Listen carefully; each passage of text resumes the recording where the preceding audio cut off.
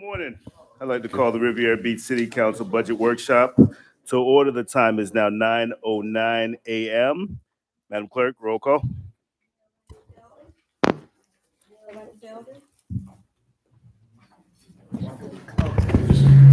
Chairperson Douglas Lawson. Chair Pro Tem Shirley Lanier. Councilperson Trodrick McCoy. Here. Councilperson Kashamba Mill Anderson. Councilperson Julia Botel. Here. Mayor Ronnie Felder. Jonathan Evans, City Manager. Present. Tawana Smith, City Clerk is present. Randy Sherman, Finance Director. Here. Don Wynn, City Attorney. You have a quorum, Mr. Chair. Thank you, Madam Clerk.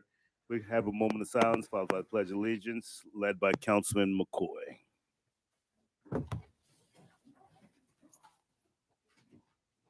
I pledge allegiance to the flag of the United States of America and to the republic for which it stands, one nation, under God, indivisible, with liberty and justice for all. Thank you. With the workshop, we are going to have the introduction and purpose, led by City Manager, Mr. Jonathan Evans. Good morning, Mr. Chair and members of the board, staff, as well as residents. The intent on today's workshop is to share with you an update concerning some of the significant accomplishments under the guise or the auspice of Reimagine Riviera Beach. We will also talk about the capital budget that the board will be considering that will be incorporated in your FY 2023-2024 budget. So the sequence of events today, we'll talk about Reimagine Riviera Beach. We'll talk about the success stories. We'll talk about some of our future projects from the public library to Fire Station 89 and 86, recreational master plan, partnership with the school district that related to the Wells Recreation Campus, some development opportunities and some projects that we have on 2600 and 1851 Broadway, update on the new municipal complex. We'll talk about public safety facilities from the police department, and then we'll talk about roadway infrastructures and then get into the discussions as to how do we facilitate in funding some of these projects that are coming forward. And then at the end, we're going to recap some of the items that are discussed with the board to be able to get clarity and direction as to how you would wish for us to proceed to bring to fruition some of these major projects and some of these major initiatives. So with that said, I'm going to get into the Reimagine Riviera Beach vision and how this vision occurred. The board knows that back in 2019, this board was tasked with significant responsibilities. You were sworn in and then you were told basically all the infrastructure that is throughout your community has the end of its useful life nearing. And in some cases, we've passed those particular thresholds. So this board, under the vision and leadership of the elected body, decided to come up with Riviera Beach 2030. Riviera Beach 2030 was creating those 5 areas of strategic focus whereby all the projects and initiatives that would be under Reimagine Riviera Beach will be incorporated in that. That holistic approach to development and to redevelopment was intended to not just look at municipal facilities, but also looking at partnerships with private providers, also looking at how we can make infrastructure improvements within the neighborhoods, beautifications within the community to help resolve some of the challenges. And we're not completed yet. We are merely on the surface as it relates to digging in. And obviously, with the Riviera Beach 2040, that's part of our comprehensive plan, we're already looking at what that next 10-year phase is going to be, as how do we make sure that development and redevelopment is inclusive of our community, but also we address those things that are priorities for our community from an infrastructure perspective. One of the things that we talked about is modernization of city amenities. You all have been to all the facilities. You have seen some of the challenges. You have addressed a lot of the challenges that are present as it relates to city infrastructure. But we know in totality, from city infrastructure standpoint, you have roughly over $500 million worth of city infrastructure that needs investments, from a new city hall campus to a new police department to additional fire stations to your distribution center to your water treatment plant, and the list goes on. And this board has had the foresight to be able to address a lot of those issues and really make a dent in that particular process. But there's significant process and significant work that's ahead. Some of the things that you have done as it relates to creating major employment centers and redevelopment, this board helped facilitate and move forward the 11th Street Townhome project. You've also helped move forward monumental legislation and adoptions in the ground lease agreements for Marina Village. Just to put that in perspective, that particular property has been talked about from the records that we have for well over 20 years to redevelop. This board was the board that facilitated bringing forward substantial economic redevelopment that will occur there in the coming months. You'll see the investment that will be made from the private sector, well over $200 million in 2 20-story market rate towers. And then also this board was focused on making sure that development is inclusive in the community and allowing for an affordable product that's going to be there so the community can really benefit from the investment that's occurring. And this board was instrumental in doing that. By creating for that node that is going to occur of persons living within the Marina Village, you're going to have at any given time anywhere from 5 to 1,500 people that will be living on that particular campus. That is also going to facilitate moving forward with some of the commercial centers that you'll see on that property. So Marina Village would also, in essence, become a town center, similar to that of what you see at City Place in West Palm. But what's going to happen with that particular development, you're going to have amenities that the community has asked for a significant amount of time. We're close to inking deals with respect to restaurants, tourist attractions, entertainment, to have significant synergy in that particular area. So when Riviera Beach residents ask, what is there to do in the evening and where's the nightlife, you'll be able to point to a development project that this board helped spearhead it and move forward. And so we're excited about that development that will occur and bringing forward some additional agreements that will help consummate the full redevelopment of that particular parcel. Also, this board has assisted in creating the MEHOP or has created the MEHOP and the IHC PUD that allows for density within your CRA district, as well as addressing some additional cash that is provided for affordable and workforce housing. So by allowing for those pieces of legislation to move forward, you have provided opportunities for redevelopment, but also investments in affordable housing. And we know that housing is a challenge statewide and actually nationwide. You also were the board that moved forward with the agreement that bring Berkeley Life to life and Berkeley Landing. Sorry, Berkeley Landing is going to be 121 units of market and affordable units. But that's the grant that has provided the loan that was provided by this board of $650,000 to bring 121 doors to the community to address a challenge. And that was the first project that the city brought forward of that scale in probably a generation. And so the board has done significant movement on that particular project and looking to address workforce housing. The Medical Triangle development, some time ago, we know that there was a push to locate a medical facility within a residential area, and it was a concern to a lot of the residents. And this board worked with the CRA staff and city administration to help facilitate a better placed and a larger development concerning the Medical Triangle campus that is going through the review process and will be coming forward before you. But that was the board helped facilitate moving that particular initiative forward. You just approved the $15 million investment that Viking Yachts is going to do within the Broadway corridor, bringing additional economic investment into the corridor.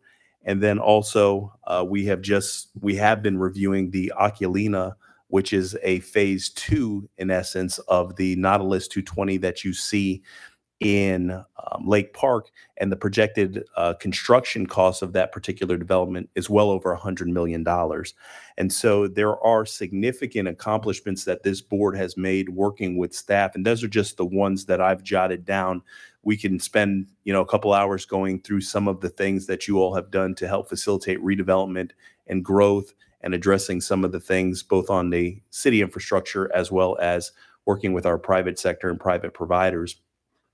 One of the things that we wanted to do as well is to look how do we create for economic development opportunities for our residents, and so we're looking at revamping some of our policies and procedures to allow for greater investments for small and local and minority businesses, making sure that we can bring forward public policy to be strategic in our investments in those areas. And I know that's something that the board has talked about, and Ms. McBride can provide some additional context in the later on today about some of the things that we want to do concerning the disparity study and things that we want to continue to move that needle forward for our community. But all in all, there has been some significant momentum, and we want to utilize that momentum to ensure that we always have a proverbial seat at the table. I think people are taking notice to a lot of things that we're doing. I think you've seen a lot of investments that have occurred in our community, and we think that the best days for Riviera Beach concerning some of the things that our community asks for are slowly approaching in a way that the board is involved in that particular process and has a seat at the table. This board also put forward public policy that in the past, if there was ever a request to vacate a roadway, that there was no revenue or nothing that was provided to the city. And this board did put forward public policy that in some cases will generate millions and millions of dollars to be able to address some of the infrastructure challenges that are in the community. So there has been a great relationship from the board and staff to work to move this agenda forward. And as we move the Reimagine Riviera Beach program forward, we're excited about what the next iteration of that looks like. When we get into the presentations, you'll hear of some of the more arduous things that you've had to address and more challenging things you had to address. But more importantly, we want to get your feedback and to make sure that we're on the same page as the board and the community as we continue to reimagine our community and we continue to make investments on infrastructure, providing for economic redevelopment, inclusive economic redevelopment, and making sure that we are prepared for what services for the residents of Riviera Beach looks like here in the 21st century. So with that said, I'm going to move on to the next slide and talk about some of the significant projects and accomplishments that have happened on a city infrastructure standpoint. And so we know that the Excuse me, Mr. Evans. And before we go into the actual presentation, I just wanted to kind of just have a quick dialogue with the colleagues to address how we move forward with the workshop. In regards to what I've seen with previous chairs and especially Kashaba Miller Anderson and colleagues, I want the latitude to have discussion back and forth with our staff. So addressing an announcement of the chair, as long as it doesn't get out of hand, I want to have that discussion so you guys can actually ask the questions necessary. So just having that direct conversation. Also, Mr. Evans, in regards to the presentation, we spoke briefly about it, but streamlining as much as possible when it comes to the future goals, the accomplishments, the bells and whistles and accolades. We've heard a lot of that because you do, like I told you, have a seasoned board that is excited with the work we've done. But we want to more so and really focus today on the recap, yes, but the financing, the policy, how we move forward and get some of these projects out of the ground and get additional projects because we're on borrowed time. So we want to get as much done as possible and get this workshop not rushed through, but focused on the most important, which is going to be how do we pay for it and what policy we implement to create it. Thank you, Mr. Evans. Right. To get into the some of the infrastructure projects that you've moved forward with is the public library and the Reemerging Community Center. Everyone knows that the library that we had at 600 West Blue Heron was at the end of its useful life, constructed in 1978. We have documents that says when that campus was constructed and when those facilities were constructed, there was some engineering flaws related to the construction from the first day that it opened. The space is certainly inadequate for library services here in the 21st century. The general conditions of the facility, it was dated. I was born in 1980, but if I ever lived in 1978, I think if you walked in there and if you grew up in the 70s, you would know what the 70s looked like. The only modernization that occurred was some of the restroom facilities, and that was honestly predicated on the Americans with Disability Act, that we had to bring certain facilities into compliance. And in some cases, we couldn't even bring some of those spaces up into compliance as we wanted. Significant water intrusion when I came here in 2019. And when this board was seated, there was about 3,000 square feet of the library that was off limits because of significant water intrusion, poor air quality as it relates to air conditioning and heating, and certainly not suitable for a incident or accident as it relates to hurricane or emergency preparedness. So the first project that we were able to bring out of the ground was the new library and reemerging community center. This particular facility is a beacon in the western portion of our community and provides for a significant great activities and great it's a great project that the community has really supported with regards to even the cafe and creating a small incubator space for a business that was born out of this board's vision and working with Ms. Grimsley and her team. And so we're excited as to what this facility is for our community and what it has provided. At this time, I'm going to ask that Mr. Brody come up and talk just briefly on some of the things that are occurring at that particular facility. But January, we purchased the property for $2.2 million.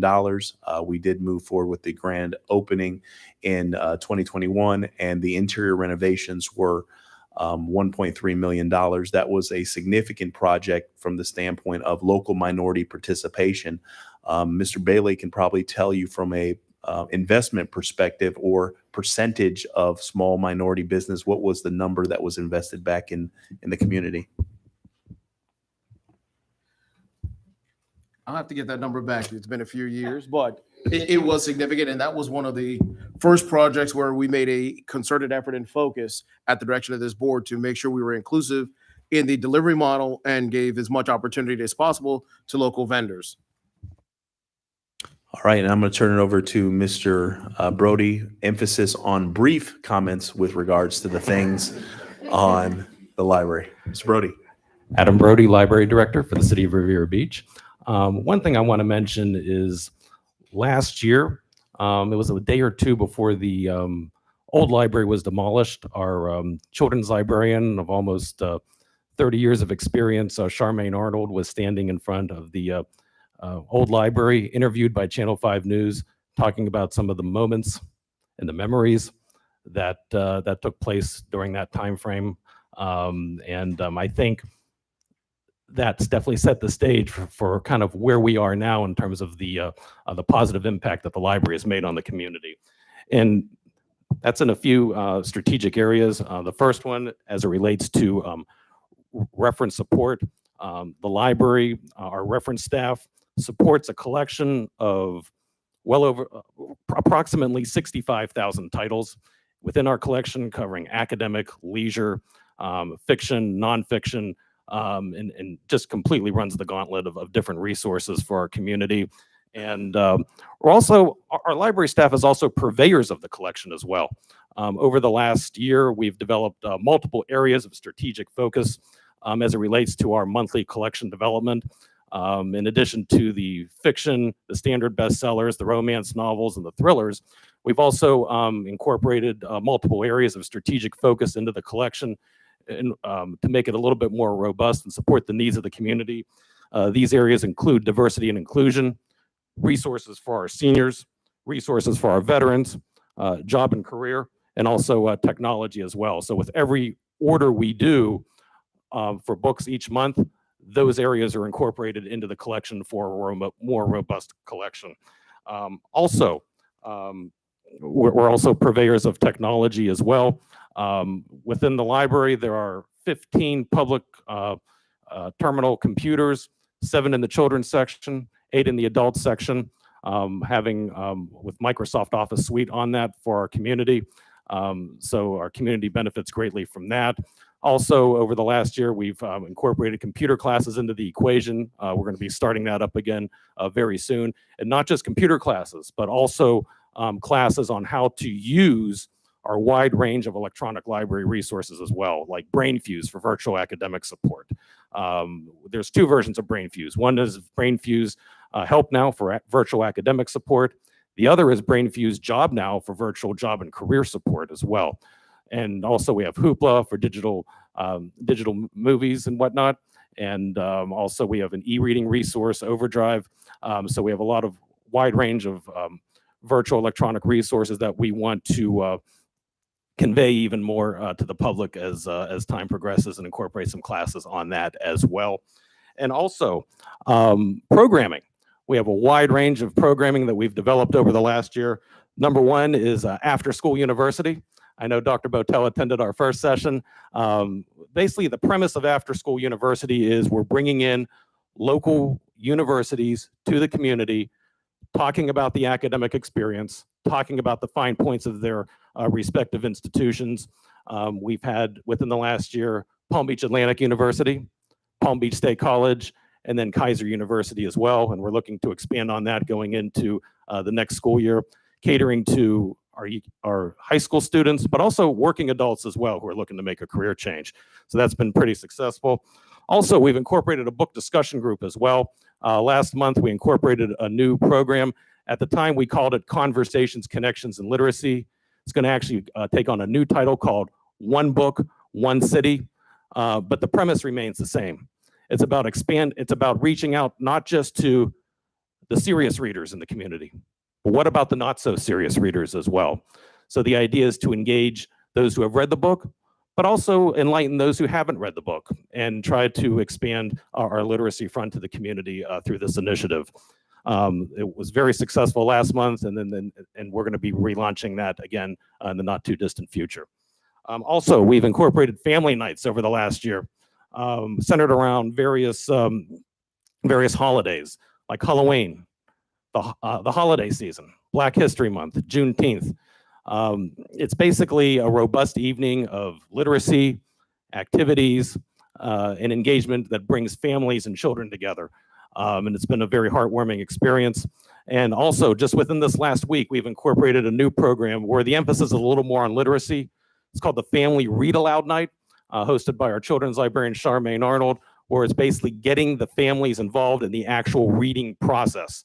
And we had one this past week. It was very successful, and we're looking forward to launching that on a monthly basis moving forward. Also, we implemented a new service as well in conjunction with a new partnership with the Health Council of South. One of the things we found at the library, the number one had asked, how do I fill out my health insurance application? How do I fill out a security application? What's the process of paying the utility bill? We partnered with the Health Council of Southeast Florida, and for 6 hours a week, they come to the library and provide application-based assistance for members of our community. It was actually 4 hours a week. Within the last couple weeks, they've increased it to 6 hours a week. So we're really excited about that. It's been a huge help for the community. And also with the Health Council of Southeast Florida, probably going into late summer, early fall, they're going to be incorporating health-based classes on HIV, opioids, and COVID-19 as well. So we're very excited about what that partnership holds in store with us. We have a lot of momentum with that right now. And also, we've had some cross-departmental partnerships as well.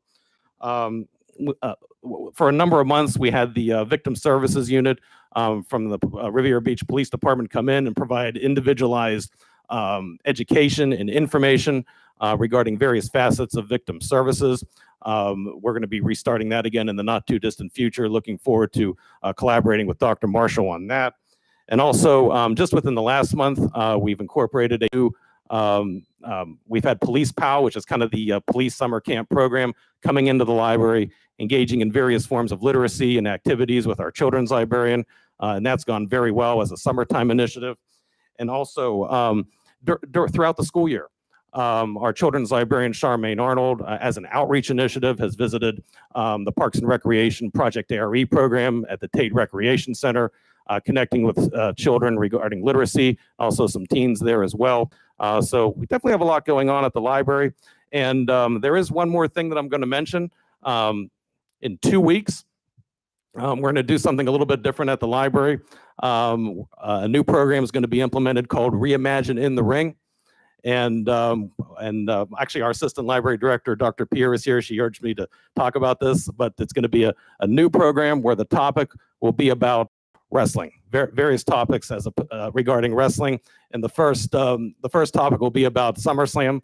So we're very excited about that. In 2 weeks, we're going to try something a little bit different. So we're definitely looking for some of those outside the box initiatives to engage our community, along with time-tested measures as well. So that's pretty much it. Mr. Chair, just a quick question. Is Career Source still active in the library? Are they still having a presence there to help people with job searches? They were here for about, they were on pause for a little bit, and then they came back for about 6 months. They're kind of, I know they have some new management, and we're kind of structuring what that relationship looks like. There might be a virtual medium that they're looking to incorporate. So I'm still trying to get some more information on that. Thank you. Sure. So in summation, Mr. Brody, they got a lot of things going on. So, Mr. Brody, thank you for being the first one on the chopping block, and we appreciate it. So everyone else, in regards to presentations, direct and brief. Mr. Brody, we wanted a full overview because libraries is one of our most important, though. So we do appreciate the updates, and I definitely am excited about the one band, one sound, one book, one city. One book, one city. Yeah. That's going to be an excellent program, and a lot of the other programs that you're bringing to the table. So, colleagues. Okay. Thank you, Mr. Brody. Thank you. Also, our new assistant library director, Dr. Smith, is in the back as well. Sorry. Good morning and welcome, Dr. Smith. Yep. All right. Next discussion or update is going to be from our Chief Coleman to talk about the station and this project and what's going on there. Good morning, everyone. Flip pages. And certainly, yeah, if you could use I just found out today. If you look at what is it, about 10 pages? About 10 pages. Go forward It's page, in the book. the digital one is page 26. It's right after the Past session. 88 and 87. Yep. Chief? Good morning, Board. Chief Coleman, Riviera Beach Police Department. I'm providing you a quick update on the police substation. We relocated to the substation November 2022. We invested approximately $300,000 in that substation with the build out and equipment. The objective of that move was to provide more visibility and reduction in crime in the Monroe Heights area. And I'm proud to say that we have had a slight reduction in crime in that particular area. The operations of that, hours operation from 0800, which is 8 a.m. To 1700, which is 5 p.m. daily, Monday through Friday, where we have daily briefings at 6 a.m., starting at 6 a.m. And we have our last briefing at that facility at 6 p.m., 7 days a week. And that allows more visibility to that area, and which have a result in reduction in crime in that particular area, Monroe Heights. Community meetings, we have regular community meetings in that area. We have had press conferences at that facility. We have had the PAL run the program out of the area 12 months out of the year, basically 5 days a week. We've also just recently had a Haitian Flag Day out of that event, where we brought a lot of community leaders to that community and to the substations, as well as we interact with the senior citizen program, which is attached to that facility. Feedback. We receive a lot of positive feedback from the churches, from the community center, from the daycares in that particular area, from the school, of the increased visibility from law enforcement and other city employees that venture or use our substation. So that's what we have done thus far over the past since we relocated to that facility, and we're going to increase our use of that facility. We house an administrative assistant at that location. Major, which would be Major Gordon, will be housed there. That's for space there. We will be continue to have a lot of different activities so we can have more visibility and trust with the citizens of Monroe Heights. Chief, thank you. One of the biggest things, and we're going to discuss this when we get to the media and communications.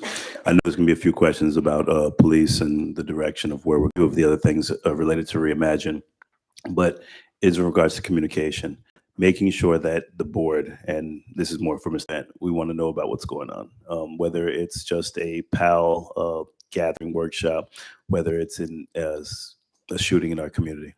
We want to make it updated as soon as you've debriefed all of your officers and you've gone through your proper protocol. We want to be updated on everything, and that's across the board for all of our department heads. Any activity that's going on in the city, I don't want to see it first on the city website. I want to make sure that the council knows about it so that we can attend and be available if we're available. So everything across the board. But that was the only thing. I've seen so many things that the department is doing, and I'm like, well, I would have loved to attend or be there when you have some of your events as well. So PAL's doing a phenomenal job. The substation is beautiful, but we want to make sure that we're available for it. Yes, sir. Thank you, Chief. Mr. Chair, just a quick word.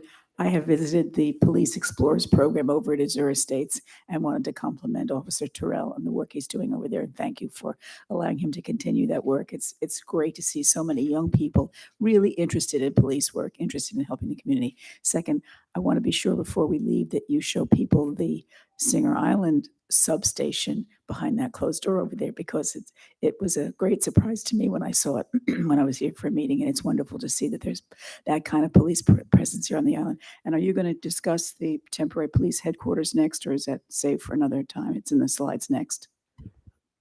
Go ahead, sir. Yes, we're going to get into the permanent police facilities, and they're just providing you an update on some of the projects that we've been able to complete. And so they're not going here; they're here for the entire. So you don't feel like you're not going to see them again. They're here as long as you're here. We're here. Thank you. Thanks, Chief. Thank you, ma'am. You mean they're here in the meeting today? Yeah. Oh, okay. And Well, it- Well, I'm Go- sorry. go ahead, Well, hold on. Go ahead.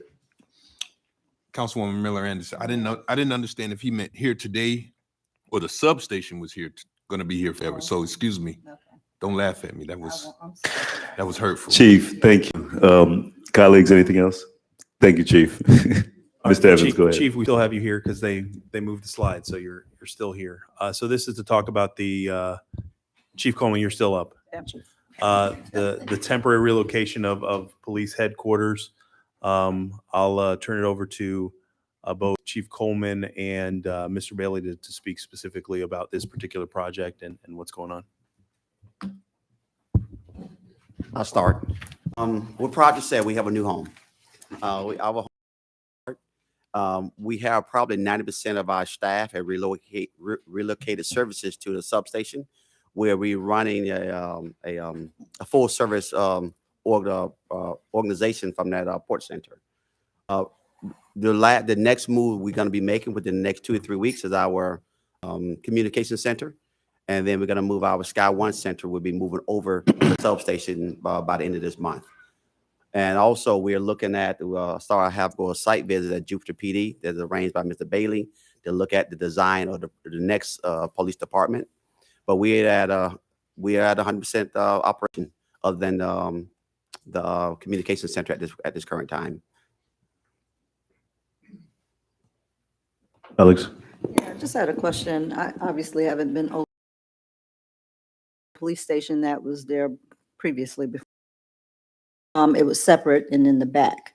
Is there interaction with those who are coming in for other services within that building, or is it separate from the public? There's interaction, but we're separate where they can't get back to our secure areas.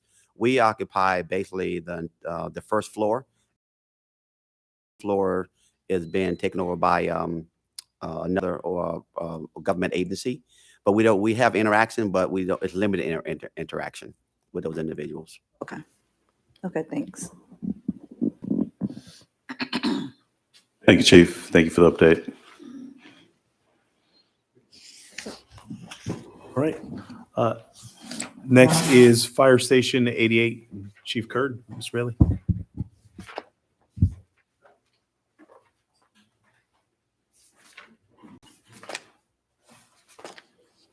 Good morning, Council. Thank you for the opportunity. Just want to talk a little bit about Fire Station 88. I will make it brief, I promise.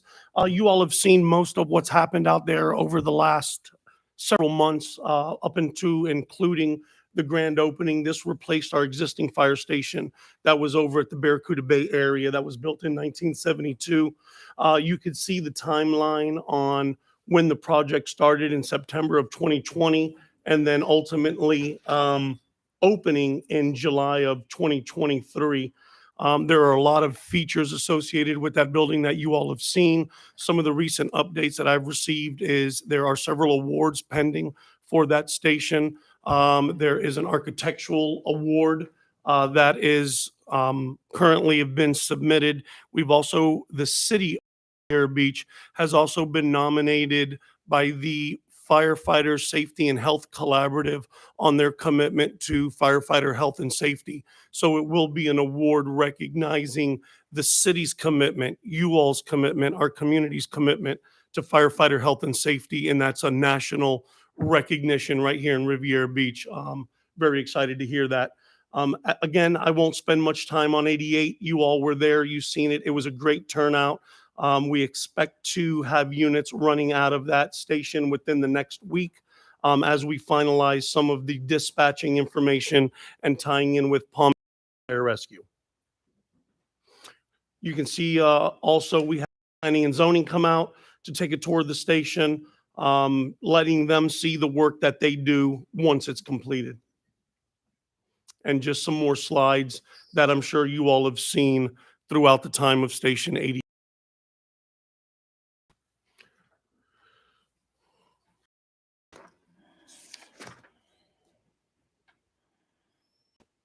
Fire Station 87, this Wednesday, we finally got site plan approval. We look to begin demolition of Fire Station 87 here within the next month or two. Again, we had the timeline, July 2021, same timeline that we looked at for 88. And our anticipation is in that first quarter of 2025 to have Fire Station 87 open. Some of the unique features of that station is that station's fire services will only occur on the first floor. So it is a one-story fire station. The emergency operation was designed with some technologies that are going to help keep Riviera Beach in touch with the county. The state's EOC will have the abilities to tie in the what's going on throughout the community, emergency real time, where we can function in a little more proactive approach instead of reactive with information coming down from the state and the county. We will now have the ability to be live at those facilities. The station will also be a pseudo museum and a dedication to the history of Riviera Beach Fire Rescue and some of the individuals, most of the individuals that laid the foundation for where we are today. And that's what you see in that glass lobby area. We have some very, very interesting committees that have been put together. Ms. Tiffany Williams in Fire Committee, and we're working with several retirees as it relates to some of the artwork that's going to be provided. You see the monument out front that will recognize every firefighter that's ever worked in the city of Riviera Beach and who has retired from the city of Riviera Beach, in addition to additional artwork, memorials for individuals and their accomplishments and their contributions to Riviera Beach and Riviera Beach Fire Rescue. This is just kind of a quick look at the facility, what it's going to look like. The intent of the way station hubs in the heart of our city, one east of the tracks, one west of the tracks, with 86 and 89 being more of quote unquote satellite sites. But this will be our hub east of the tracks and the city's emergency operations center. Mr. Chair, Chief Coleman. What was the basis around putting the EO on the floor? Is there a space limitation? Why not do it on the first floor? Well, some of the things that we recognize, especially during the design of this station, is we saw what happened out on the West Coast. In the event that we experience some type of large catastrophic inundation of floodwaters, we know that that EOC will always stay dry. There was no Other than that, it was trying to consolidate space. We could save money by stacking instead of looking at two completely separate facilities. And since the fire station was already being built at a Cat 5 plus, it just made sense to combine that on top so that we were sharing one cost instead of two separate costs, and all the redundancies for both buildings can now all be tied into one. Thank you. The total cost, estimated cost for 88 was projected on this slide at 22.4. If I could either get from Mr. Sherman or Chief Kerr, the total cost expended on Station 88. What do we spend on 88? 20 million. Okay, so we're looking at 42 million, and I see that we received a few grants. City grant received for EOC. We did receive some additional grant funding, but there looks like there was a gap between the bonding and also what's the estimated projected cost for 87 and what we spent on 88. Where did those additional funds come from, or could we give just an outline of exactly what was spent and what we're projected to spend? Because I just don't want to have any pitfalls when we get to 87. Mr. Chair, if I may. Go ahead, Mr. Evans. Both projects are fully funded. We utilized some, obviously, the $1 million we got from the state. Also, in some of that for 88, there's property acquisition monies that we utilize, and so that's monies that was added onto the project. But with we use monies from the Major Disaster Fund because that's a fund that can be utilized for the purposes of emergency preparation and emergency related activities. Concerning resiliency, and so we utilize that to help facilitate and resolve any shortfalls or deltas with regards to the bond issuance and what the project total project cost. Understanding that cost of materials, cost of construction, everything just went through the roof over the last year and a half, 2 years since we've started these projects. Can you just outline for us exactly where those funds came from? Just send that to us later in the email, just to define where these shortfalls were so we can see exactly where dollars came from. I think that's most important when it comes to the budgeting and accounting, because we have to also make decisions of 86 and we have to make decisions of our other stations. How are we going to spend these dollars? Because if we have that shortfall right now and we took money from other pools, we need to make sure we know where they came from and we can account for them.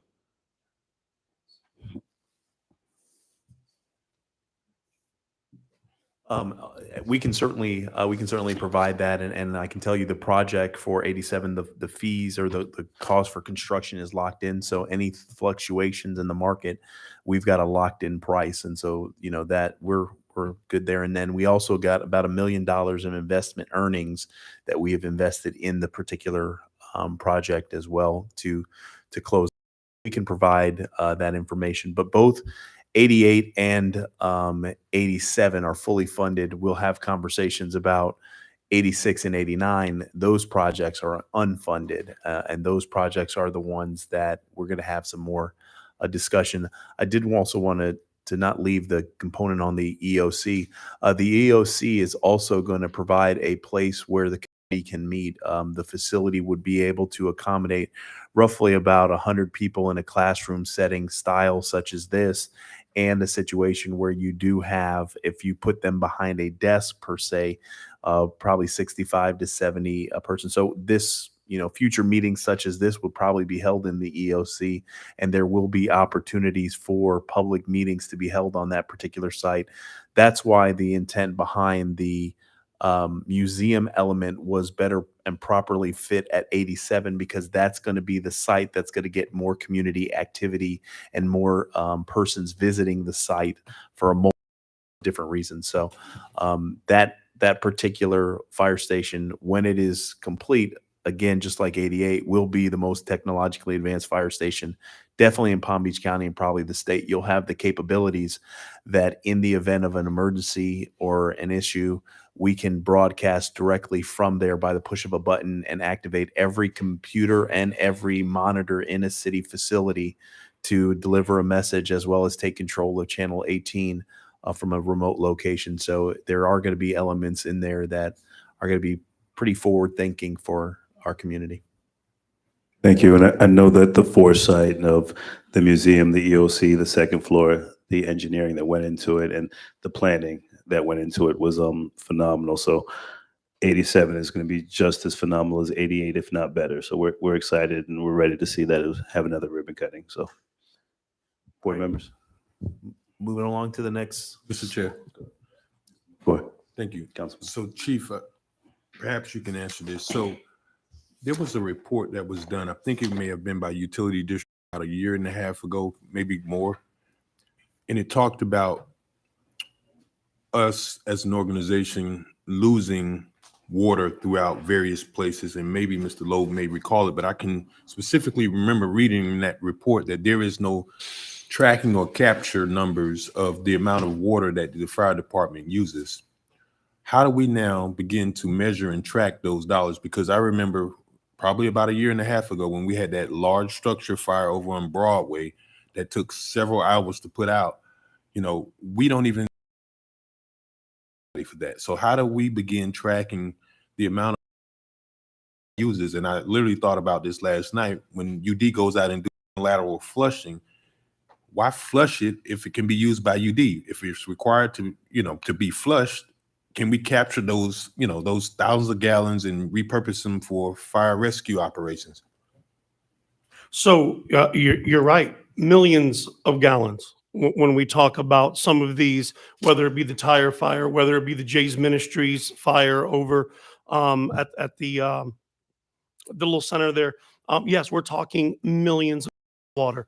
The best that we can do at this time without investing significant amounts of money, which we can do, which are GPM readers, which basically at the end of a fire, we would look at how many gallons per minute has flown through our apparatus. Is something that is an option. But at this point right now, what we do is we would be able to provide an estimate. We know that our aerial apparatus is 750 gallons a minute. We used it for roughly an hour. So right now they're very rough. But on our day-to-day residential structure fires, where we use anywhere between 1,000 to 2,500 gallons of water, those are not documented or captured. And I think really what we're looking at are the big ones, the 500,000, the 1,000,000 gallons. So it would just be something that we would have to look at as far as adding this type of apparatus that would basically be a meter that would totally exist on our apparatus. Thank you. Mr. Follow up, please. Go ahead, sir. So I guess the question is, so from the industry, is there not something that other agencies and large agencies are doing regarding this? Or does the city just foot the bill for this?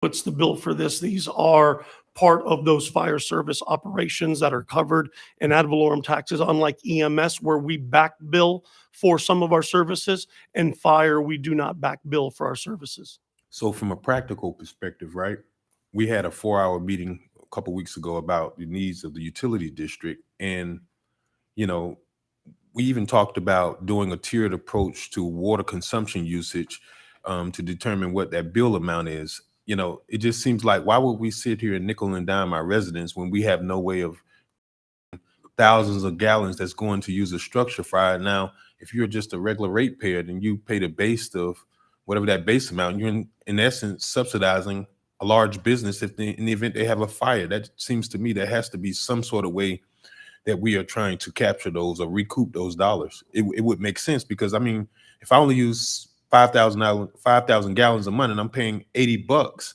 and then you have a business that turns around and has a fire that causes PD an enormous amount of time and labor and equipment, and then 100,000 gallons to put out. I mean, me as a resident, I wouldn't use that much in probably 8 years.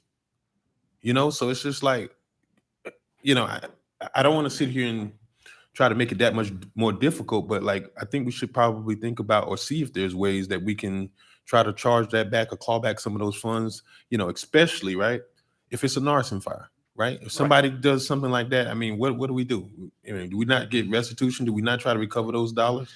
You know, even for those insurance claims, if there's an insurance claim, do we have an ability to subrogate against those dollars? So those are kind of things that I would hope that we could possibly explore if there's an avenue, And I think there is an avenue, and great point.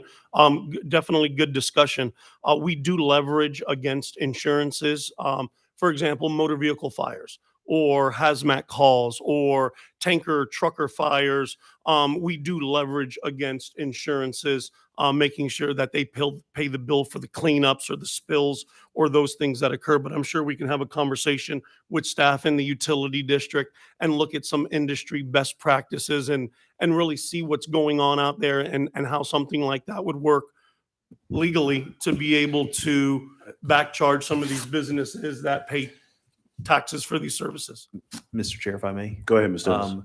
And certainly, I think that there are, to the chief's point, I think from an insurance perspective, there's certain things you can do. But then if you look at in my experience and having conversation, there's no mechanism that you can go after because here's the thing: for police services, invariably, some of us in our entire lifetime will never have to utilize police services, but it is funded and paid for out of ad valorem revenue, and that's the cost to provide the service.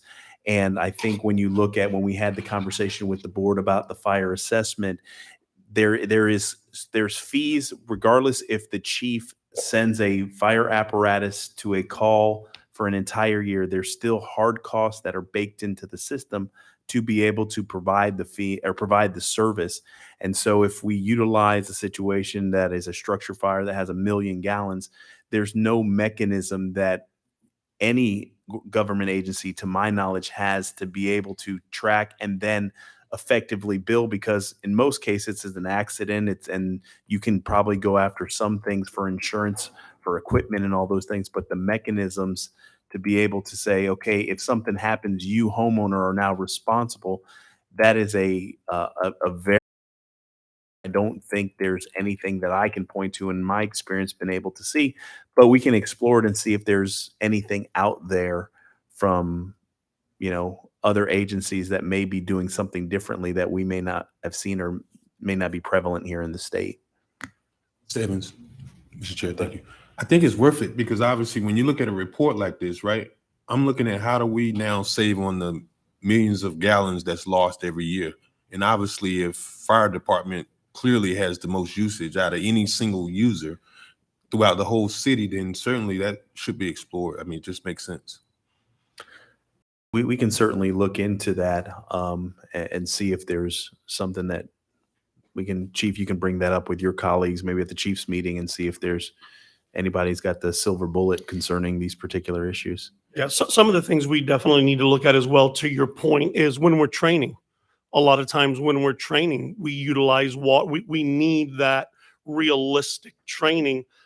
Maybe looking at options where we draft water and then we flow the water back into the same water source that we drafted from. So at least when we're training, we're not wasting that water, we're reusing that water. So there are some different options out there. We'll take a good look at it and provide some insight. Definitely good conversation. Thank you. Mr. Chair. Thank you. Go ahead, Councilwoman. Thank you. A question for Mr. Evans. Although the fire assessment in its first iteration didn't pass, would there be an opportunity to take a second or third look at it to see if it could be crafted in such a way that it wasn't perceived as a flat tax or, a way that would address the concerns about perhaps large-scale users utilizing more of the service? I don't know how it would work, but can we look at it again? Mr. Chair, Go ahead, sir. that would have to be a explicit, clear directive that is provided by the board that you would like for staff to be able to explore that, because what we don't want to have is there's a lot emphasis on a lot of work that goes into that particular process. And we don't want it if the board doesn't have the appetite, we don't want to, spin up that particular element. And then it gets to the situation where, the board is not inclined to consider it. And so if it is the will of the board, we can certainly do that. But I know they've had conversations on this since 2012. So if it's something you're interested in, we can certainly have that conversation. Maybe it can go on a future agenda. Thank you. Evans. So did the board give explicit direction to bring back the cross-control connection item after that was vetoed by the mayor? Mr. Chair, if I may. Go ahead, sir. We're actually required by the Florida Administrative Code to be able to have that program in place. So from a regulatory agency that is superior to us, we're required to have that. And so we did have conversations with the mayor concerning that particular ordinance and expressed the need for said. So you did it with the mayor, not with the board. So the mayor did veto it. So I was just. And so that item came back on the staff because of the requirement by the administrative code and law to have that program in place. That's why that item came back before the board. Thank you. Board members? Okay. Go ahead, Chief or Mr. Evans. All right, so we're going to jump into Fire Station 89 and 86. Chief Kurd? Okay, again, I'll make this brief. Fire Station 89 right now we have major focus on 86 and 89. However, Fire Station 89, if you look at the bottom right-hand corner, you see that our lease agreement between the city and the federal government will expire in 2029. We have met working with Ms. McBride and staff. We have met with the VA. They have no desire, zero, to renew our lease on that property. Their focus is mental health, and they're building a new dormitory wing across the front of Military Trail, and our fire station is right in the middle of that project. We've worked with our lobbyist back when Mr. Hastings was alive and present on the VA board, all the way now to Ms. McCormick, and there is just absolutely no wiggle room, no conversation. From Washington, D.C., it is a dead no. So we are looking at options for Station 89. 2029, number. That building is reaching its 25, 30-year mark. We have a failing septic tank. We have roof issues and leaks that we're battling. Barrel tile roofs are horrible when it infrastructure issues at that station. Really do a cost benefit analysis on how much money do we want to put into that station, knowing that we're going to have to turn it back in 2029, or do we look to preemptively just go ahead, cut our losses, and look at what our alternatives are, whether it's another site for a Station 89, or whether or not Station 89 folds into Station 88 on Congress and Military. We're already working on the data impacts would look like, and we're also working with Palm Beach County. Mr. Lee's working with their traffic division on preemption lighting that'll help us get out to Military Trail faster. So right now, as the new information came in from the VA on a hard no, we are now what the future of Station 89 is going to be, if there is even a future for 89. Go ahead, Councilman. So did I understand correctly that fire station was built with septic and it's not tied to sewer? That's correct. How and why is that? I would not be able to go back to 92 on why that decision was made.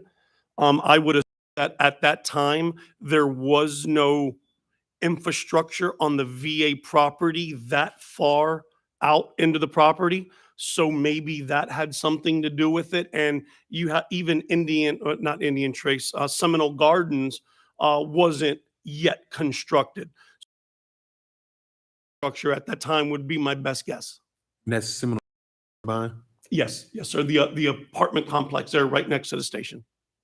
Thank you, Councilman. And with 88 colleagues, we're going to have a real conversation. 29, majority of us will probably still be here. So essentially, we need to figure out what we have to do about 89 moving forward with this decision now. Yes, you will. So the goal is going to be, do we look at the options of a satellite facility, EMS teams positioned in that area?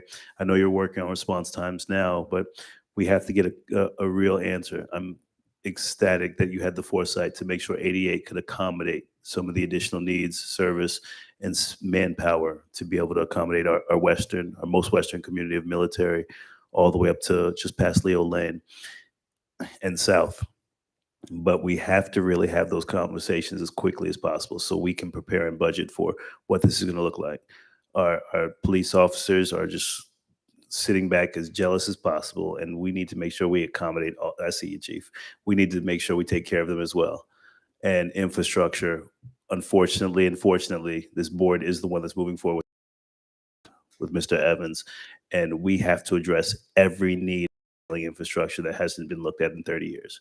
So everything, as we've known since I sat on this board 4 years ago when we had this conversation about the fire drill, pun intended, about what's going on with our stations, is we have to address them. And we're not going to kick the can down the road anymore, but we have to make realistic conversation and discussion about how do we fund this? How do we provide support for every facility when it comes to road infrastructure, police, fire, city facilities, library, and city hall, not to mention us needing to pay for it. So we have to look at this and look at it creatively. Possible satellite location, possible smaller footprints, or possible just response teams in the area for these stations, and identify what we're going to do. And that's our decision board to give the direction, because we had a clear conversation about the fire assessment. My colleague just asked if we'd be interested in putting it back. I'm still not truly supportive of it unless I see something completely different, because I know that just fire needs to be addressed, but I also know that we have so many facilities that have to be addressed. So that's going to be part of the discussion that we have to have moving forward. I want us to have that sooner than later. Mr. Chair, if I Mr. may, Evans, go ahead. with respect to Fire Station 80, when we were in the process with Fire Station 88, we were getting signals when administrations changed about the possibility, and then federal law changed, which basically you have to provide front-facing services to veterans to be able to basically lease property. And so that, the additional capacity was built in for the future, but also to be able to accommodate in the event that the federal government said you need to get off the property, that we had the additional capacity at Station 88. However, the reality is, even though our lease expires in 2029, that facility, to these points, won't last till 2029. So the better discussions that we have with the board, and we've already been having the conversation at staff level to facilitate some community conversations and discussions, because I can tell you from experience, personal experience, is that most controversial thing is putting a fire station in a neighborhood or taking one out of a neighborhood.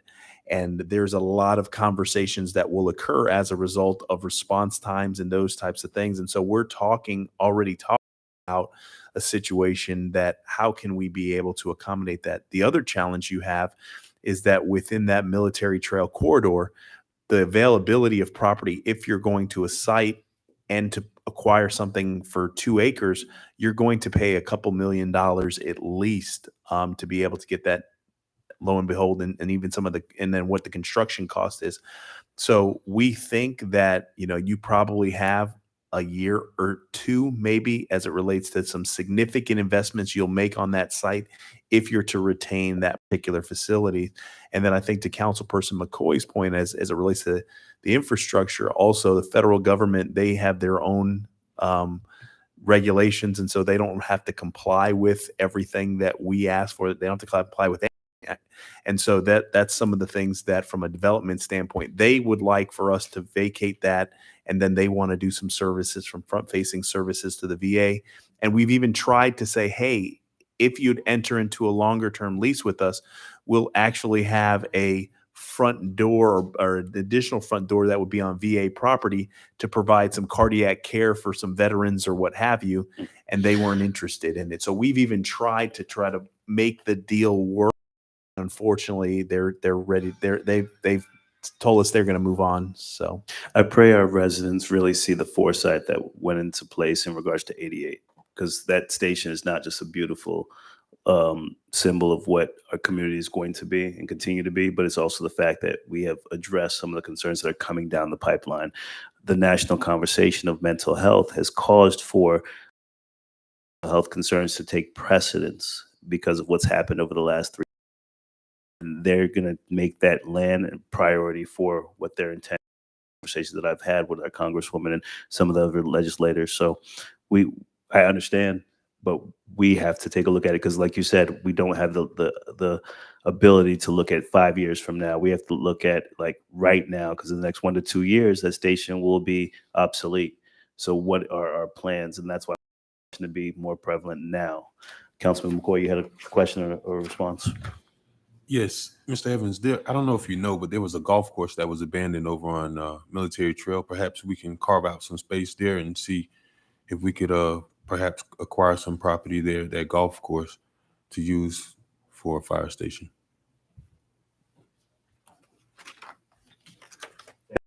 Councilman. Mr. Evans? So move on to Fire Station 86. From a redevelopment perspective and reconstruction perspective, this is probably the most challenging we do have to address, and we'll get into some of the issues concerning this particular facility, Chief. Mr. Chair, bearing in mind that it is 26 years older than 89, just put it in context. Thank you, Councilwoman. Go ahead, Chief. Yes. For the sake of time, this is Station 88, station that was built in the early 70s. I mean, you can look at it. It is what it is. There are no differences in this station than any down or have slated to have torn down. No male restrooms. You know, it's just the same thing we've talked about over and over for the sake of time. We did work with the utility district to see what space was available as it related to the water tank. There were some studies that were done to see whether or not the water tank could be eliminated to give us a little bit more.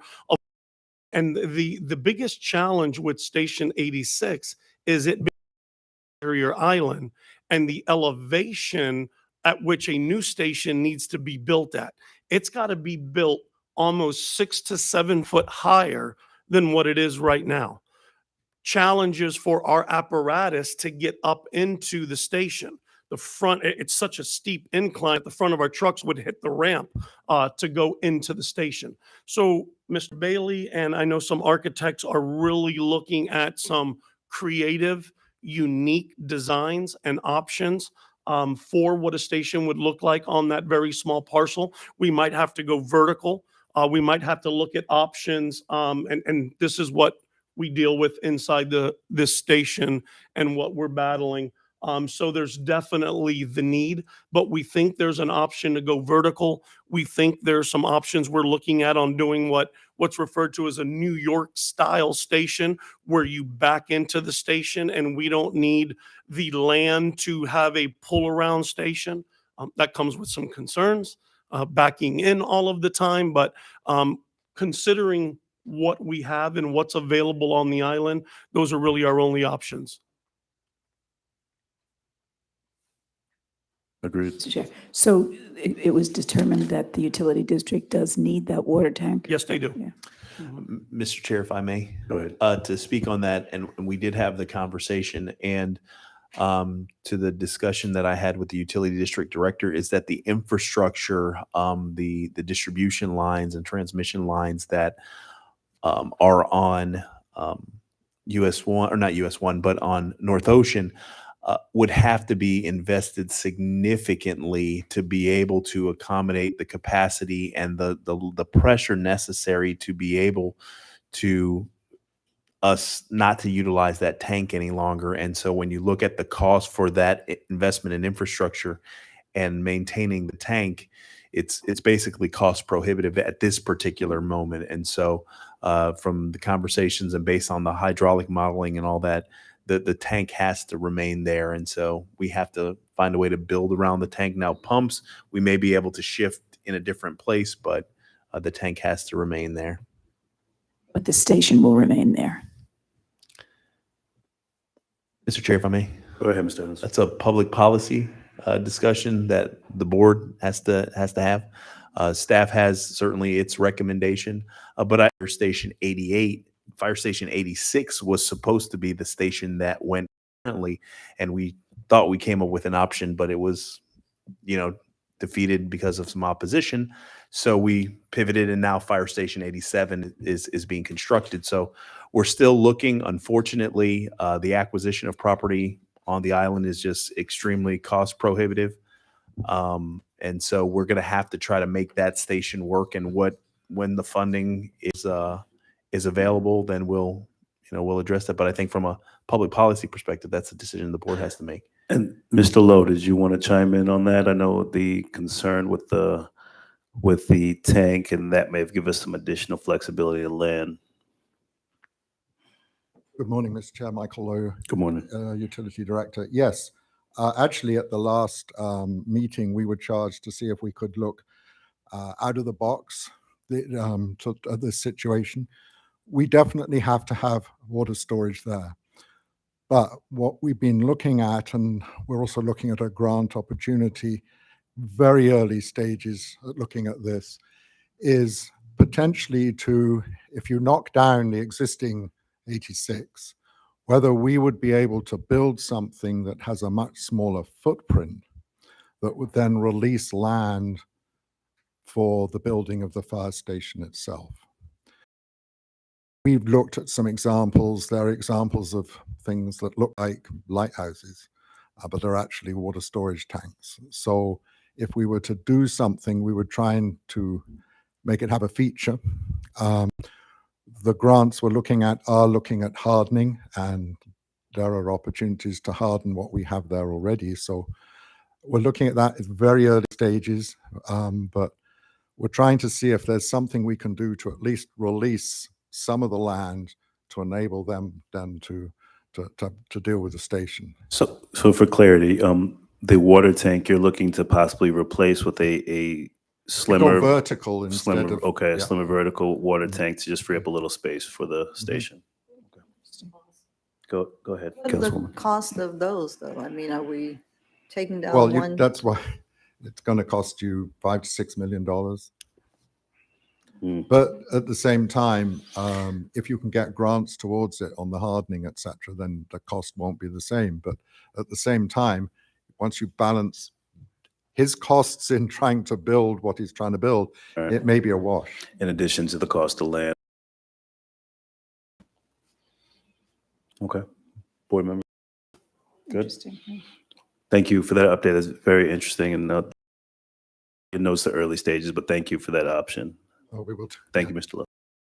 Go ahead, Mr. Evans. All right, we're going to get into the Parks and Recreation Master Plan at this time. Parks and Recreation Director Richard Blankenship will be making this part of the presentation. Good morning, Council. Richard Blankenship, Parks and Recreation Director. We presented the Parks Master Plan to you in June of '22. On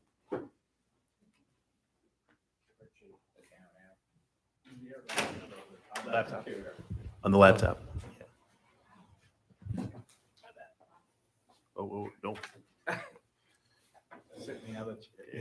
So the master plan is a long-range planning document, hopefully for the next 20 years, on how we maintain and grow our park system.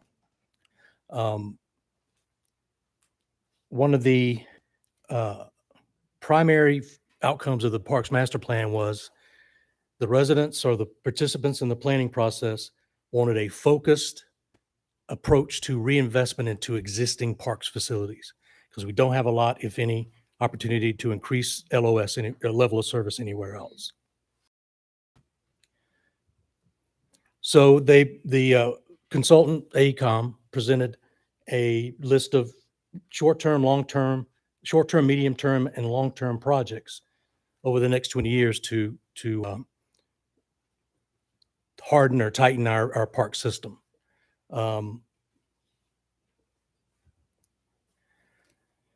One of the top outcomes was the residents or the participants wanted connectivity.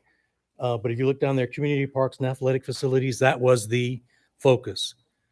Reinvest in our existing facilities and better our sports and athletic facilities. Now, as we move forward with this, there's a lot of opportunity, especially if we're reinvesting, to become more sustainable. Better lighting systems, better irrigation systems, artificial surfaces, so we reduce manpower and use of water and the like. So here's our short-term, medium-term, long-term, ongoing priorities and the associated cost. Now, the midterm and long-term associated costs are in those years' dollars. They're not in today's dollars. So that has been addressed. That is our first primary reinvestment into existing facilities. We have a draft plan where we can increase the level of service at Dan Calloway by at least 5 multipurpose fields. And we use the term multipurpose because we want to play football, soccer, give our residents, our kids an opportunity to do more than just what a grass field would provide. And one of the points here is there's a high cost of operating an aging facility, which it really is. It's become a high cost. This is current Dan Calloway. We're addressing some of the things, but again, an overall redesign is what will make it sustainable and increase the level of service. So the idea or the plan is to redevelop it, the complex as a premier recreational venue. We're working on the gym now, the gym community center, concessions update, athletic fields update, adding additional football field, improvements to ways to get in and out of Dan Calloway from the neighborhoods, and then facilitate users in adjoining neighborhoods so it's easier for them to get there than it is presently. This is the draft design for Calloway, a redesign.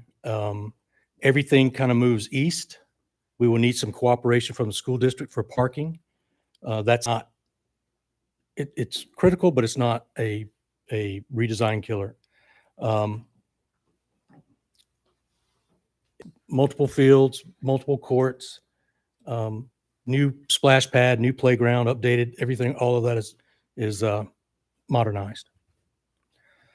So the next steps are to seat the Parks and Recreation Advisory Board. We always want more citizen eyes on what we're talking about so that there's no, surprise. Update joint use agreement with the school district.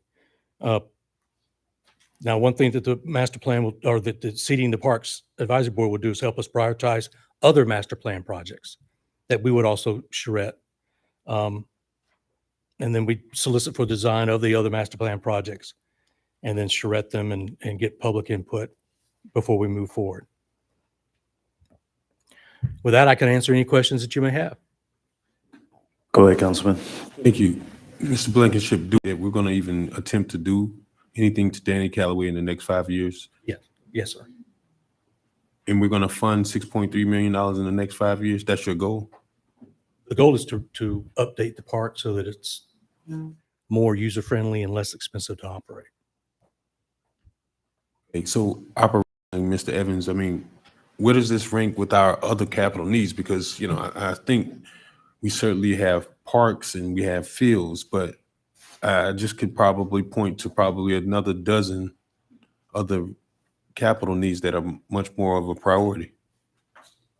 Mr. Chair, if I may. Go ahead, Mr. Evans. In the presentation, when we get into the funding and how we look to facilitate some of these projects, we do talk about how we would look to leverage or bring capital to the table for the purposes of trying to address some of our parks and recreational amenities. And I do want to speak to that point very briefly, is that, yes, there are, I think we can find a entire list of different projects that we can say that investments are needed, but I can tell you that people and for public safety in the room, I appreciate the services that they do provide, but people move to neighborhoods or move to communities or stay in communities and neighborhoods because of parks and schools and shops and restaurants and those types of things. So investments, I think, in your park facilities will help improve the quality of life that's uniformly enjoyed. And I think it will resolve some of the other issues that we have in our community. And so these facilities are so inadequate is that we're losing our kids to other communities that are going to recreate. And so what we're trying to do is really put our heels in the sand and stop that and make some improvements to where people can come back to our recreational programmings, and that we do have facilities that operate. But we do have the funding or proposed funding plan that's incorporated in this presentation, and would like to get clarity from the board. But we would like to see some investments on the Parks and Rec side. Mr. Evans, you know, I respect what you're saying, but I just find it hard to believe that where we are right now in 2023, people to move to neighborhoods because of parks. People move to neighborhoods where it's affordable, where they can actually have a way of life. And I don't think the park is going to dictate it, because truly park is a leisure service. And I don't think that drives a person's decision on whether they're going to purchase a home or decide to move into a community. I would like to know what our usage is. I mean, we had this. I was ready to really get down into the nitty gritty of how we pay a consultant $50,000, and we talked about in your memo specifically, it stated that there was an increase. Well, show me the number. We just went through COVID, so nobody was doing any recreating. Closed our facilities. So show me the numbers that justifies that this park is actually being utilized and the people are actually coming there, because, you know, any one of these 13 or so departments that we're going to hear from during this budget cycle can always present to us what they believe their department needs. But I need something that I can do. And Mr. Sherman did a great job. Mr. Lowe did a great job with the utility districts. They laid out the needs. We know everybody. Water touches everybody. Leisure doesn't. Police touch everybody. Fire services touch everybody. But leisure, I mean, I don't see people going over and getting a permit to go and use any of the ball fields at Wells Recreation. They don't use, I mean, some of the community parks, you know, but I just really have to be able to justify this to the community. It's like, you know, I am hearing people mumble and grumble about us removing the park. And I had this conversation in the barbershop. I said, dude, my responsibility is about life and safety and welfare. So you're talking about a playground that was at Wells that was underutilized.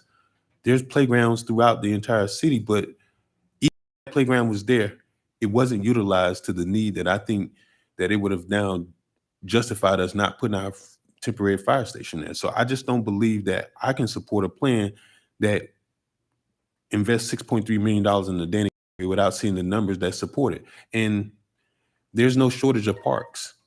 The counties has parks, other cities have parks. So I'm really hard pressed to understand how we can make such an investment like that when we have other life safety critical needs in our city, especially without the numbers that support it. And I just wanted, Mr. Evans, if I could piggyback on that, because I'm in agreement with some of the concerns. This is not a popular discussion, and this may be frowned upon by some residents that are saying that we're taking away some of the amenities of the community. But I think if we maximize amazing amenities that we have, really build a state-of-the-art facility, which I see as our next item. We're going to talk about the possible partnership and proposed location with Wells and relocation. I look in other the investment into their parks, but they don't have 2-3 major facilities in parks. They have that one staple international location that can attract tourism when it comes to travel, sports, and athletics, with possibly investing into Wells and utilizing the Tate space. I had a question before we go in. How many acres is actually the Danny Calloway complex and facility? Because we can utilize that space for something that can be impactful. Because Councilman McCoy is absolutely right. People move into communities now because of the opportunities, the affordability, the schools, and then the parks and amenities. So the requirement is going to be for the opportunity, the affordability, and we can have parks because we're only 8 square miles. If we have a state-of-the-art international attractive park over at the Wells site, we may not need something as large or as large a footprint at Danny Calloway, because investing $6 million into that facility that we cannot even as a city maintain currently, it may be a little counterproductive. And I know it's not going to be popular, but we are not here to make popular decisions. We're making generational changing decisions. So those are some of the ideas that I want us to think outside of the box when we consider where we really putting a lot of these dollars in, because in 10 years, our residents won't be able to afford to live here and the park will be obsolete. But go ahead, Mr. Evans. Mr. Chair, if I may, and there's there's economic analysis that we can also provide. And if you look at, for instance, the most valuable real estate in Manhattan's around Central Park, there's value, bona fide value, and consultants will tell you that, as well as parks and recreational journals concerning the investment in parks and recreational amenities. We can, and the intent, and to provide, and this kind of dovetails into the next part of the presentation, the vision for Callaway is to make it more of a passive community park, make it where you have a walking trail, where you have some amenities, where you're not focused on your competitive sports. It's where you're going out there to have picnic pavilions or those things. Level of service perspective, the board can make the determination to say, okay, well, maybe we don't want to have the investments in the baseball fields or the football fields because we're going to have that at another facility. That's an easy conversation. That's an easy change. We can certainly do that. And that's a level of service discussion that we can have with the board. But you certainly need to make some investments as it relates to your parks and recreation infrastructure, because it is hard to program out facilities, especially when you have amenities that the folks that are in the recreational space are not utilizing. And so, if there is situations where the board says, we think that there is some improvements that have to be made to, we certainly would welcome the conversation and discussion. It's the scaling of the development or the redevelopment, but certainly there are certain things that we know that we need to demo and reconstruct and rebuild and the like. And so that's probably a more robust conversation for another day, if that's something that the board would like to have. And when we talk about financing and how we anticipated financing that's a conversation that if you'd like for us to pull that out and have another discussion on that, we can certainly do that. The next component associated with the facilities is the partnership with the school district. We've had significant conversations with this board, and I think even previous boards have talked about the revitalization of the downtown, or the center core of our community currently, where the campus, where City Hall is, and where the Wells facility exists. And we went out to a public solicitation that's only under the cone of silence, but you'll hear a little update about that later on, is that we anticipated that you would see the redevelopment of our community on those parcels that are currently owned by the city. And so we said to ourselves, well, we have Inlet Grove that is directly adjacent to us, that has more than adequate land, and they have to make facility improvements on some of their recreational amenities. So is there an opportunity to get into a conversation and discussion with the school district and Inlet Grove for the purposes of activating that campus to be the new hub for our recreational programming? We've had an opportunity to have multiple conversations with the board at Inlet Grove. We've had conversations with their administrator and their president, and they have co-signed on the program, and they agree with what we've talked about with them. We've also had conversations with administrators at the school district to have discussion about the activation opportunities on the Inlet Grove campus. And we've also had discussions with the Village of Wellington concerning their joint arrangement that they have with the school district that looks to utilize recreational amenities. And so one of the things that we had the discussion about with the board about the police department is, obviously the board has made a decision that we would like to relocate our police department on the campus where is Barracuda Bay, and look to utilize the water recreational amenities on the campus for Wells. And so we're talking about creating a recreational node that is comparable to what you would find on a campus, college campus, small college campus environment, that creates the synergy that we're looking for from a recreational standpoint. One that has your walking tracks, one that has your aquatics facilities, one that has your multi-purpose fields, your band shells, your softball, baseball fields, one that has the synthetic turf that you can be able to accommodate a multitude of different things, and then a football stadium or soccer stadium that can accommodate both what we're doing on a recreational standpoint and what our partners at the school district may be looking to do.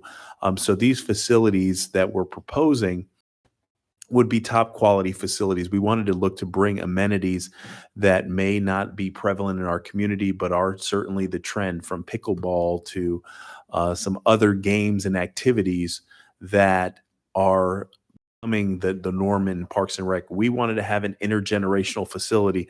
One of the things that in articles that I've been reading about seniors, they said seniors don't want to necessarily just play cards. They want to have more social, more interactions, intergenerational facilities. And we see an opportunity for a therapeutic pool where our seniors can work out and recreate, and they can have, you know, a smoothie with somebody from a millennial as they just finished a Pilates class or what have you. So we really look forward to facilitating this relationship. And so before you right now is the estimated cost and what the proposed campus layout would be for the activation of an Inlet Grove campus in partnership with the city of Riviera Beach. And so I'll just kind of walk you through. Right here, you'll see a red dotted line, and that particular dotted line delineates the separation between the school district and their actual curriculum and their curriculum-based programs and their campus for providing the services that have to be within that box pursuant to the Jessica Lunsford Act. So that is their secured part. Now, the layout for the building is not going to be the layout as they look to rebuild that campus. The school district has roughly, I think, $35 million that is allocated for the purposes of reconstructing or renovating the Inlet Grove campus, and that seems to be making its way through the process. And Mr. Bailey is having conversations with their team and their procurement folks as to what's happening, and he can provide some additional commentary. So you'll also see the auditorium. One of the things that we found out that if a facility is under 50 years old, in order for the school district to demo the facility, they have to actually get the state's approval to be able to do that. And it's a pretty arduous process. And so even though you have local control, Tallahassee still has a lot of control. And so there is still the desire to maintain the auditorium there, but we've talked about an opportunity to facilitate some improvements that we may have a bona fide theater program that's housed in that particular facility. A gymnasium, they have a gymnasium, they have gymnasium activities, but we also have proposed what our gymnasium space would be adjacent to theirs. So if we had an AAU tournament on the weekend, or we had our JV tournament or any other tournament, we can have a situation where we can activate both gyms for the purposes of providing that. You have some basketball courts here in the lower part of the corner, as well as some tennis courts. And then you'll see here is a situation where your aquatics facilities and amenities are there. The intent behind the joining of the aquatics facilities in the community center is a situation where we want to provide, the family comes in and enters. Mom may want to go to the pool, dad may want to go play basketball, but you have one entry point, but they can utilize different amenities on the campus. You'll see around the entire campus is an urban trail, which is basically a larger sidewalk that you can bike, run, jog, or what have you. And so that goes around the entire campus. And then here we have a multi-purpose field. You'll see that there was some intentionality, and there's still some additional work that's being done to separate some amenities where there is amenities that can be utilized by the residents of Riviera Beach during your school hours or what have you. There are certain amenities through this partnership that may not be active or available to use until after school hours. So there's some programmatic aspects that we're going to have to work on. Also, this is the city hall, our utility district here, and the city hall property here. There is opportunities here on our property if there's an opportunity for redevelopment to activate a hotel. One of the things that when you have these recreational amenities that are world-class in nature, you need to be able to have a hotel that can accommodate the amount of activities associated with this particular campus. So we've had some good progress. We've got a lot of lessons learned. We have documents and information from Wellington as it relates to what the school district's contract may look like, and we're working through that. But we're in a good space, and we wanted to get some feedback and some perspective from the board.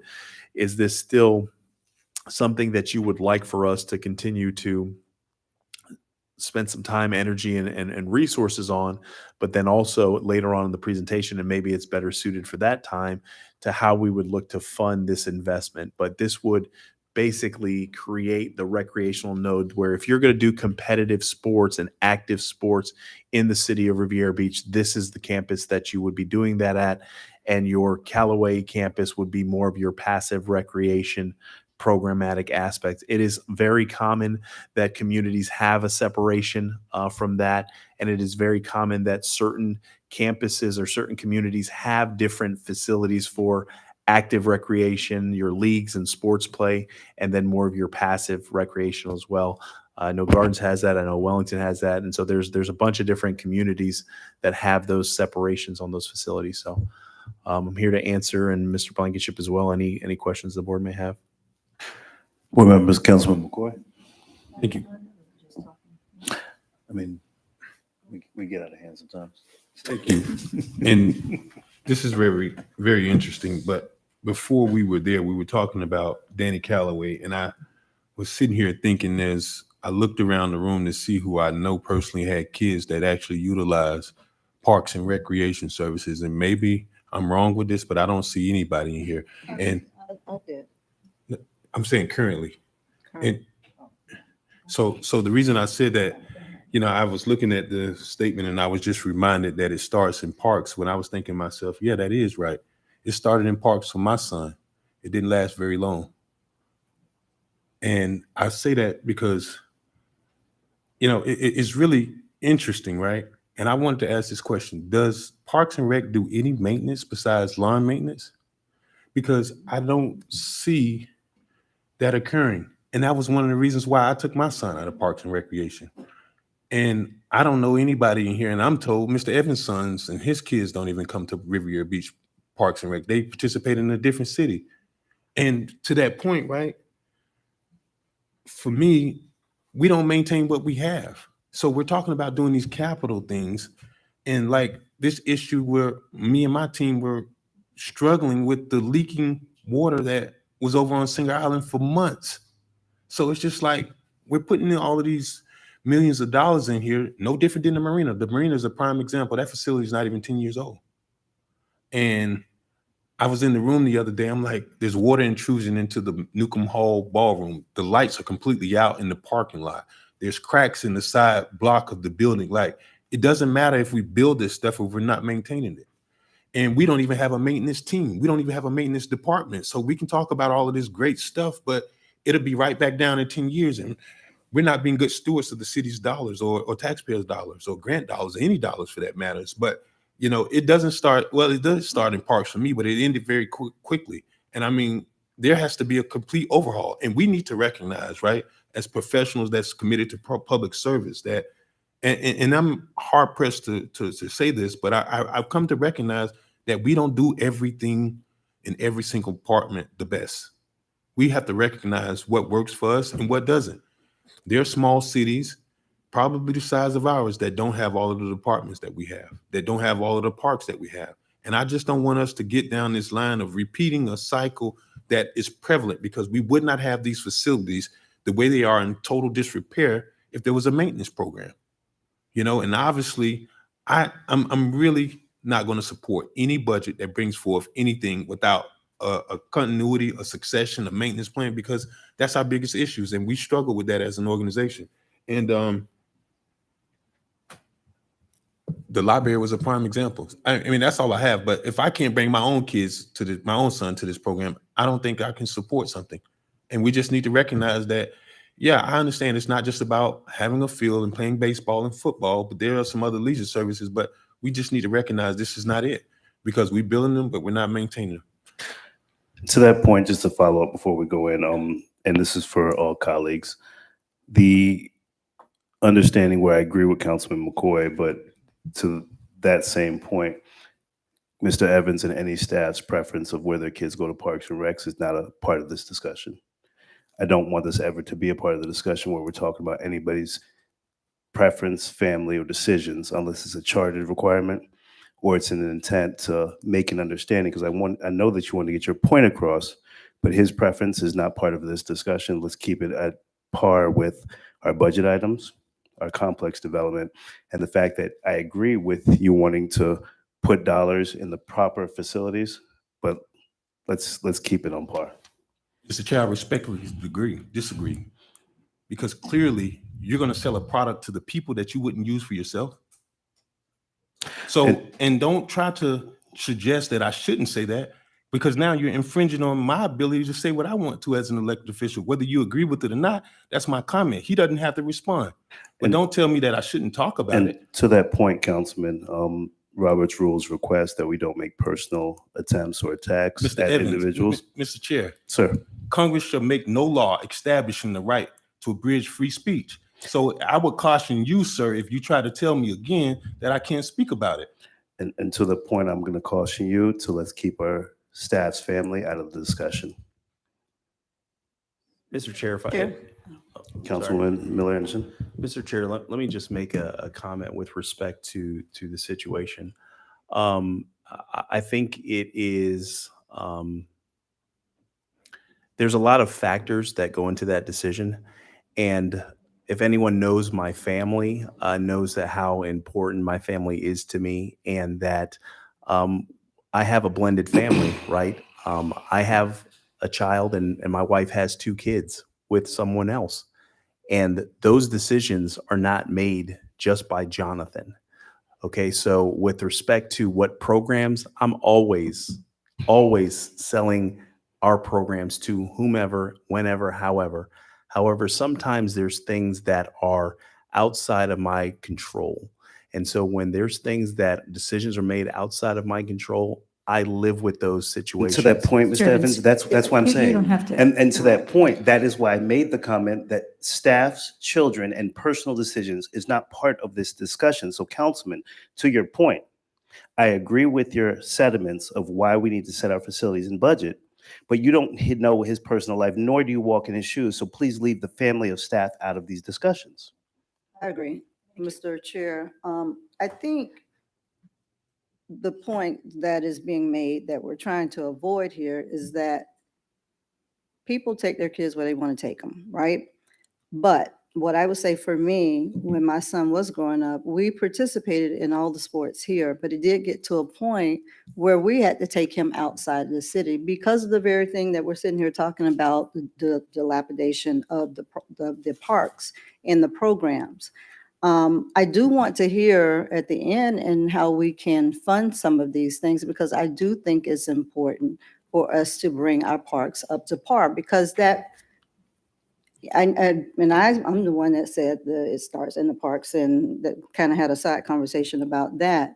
But I do believe that's true. I mean, it's at the center of your community. This is where, if you don't know your neighbors, you get to know your neighbors. Your kids are growing up. My son, my son is 30, my oldest is 33, played baseball, basketball, football for the city of Riviera Beach. But when he got to a certain age, around 9 or so, we had to take him out. We had to go to Lake Lytle. We had to go to Mirasol. But that wasn't something that we wanted to do. But the programs just were not supporting what we needed to happen for him at that time. But my point was that when he started out, there was a core group of families that kind of traveled with each other and kept their kids together. My son is 33. He has a group of friends who are, it's about 10 or 12 of them. They have been friends since they were 5. They are very, very close, but they all met at the parks. Their families and I are still close. We watch each other kids as they were growing up. So it's a lot involved, not just participating in the sport. I think you build your community. And our parks, I hear complaints about our parks all the time. So I do believe it's important. Obviously, we have a lot of things that we have to do when it comes to facilities and just everything that we're responsible for right now. And it's sad because we're having to pick and choose very tightly as to what we're going to be able to put our money towards. But I don't think it's something regarding our parks where we need to just, sweep it up under the rug or ignore it. I think we can do both at the same time, especially if we're going to talk about funding a little bit later. Maybe right now, with all what we have to do, it sounds like it's not important, but I do think it is very important, and I would like to hear how we could do that, going forward. So, it may not be at the front of our conversation now, but I don't want it to disappear. And I am very interested in seeing something like this come to fruition. So for me, I do want to support it. Obviously, when we put our priority list together, we'll determine where it falls. But I do not want it to just go away. Thank you. And Mr. Chair, one of the Mr. Evans, go ahead. challenge as it relates to, I want to address the issue as it relates to maintenance. One of the things that, and I think we've seen with the police department, the fire department, the library, all the facilities we demoed, I can take you back to a picture of Fire Station 88. When something is built in 1972 and things have just deteriorated over a significant amount of time, there's no amount of bleach or elbow grease that's ever going to resolve those issues. And so when you have, in some cases, when you go to our park at Callaway, and I say this all the time, is that you see that with the sprinkler irrigation system, the lime that's in the water treatment that has hit the building for the last 30 years stains the building, and you can paint all you want, but invariably the cycle is going to continue. So until we decide to say we're not going to do the same thing expecting different results, we're not going to have those, we're not going to be able to address that. And by activating this campus, you actually make in its entirety, what is it, Mr. Bailey, the amount of acreage for City Hall and Wells in its entire 60? Now, the south side where Wells is now is approximately 20 acres. The entire north side is also 20 acres. That does include the utility special district's land right now, but we speak of it generally at 600 Blue Heron. And then there's another about 25 acres available on the graphic that you're looking at that we would potentially have access to in our partnership with the school board. So if you activate, so this is 20 acres. So if you activate the other 40 acres, the revenue that is anticipated to be generated as a result of that would provide the additional capital, not only to pay for the facility, but also to maintain the facility. And I would agree from a recreational standpoint, I think holistically through the city is that we have to be more focused on some of the maintenance of some of our assets and invest monies in the maintenance of our assets. But we have a lot of aging assets. And so that makes that even much more challenging. And so, yeah, we're aware that we need to do that, but there are significant opportunities on the recreational side. Plus, let's not just talk about just how much we have to bring to the table. There is funding that is available to help offset this. I think with the investments over in Curry Park, I believe Mr. Sherman has received $16 million in grant funding. So we are going to go after those opportunities. There's opportunities through RBI, through Major League Baseball, revitalizing baseball in the inner city. So there's monies out there that we're not expecting that the Riviera Beach taxpayer foots the entire bill. We want to go after that because we really do think that there's some improvements that can be made to our recreational amenities that will create a better quality of life. I got into government because of Parks and Recreation. I started as a 7 and 8-year-old boys and camp counselor. And then I had this crazy idea that I wanted to be a city manager. But it started in parks and it ends in parks too. We do cemeteries as well. So, so there's a lot of opportunities, I think, in the Parks and Recreation, but we have some challenges, that's for sure, as it relates to facilities, programmatic aspects, some things that we need to address. And with that, I want to see with all our capital improvements and all of our parks plans and every update, a maintenance sustainability plan with every facility that's coming to the table, because that's where our facilities are all dilapidated. Our facilities have fallen apart, and we don't have a plan of how we're going to maintain them, including our parks. I'm, as Councilwoman Miller Anderson said, I'm also supportive of this project. My concern is that the shared facilities and the access to facilities where we're going to be partnering with Inlet, which is not a public Riviera Beach school. So it's making sure that those terms are negotiated properly so that we're not restricting any of our residents at any time. So that's going to be something that's difficult for this conversation. Technically, charter schools are public. They are, but That's a, yeah, they are public. But yes, it's got to be a tight But they have their own governing board. Have their, Yeah. well, the technicality, I mean, I think more of my concern is that it's just difficult with the MOUs between the municipal government and the school. I want to make sure it's clean, clear.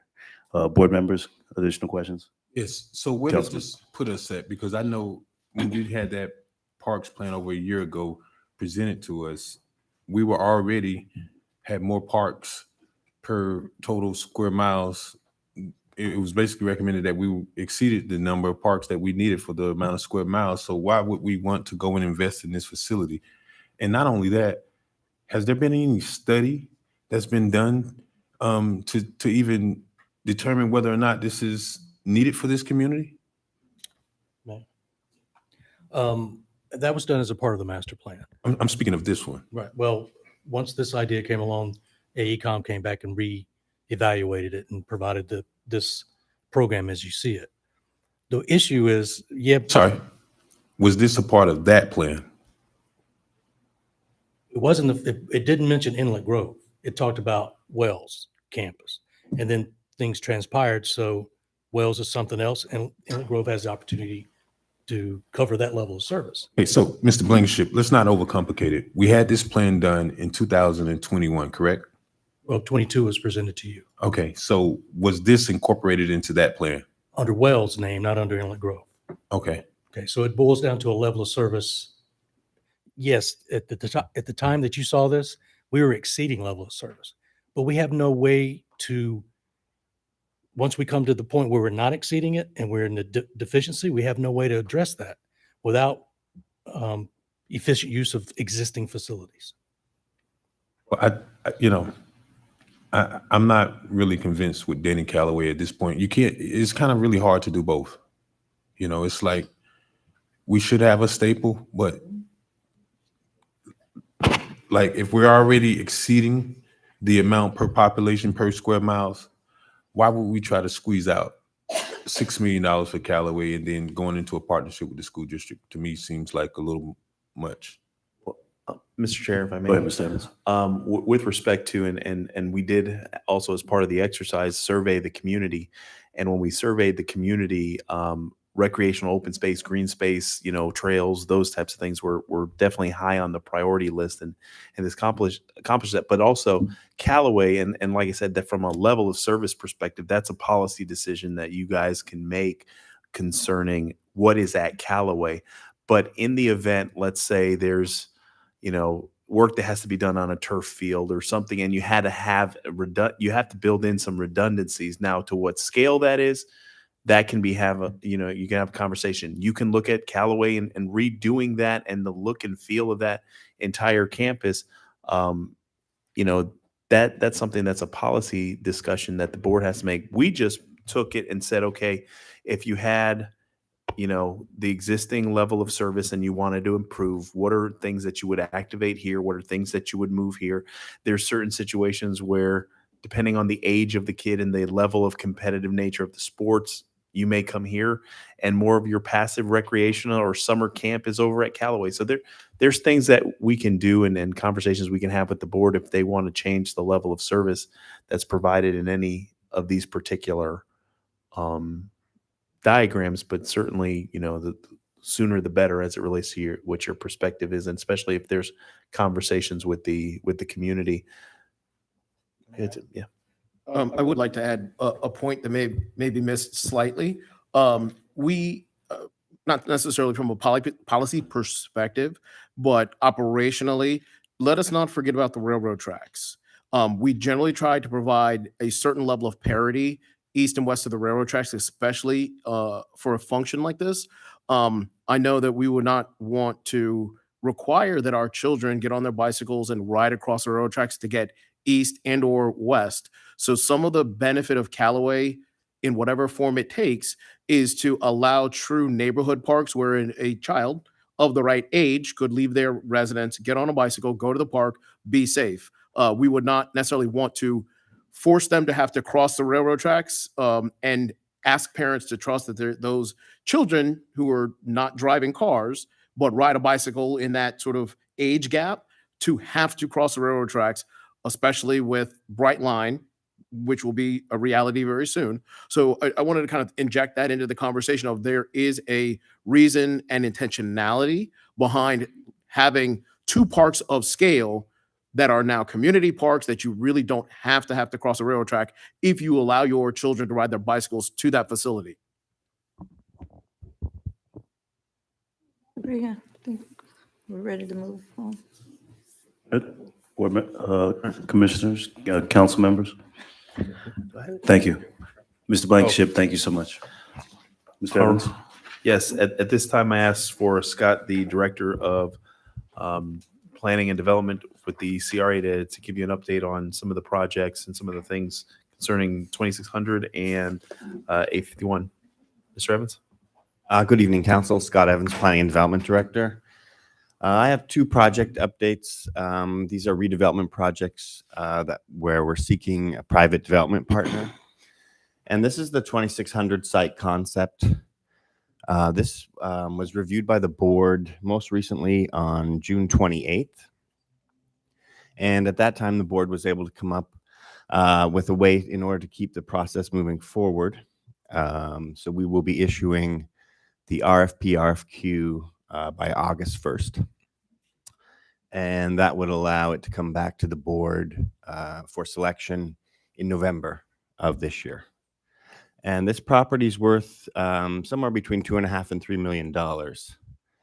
And market rate redevelopment of this site, we had it analyzed, and in order to be profitable, it would need about somewhere between $1 and $1.5 million in funding to help with the cost of the parking garage. It's a very small site. It's almost an acre, but in order to develop it for the type of mixed use project on that limited site, but one that would really create a really attractive look on the corner with that kind of dense development, we see that it would need some sort of subsidy. So we will be able to issue that RFP by August 1st, which will allow us to get back to you in November timeframe. Councilman McCoy. Thank you. So how long is it going to be on the streets? 60 days. So that is November. Well, if we issue it on August 1st, then that's 60 days from then brings us to October for evaluation, and then we can get it before the board in November. Yes. Okay. Okay. I'm just kind of curious to know. Have we? I guess so. I guess that's probably within the next 10 days. Sure. Would we have an opportunity to see this before it goes out? Because we had a conversation that we wanted this to be a signature project, right? Mm-hmm. And I'm just curious to know if we would have an opportunity to have a discussion about this before this goes on the streets, because, you know, I'm just concerned that so many times things happen and it goes on the streets and it's like, yeah, but I don't know if that's what we really anticipated as the board. And then once developers start responding to it, it's like, I guess at that point, it's really like, it's too late at that point. Mr. Chair, if I may. Go ahead, Mr. Evans. My recommendation, if the board wants to spend some time and providing some information to staff as to what the objectives for 2600, that you use this opportunity to do so now, because we do want to facilitate getting that information out and making sure we accomplish that. I think the intent behind the proposal, or the shifting from qualifications to the proposal, is that you wanted to give maximum flexibility to the developer, because at the end of the day, you can tell them conceivably what you'd like to see, but also they're going to have to assess that in the market conditions as well and what makes sense. But if there's things that you want to make sure that we incorporate as part of the solicitation, please provide that to us now so we can do that, because our intent is to release that as the council percent probably in the next 10 days. And so there's not an opportunity that I know that will come up where we can do that. So if it's something that you'd like to share with us now, we've got procurement and the deputy manager here and Scott that are working on the solicitation. And so they can help answer any additional questions or provide you some insight of what they're thinking concerning that. And to follow up on that, my concerns is that we've had some shortcomings when it came to procurement and some of the solicitations. That would be my question and concern, to see the solicitation, to make sure it's what we're looking for prior to going out, and to have some dialogue and discussion, because some of the responses we've seen on some of the items, we don't want them coming back and then not being exactly what we want, having to go back out, starting the process over. And I want us to be a little bit more engaged and hands-on, so that we don't have these issues. Ms. Ms. Williamson. So when we say see the solicitation, I mean, are we, what exactly does that mean? Because I would have a concern with us seeing a solicitation and then the word getting out to people prior to them bidding. So are we just saying what type of, not the specifics, but like what we want to see there, not seeing the solicitation? Because I think that would be a problem. Correct. What do we mean? Well, that's what, go ahead, Councilman. Well, here's the thing. I can tell you probably 5 times I've seen solicitations that were fundamentally not correct. I mean, I'm not Agreed. disagreeing with that. Agreed. So, and then after we talked about this at our last discussion on 2600, we said we wanted to see a signature project there. But, considering, right, we just did this, what is it, a 2-year option with the Smoothie Me Please, and then we have this lease that's going to be coming to an end at the pawn shop. I mean, wouldn't it be practical, right, to try to do all the properties at the same time? Because like we're going to find ourselves in the same spot in a year or a year and a half. We're trying to do the 2601 site as well as, the adjacent properties. So I'm just like, it just seems like it's so trying to do a solicitation, right? Because then you got pre-bids, and then if something's not correct, then you got a possible protest. So like it just, and I'm not saying that we should, but I just want to find out, is there an opportunity to consolidate, or even incorporate an option to do that corner as well as the pawn shop? And I even threw out this idea of, that pawn shop. I mean, what's the option to taking that out at this point? I mean, giving them, 6 months, And even so, to that same point, a phase 1, a phase 2 option, possibly incorporated into the solicitation moving forward, where a developer can provide some type of rendering that can get us started, move us forward, and incorporate that within the next 2 years. So even looking at that idea as well. So, Go ahead, Mr. Chair, and that those are exceptional comments. Those are the comments that we can incorporate the additional parcels as part of the overall solicitation, if that's the direction that the board, or consensus that the board wants to provide us. And that's something that's easily accomplishable in the document. And actually, quite frankly, it would be my recommendation, because I don't want to have to go back out again. Right. And I agree. there's value to continuity, because what I have on 2600, you want to have on, so it makes sense. So if that's, the will of the board, we can, incorporate that into that solicitation. So when you do select whose proposal, understand they're going to be the developer for Yes. these particular, and then effectively, to Councilperson McCoy's point, they may say, hey, take out this Cash America or what have you, or they may have a plan for something that we may not be thinking of, so we can easily incorporate that. yeah, we don't have much time, right? Who knows what 2 years is going to look like, right? And I mean that in the terms of, things change so rapidly with the economy and construction and development. I just feel like us to try to streamline this as much as possible. And this, I don't know the answers. I'm not a developer, but if it just seems from a efficiency standpoint, if that is a better option, or staff would agree, or would add or supplement that probably would be more efficient, then I'm open to it. I just want to be able to, point our finger to something. And then, it's a great opportunity to do something like an overpass, if that's ever, something to be considered. So, and then, right, that is the staple, that is the, that in Congress and what is it? Where our fire station, Congress and Blue Heron, and US 1 and Blue Heron are 2 primary streets within the city. There's 2 major primary intersections within the city. And I would like to see that, obviously we, have some city facilities that be building up, but we need to really start look at increasing our Broadway corridor in our downtown area. So I would be open to the discussion. And, if it's not quite an acre, right, from a developer standpoint, I'm sure it's going to take a lot more to squeeze a project that makes sense or that's profitable, that works into a larger site than it is to a smaller site. So, that's my perspective. And again, I'm not a developer, so I'm just, sharing that with the board.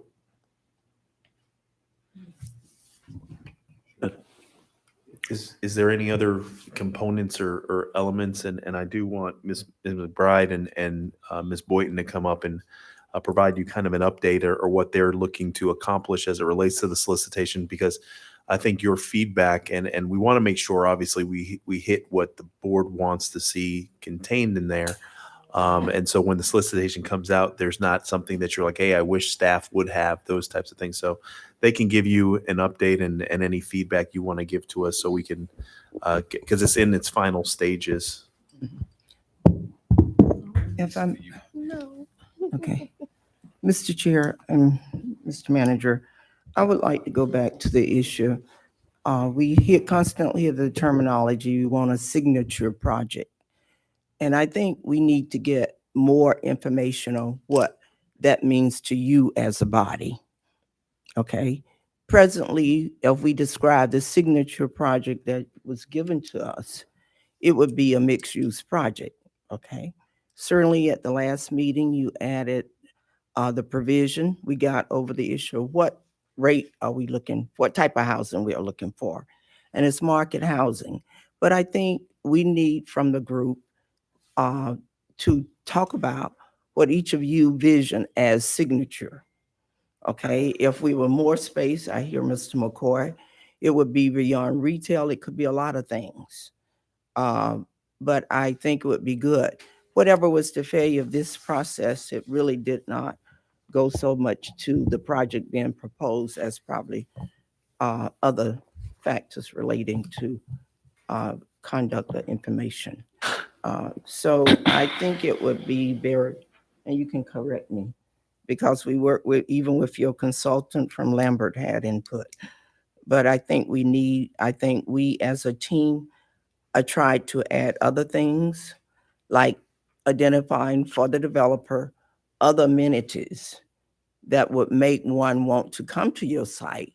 Apparently you did get that because you had 4 people to bid.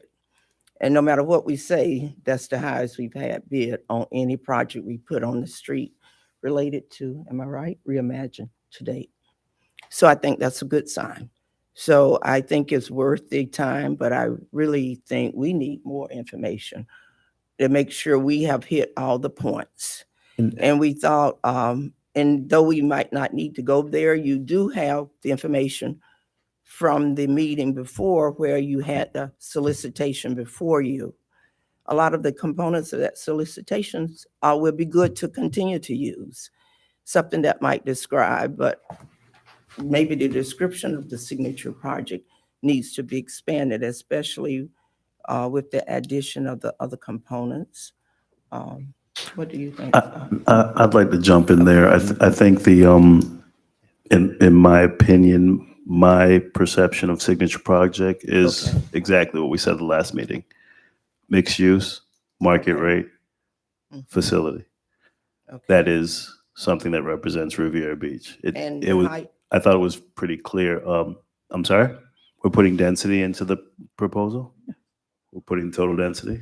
Mr. Chair, I think if the more clarity you can share with us, because obviously we don't want it, they come back with a 3-story and they make it. Yeah. The other thing I do want to ask the board for too, because we've had the conversation, let's say, Raymond James Financial wants to move their corporate headquarters here. Are you interested in a professional office building? Because you did say residential, but do you want to provide the opportunity for commercial? And yes, you have to have another type of use. So maybe it's a sandwich shop or a bank or what have you. So that's kind of questions that we're posing to the board. Is it specific residential, commercial, or the proverbial sky's the limit. And so that's one thing we So, want. so we'll go through the board. We'll start with Councilwoman Botel and just go down the line. Thank you. I really like the idea of incorporating all of the surrounding properties, as many as possible, to give a developer as much leeway, as much opportunity to be creative and come up with something. I've seen projects that had very tall buildings with a crosswalk between what's now Cash America side and this side, and love them. I mean, I like height. I would love to see a restaurant on the top of this building that you can see the ocean. Sit there. As a vegan, I won't say have a steak, but I sit there and have a nice meal and be able to see the ocean and see the entire city.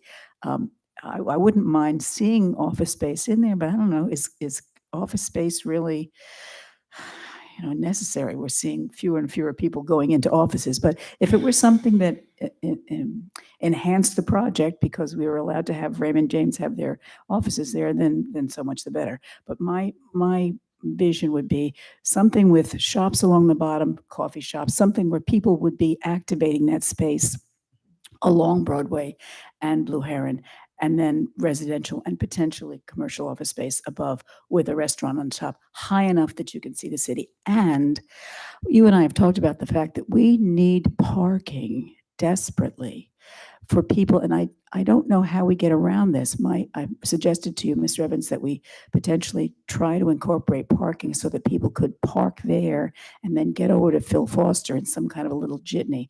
You told me that we can't require that somebody develop a project and then have parking used for some other site. I don't know how we could get around that, because I'm really concerned that our people don't have access to Phil Foster. You come across that bridge, particularly on weekends, and you see a line of cars, even before the construction started. You see a line of cars, people trying to turn into Phil Foster, and so often it's our people who are turned away. I would love it if we could find a way for our people to park somewhere back here. If it's not that site, then maybe some other structured parking, so that they could park there, get in a little jitney, get in a little electric circuit type car, and get to Phil Foster to be able to recreate there. But yeah, that's kind of what I'd like to see there. Thanks. And just a quick follow-up for clarity, Councilwoman Botel. Mr. Evans, do you want like an actual proposed requested height level that we'd be interested in as well? Mr. Chair, if you can kind of tell me, like, at minimum, you want to see something over X story. If you'd And, like to give one, Councilwoman, you can. If not, Oh, you don't want to hear me? I'm Okay. in New York. Councilman McCoy, go ahead. Well, I guess, if we have IHC, PUD, and then now MIHOP, why would we sit here and dictate a limitation? I'm not sure I understand that, Chairperson. Because, obviously the highest and best use, and certainly they're going to try to squeeze as much development and profit out of it. But I don't know that I would want to limit it. I would like to keep it open. I mean, using both sides is great, and even if there's an opportunity, right? I don't know what's going on with the doctor's office, Dr. Towers, but I've seen some movement around there, but there may be an opportunity for them to acquire the Lagrange Express. And, I think highest and best use, and to keep it open, because it really works, because parking is definitely going to be a challenge. So certainly there's going to have to be some sort of structured parking. There's not going to be any surface lots. So I think you got to kind of keep it open, but I certainly want to incorporate both sides. Agreed. And it just makes more sense. Agreed. Councilwoman Miller. Kind of along the lines of what Dr. Botel stated, I like the idea about having a restaurant up top, and then also just having a mix of the restaurants or small businesses at the bottom, and then the market rate as well. And then if we could have the commercial, I think that's important too. So kind of like a mixture of it. I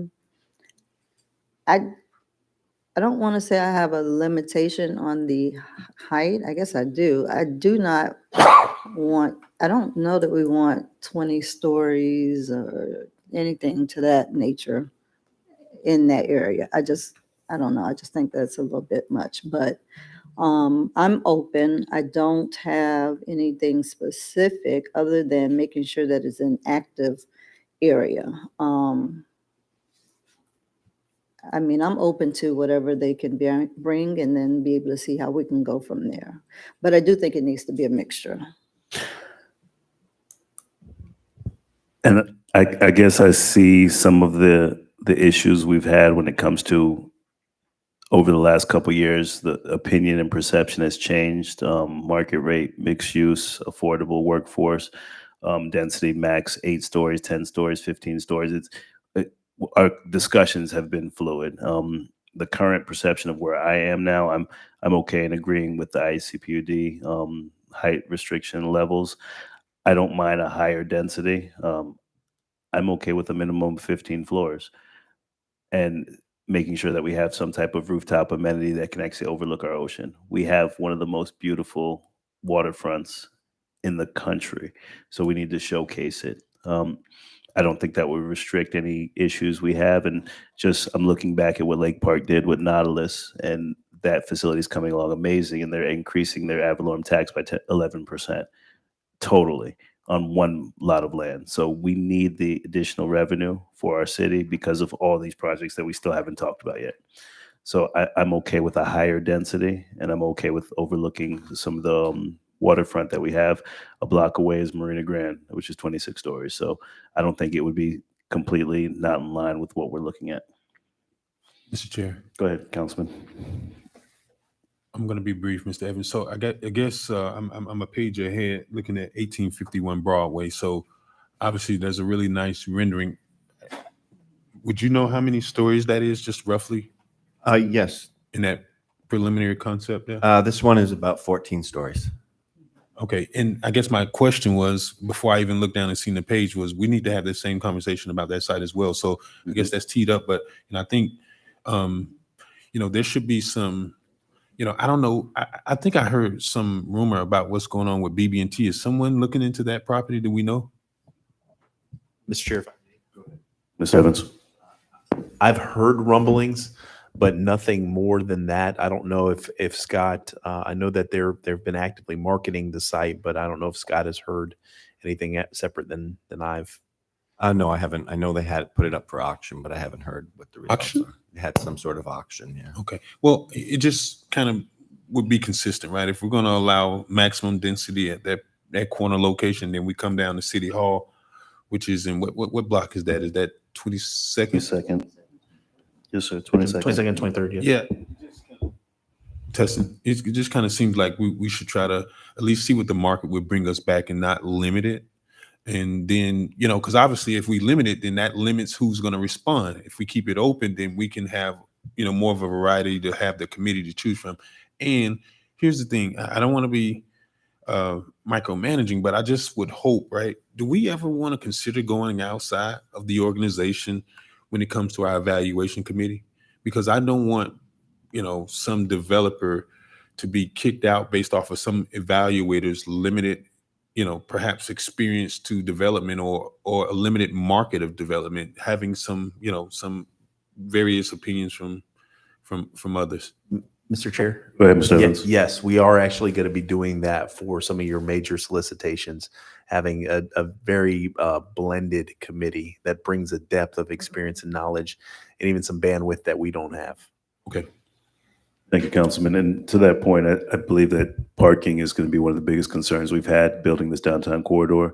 So incorporating it into some of these facilities where it's going to be covered parking on the second, third, and fourth floors of some of these buildings is going to take away some of the development rights for the developers. So the densities are going to be very important for them to actually maximize and be profitable, and also to add some tax base. So some public parking options with some first floor retail with second, third, and fourth floor of possible parking, and then commercial or residential above is my vision for both of these facilities. And to get that done, you're looking at a minimum of 15, 20 stories. And I want to see some of those developed, because that's the only way we're going to be able to afford all the capital improvements that we need throughout the entire community. We have some important land and we have some profitable land, but we need to make sure that we're not overdeveloping, pricing our residents out, but giving them an opportunity to still stay in this community while covering it with some of the land that we have profitable and maximizing on it. Mr. Chair? Go ahead, Mr. Evans.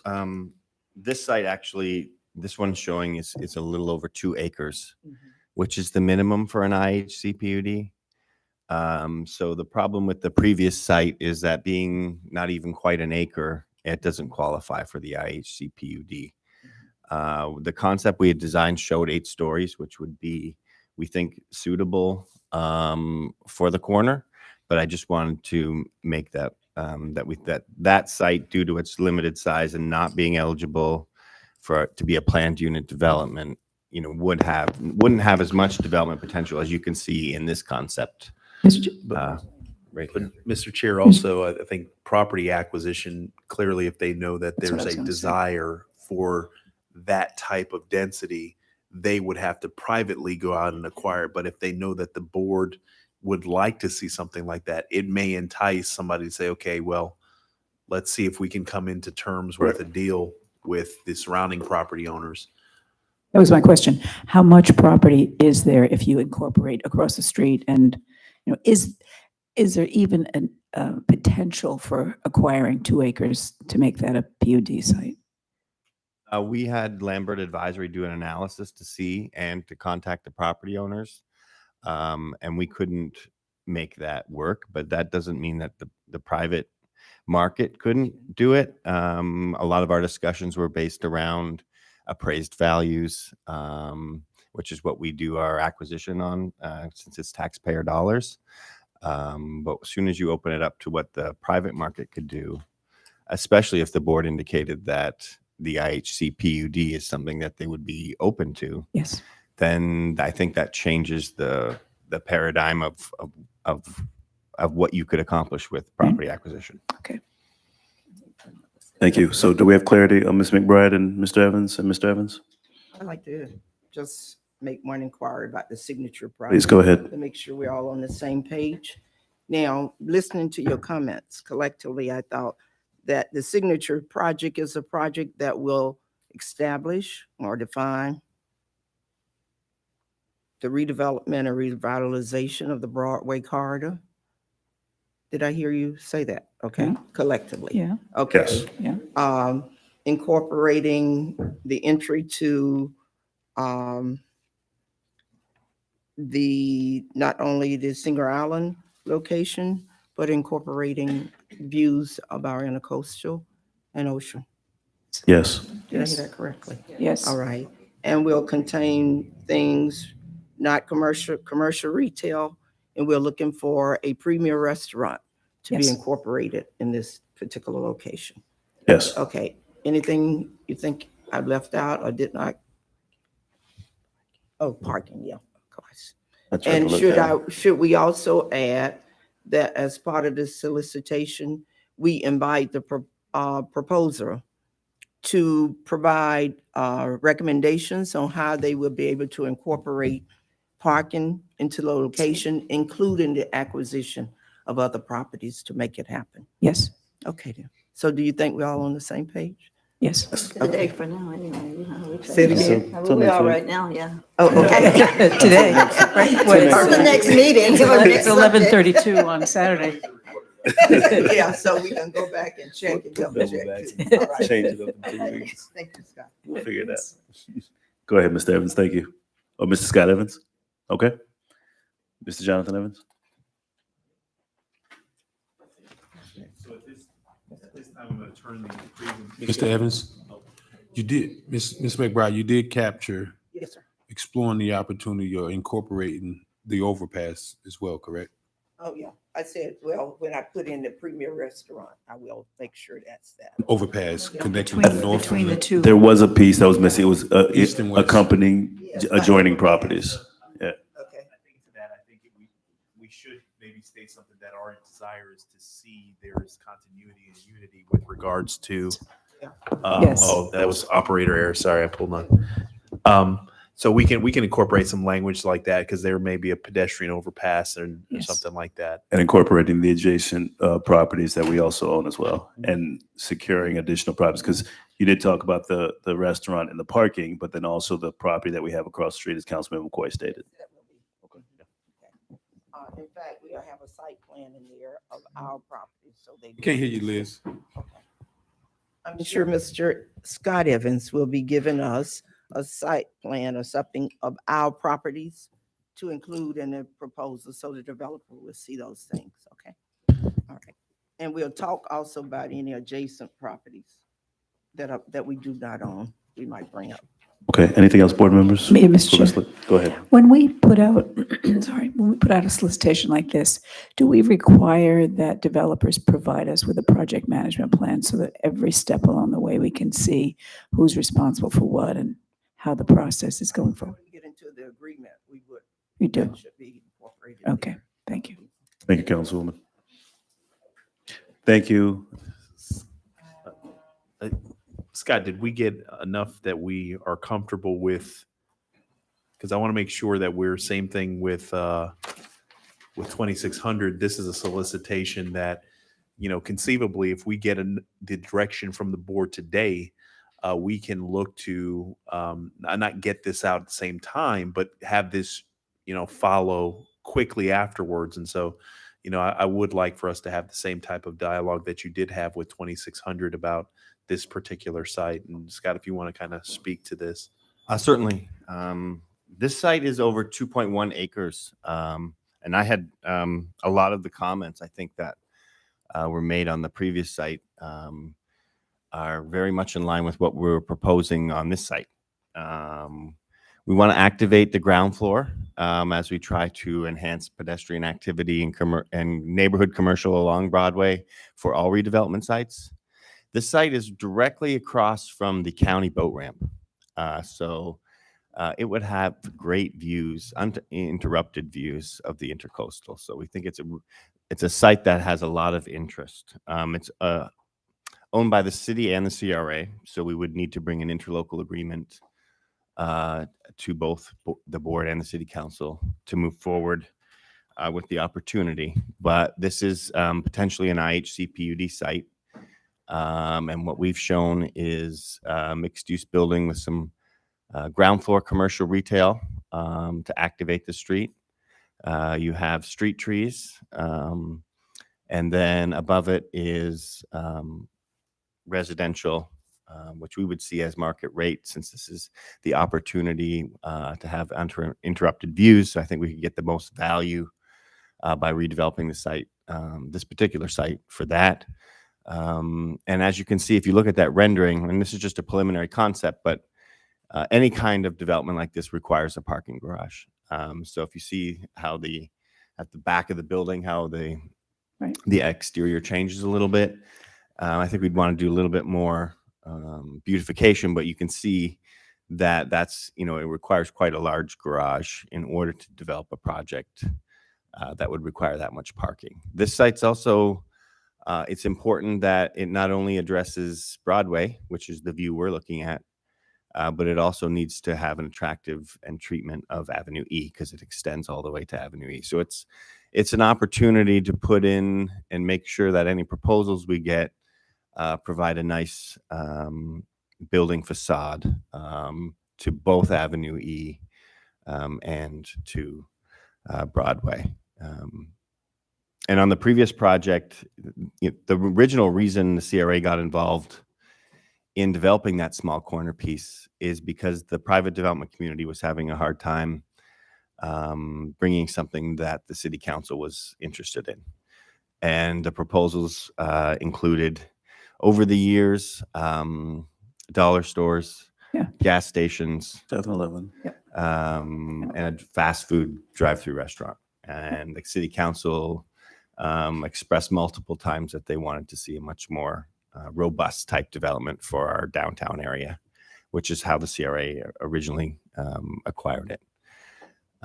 So getting back to this site, it is IHC PUD. So I would hope that most of the comments that I received earlier would apply to this site, and we'd be looking for your feedback if you do think that we could do an IHC PUD here, which just provides the flexibility to design a building up to 20 stories if you can meet all the different property development standards for the IHC PUD, which includes making it a true mixed-use project. An IHC PUD has to have 3 different uses. So in this case, it would be residential, retail, and perhaps some neighborhood office. Mr. Chair. Board member, yes. Is it anticipated that the retail be also on the Avenue East side or just on the Broadway side, and would it be down the other side streets or just in the front? Or is that yet to be determined? It would be ideal to have some sort of commercial office retail space on Avenue E. Yeah. To wrap it around the entire building, Yeah. just office commercial in general is difficult to achieve. So I think if we just got it, if we were able to get it on the 2 street Avenue E and frontages, that Broadway. would be ideal. Okay, thanks. So same comments from myself on the 2600 are in line with 1851. And if we could put a pin in the county boat ramp as well, that is across the street. I wanted to discuss our possible later option of management, contacting the county to see if we could take over management and operations of that boat ramp. Yes. Because in line with what we're doing across the street in the redevelopment and taking over some of the facilities in the county, I wanted to talk to my colleagues to see their appetite and the reasoning behind it with this development and having access to some of the amenities that we have. But for this building, I agree, everything in line with 2600 with retail, bottom floor parking, but then also leaving an option for some retail on Avenue East Side because we're going to be redoing the Avenue East Side. So I would like retail wrapping the entire bottom floor is what I would envision. And I'm okay with leaving flexibility to our developers to come in with some higher densities, being that it is IHC-PUD. Mr. Chair, I had that one other thought. I'm so glad. Hold on you one made- moment, Councilman McCoy, and then come back to you because I think he hasn't had a chance to comment on this one yet. Well, I'm just curious, and I'm gonna be very quick. Please tell me why would we want to take over the operation of that park? I'm not sure I understand.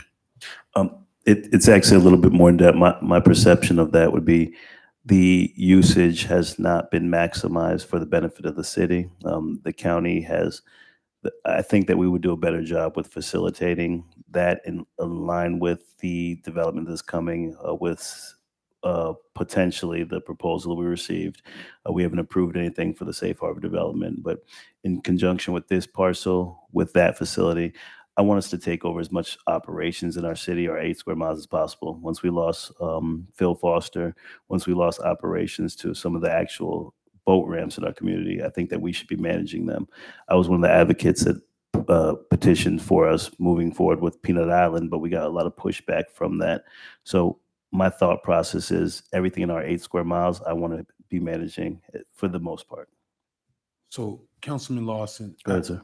I guess I'm really confused as to why would we take over the operation of a boat launching park, especially with the citizens referendum that essentially shut the city out of doing any redevelopment relative to any redevelopment of our marina. And after that, we went outside to get Seven Kings to manage ours. So why exactly would we try to take on something that we've never even that we recognized years ago that we couldn't do properly? And I'm really looking for an answer on this. Absolutely. I wanted to pin this while we could stay on a topic, but since this is a concerned question, years ago is not today. Operations times have changed, facilities growth and management has changed, revenue streams have changed. I don't necessarily agree with Seven Kings managing our marina because of the revenue that comes in from that. We're losing so much money and we need to capitalize on every dollar. So Seven Kings is bringing $7 to $10 million annually, if not more, in facilities and operation. Why is it that we allowed for them to take this over years ago? So in the current time in 2023, I want us to maximize on everything we have because their time is not this current time. Councilwoman Botel? Yes, no, I'm just glad you mentioned that because when I did my tour yesterday, several days ago, of the site where the boat ramp exists, utilization of that space for the city and access to the Tiki restaurant at the Safe Harbor facility was of interest to me, given that there might be this many people living right across the street. So I just wanted to be sure it was on your radar. I'm sure it is. Our discussions with the county, I hope, are continuing. And that was to that point with having a potential housing complex across the street from a city-run facility. Boat ramp would be something that may be very attractive for incoming residents. So it's just envisioning what the future could look like because that referendum was almost 10 years old. Go ahead, Councilman.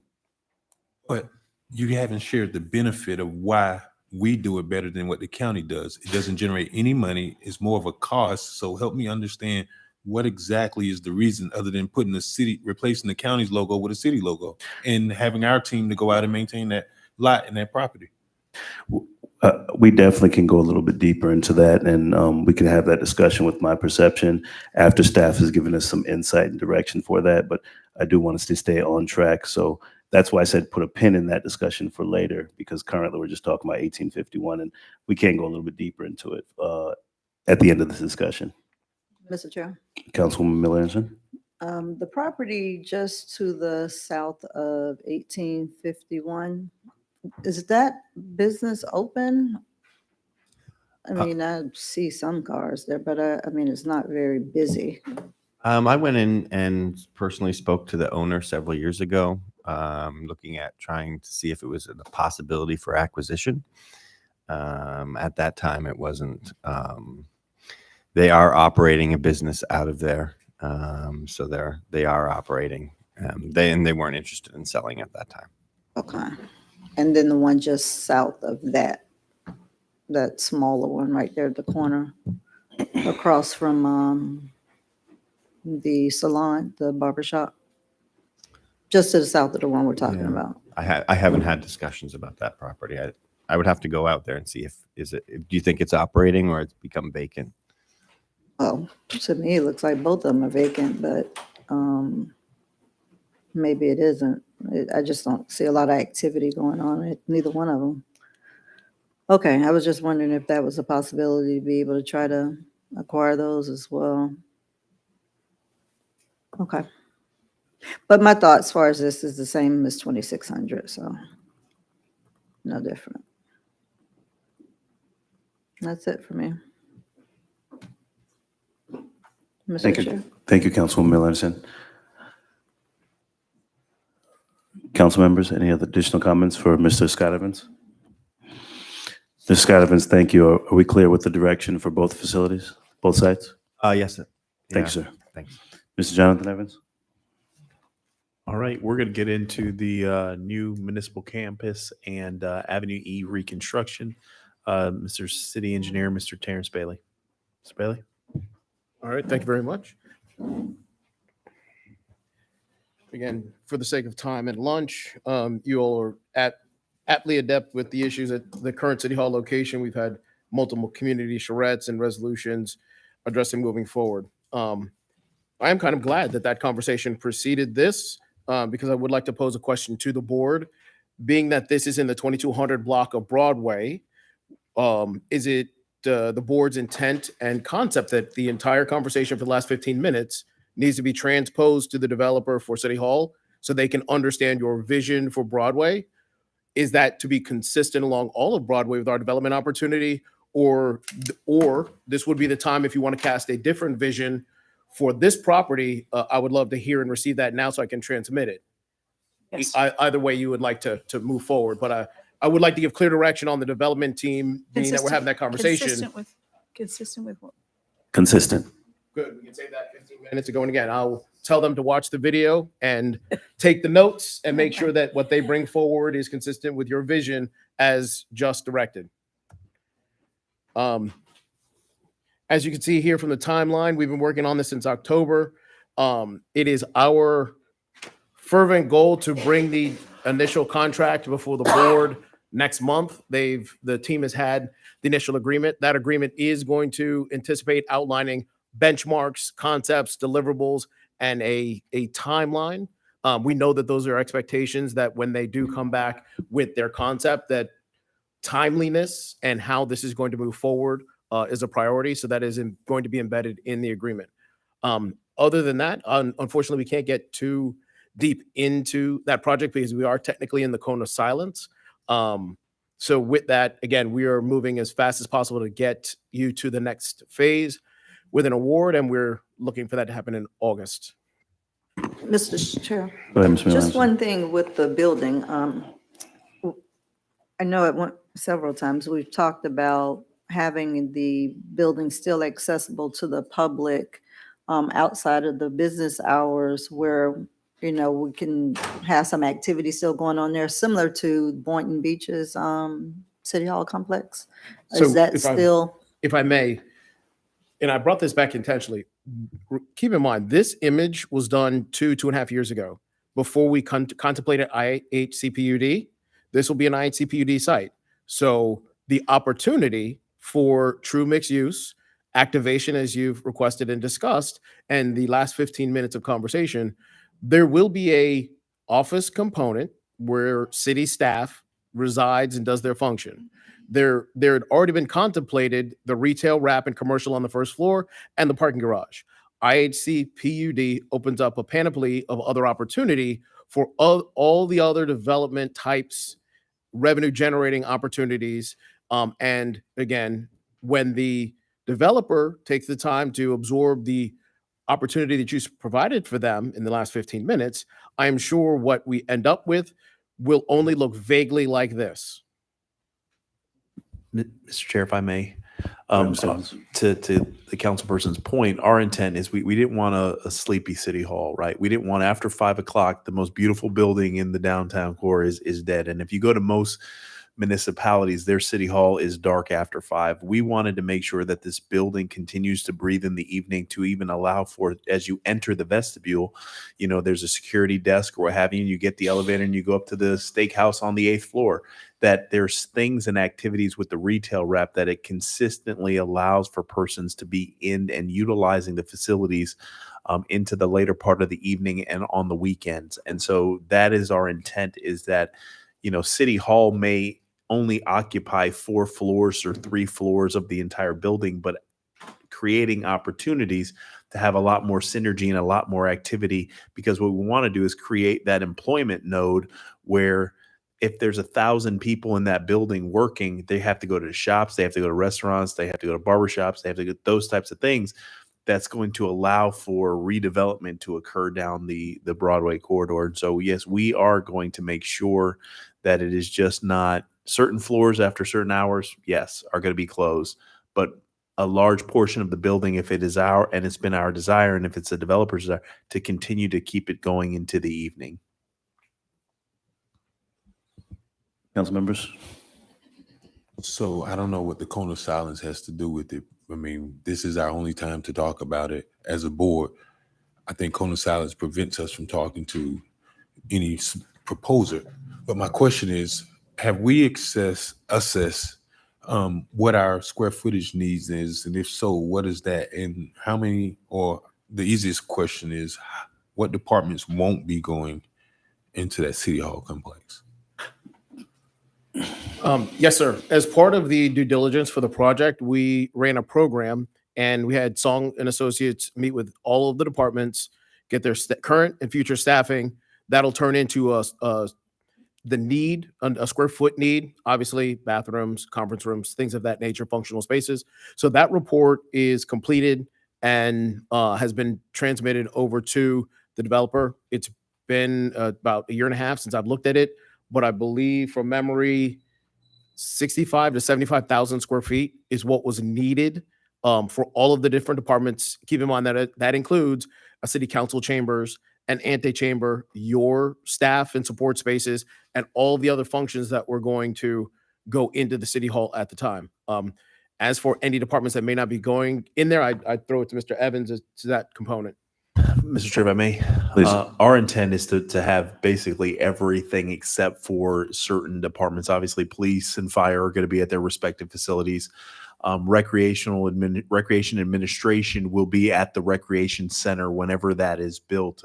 So you would have your, finance, your development services, your city council, city administration, your core as it relates to which facility or which operations are normally at City Hall, the CRA, your Justice Service Center, your youth empowerment programs. Those programs will move over, and some of those programs, depending on the nature of those programs, for instance, the civil drug court may have a storefront on the first floor. A reentry may have a storefront on the first floor because their patrons are coming in and out and those types of things. And they necessarily, by the time, it takes 10 minutes to get up into the elevators and into the interior of the building, they may want to, so there it's contemplated that everybody that is at out facilities or what have you comes into City Hall unless it's a bona fide operation such as public safety and the like that are normally at their particular facilities.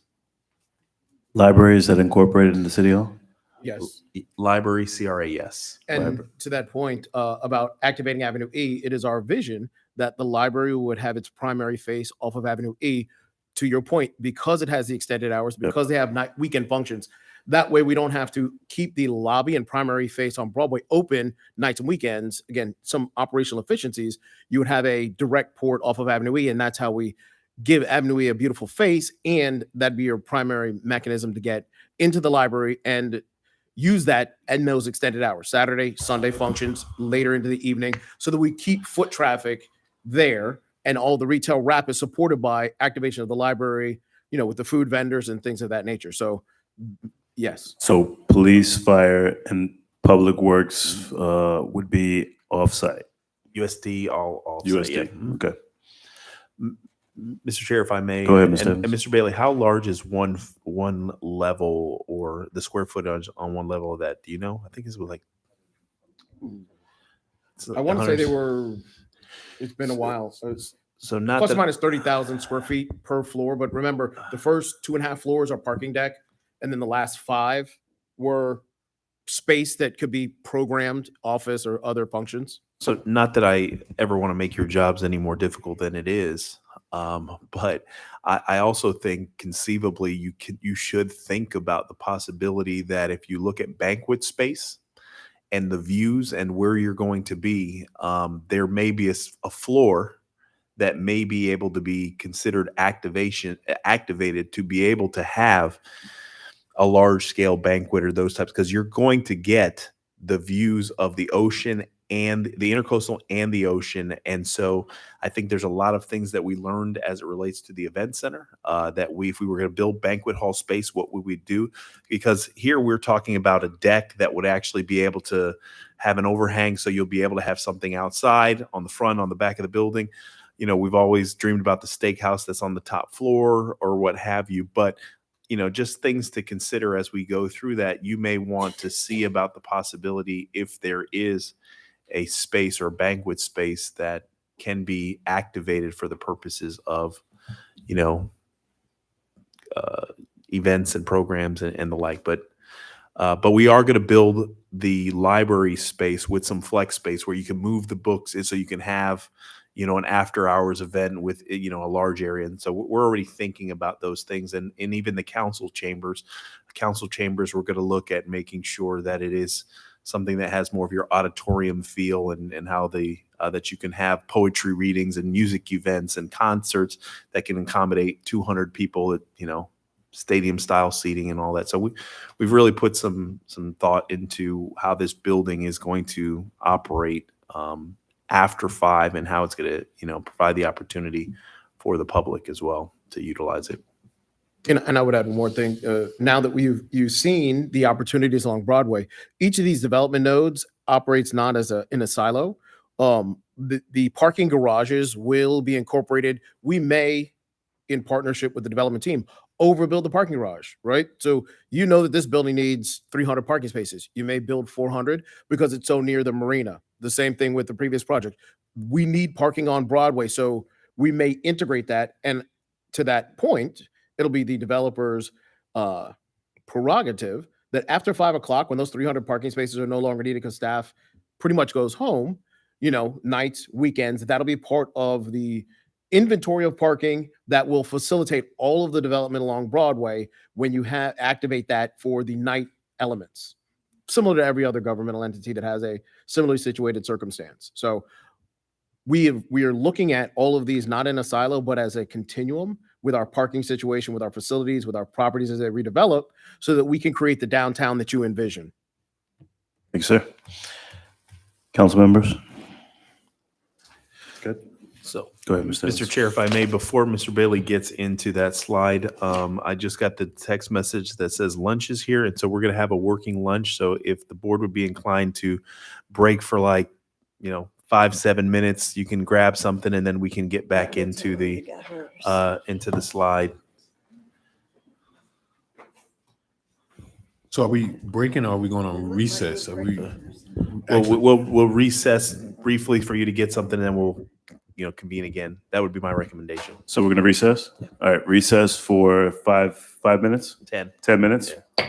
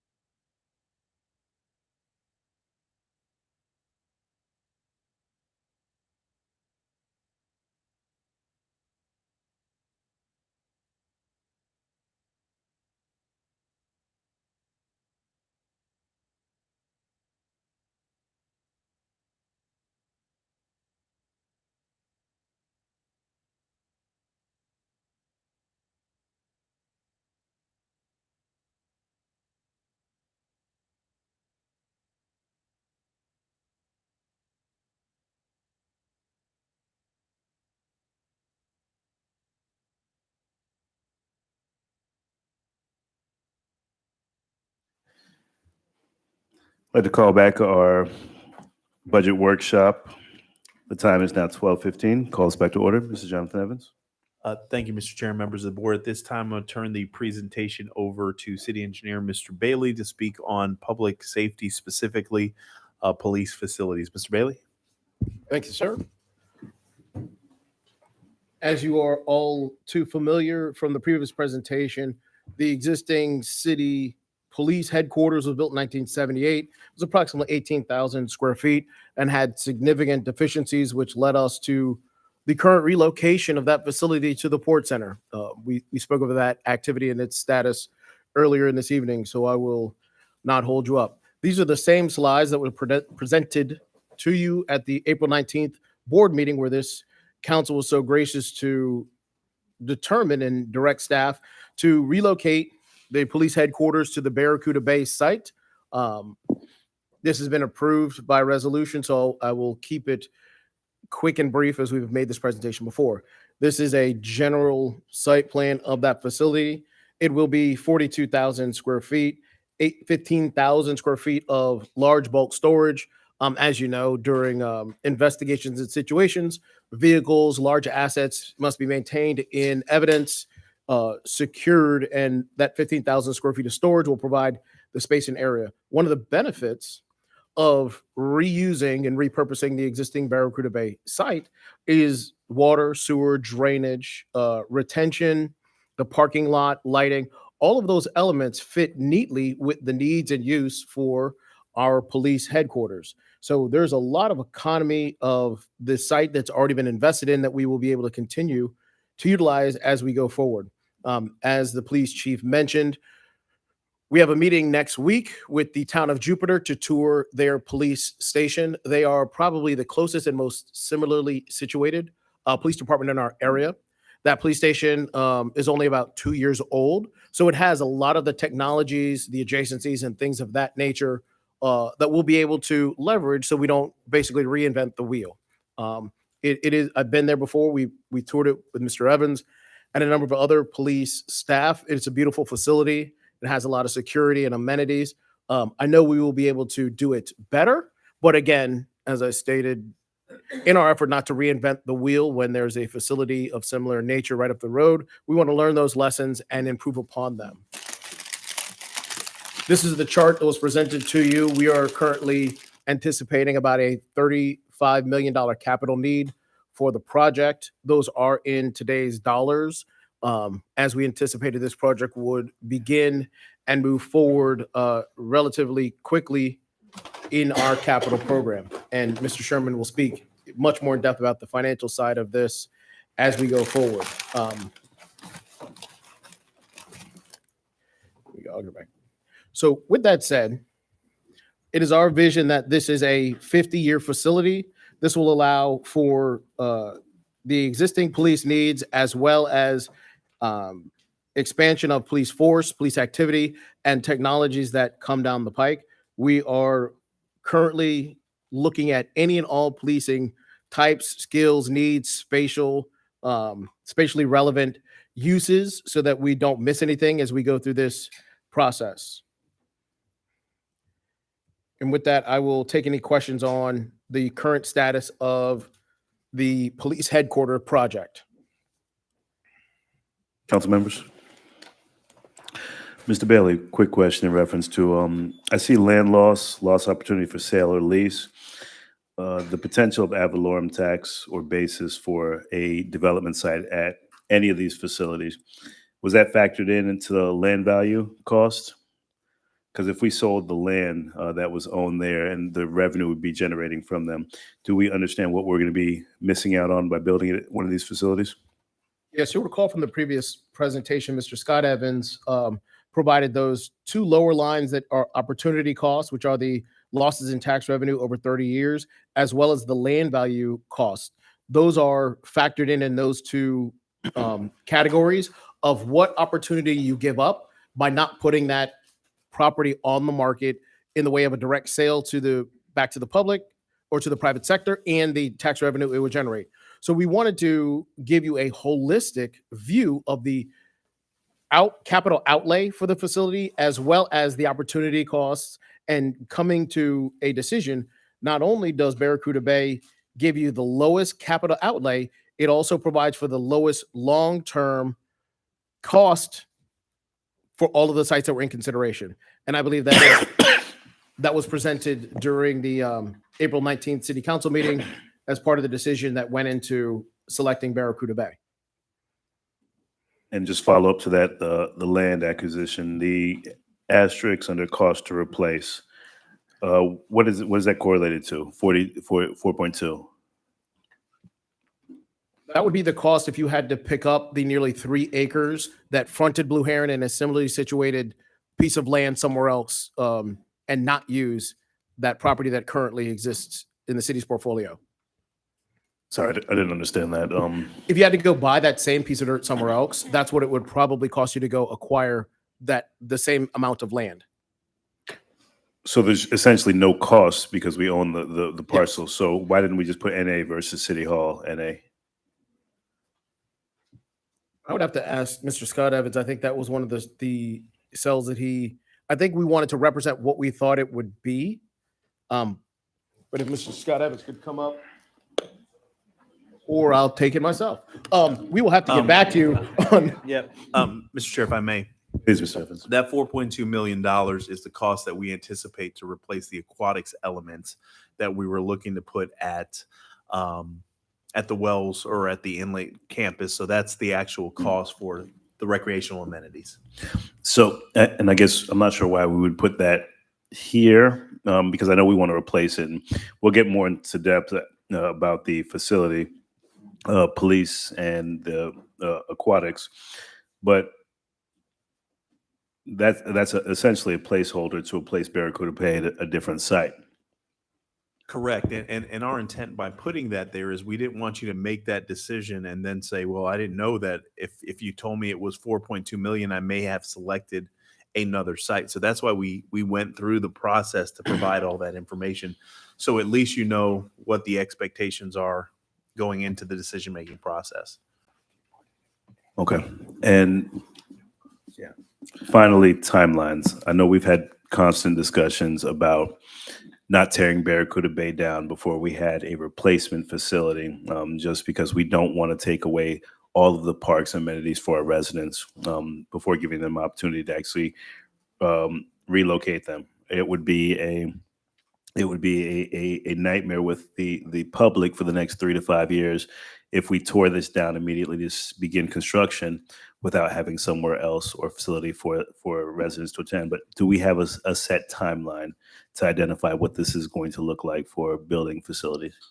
Mr. Chair, Please. we are working with the school district as well as the developer, and so there's a bunch of moving parts at this particular time. I can't give you specificity on the timeline, but in the next couple of months, I think we can work out exactly what the expectations are and what a reasonable timeline, because there's so many different parties involved in the process. It would be, if I gave you a date, it would just be a pie in the sky date, but I can have a more concrete number in the next couple of months. Okay. Council members? Ms. Millington, go ahead. I mean, I guess this is a Parks and Rec more or less question.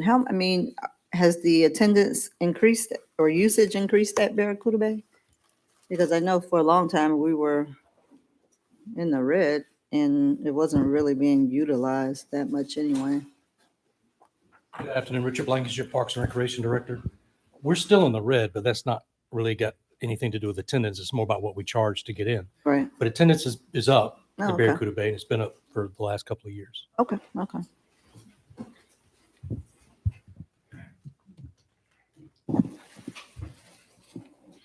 All right, Thank you, we'll move Mr. right Blank. into the presentation on road projects. As you've heard for the last few years, Public Works is moving to a worst first model on roadway replacement.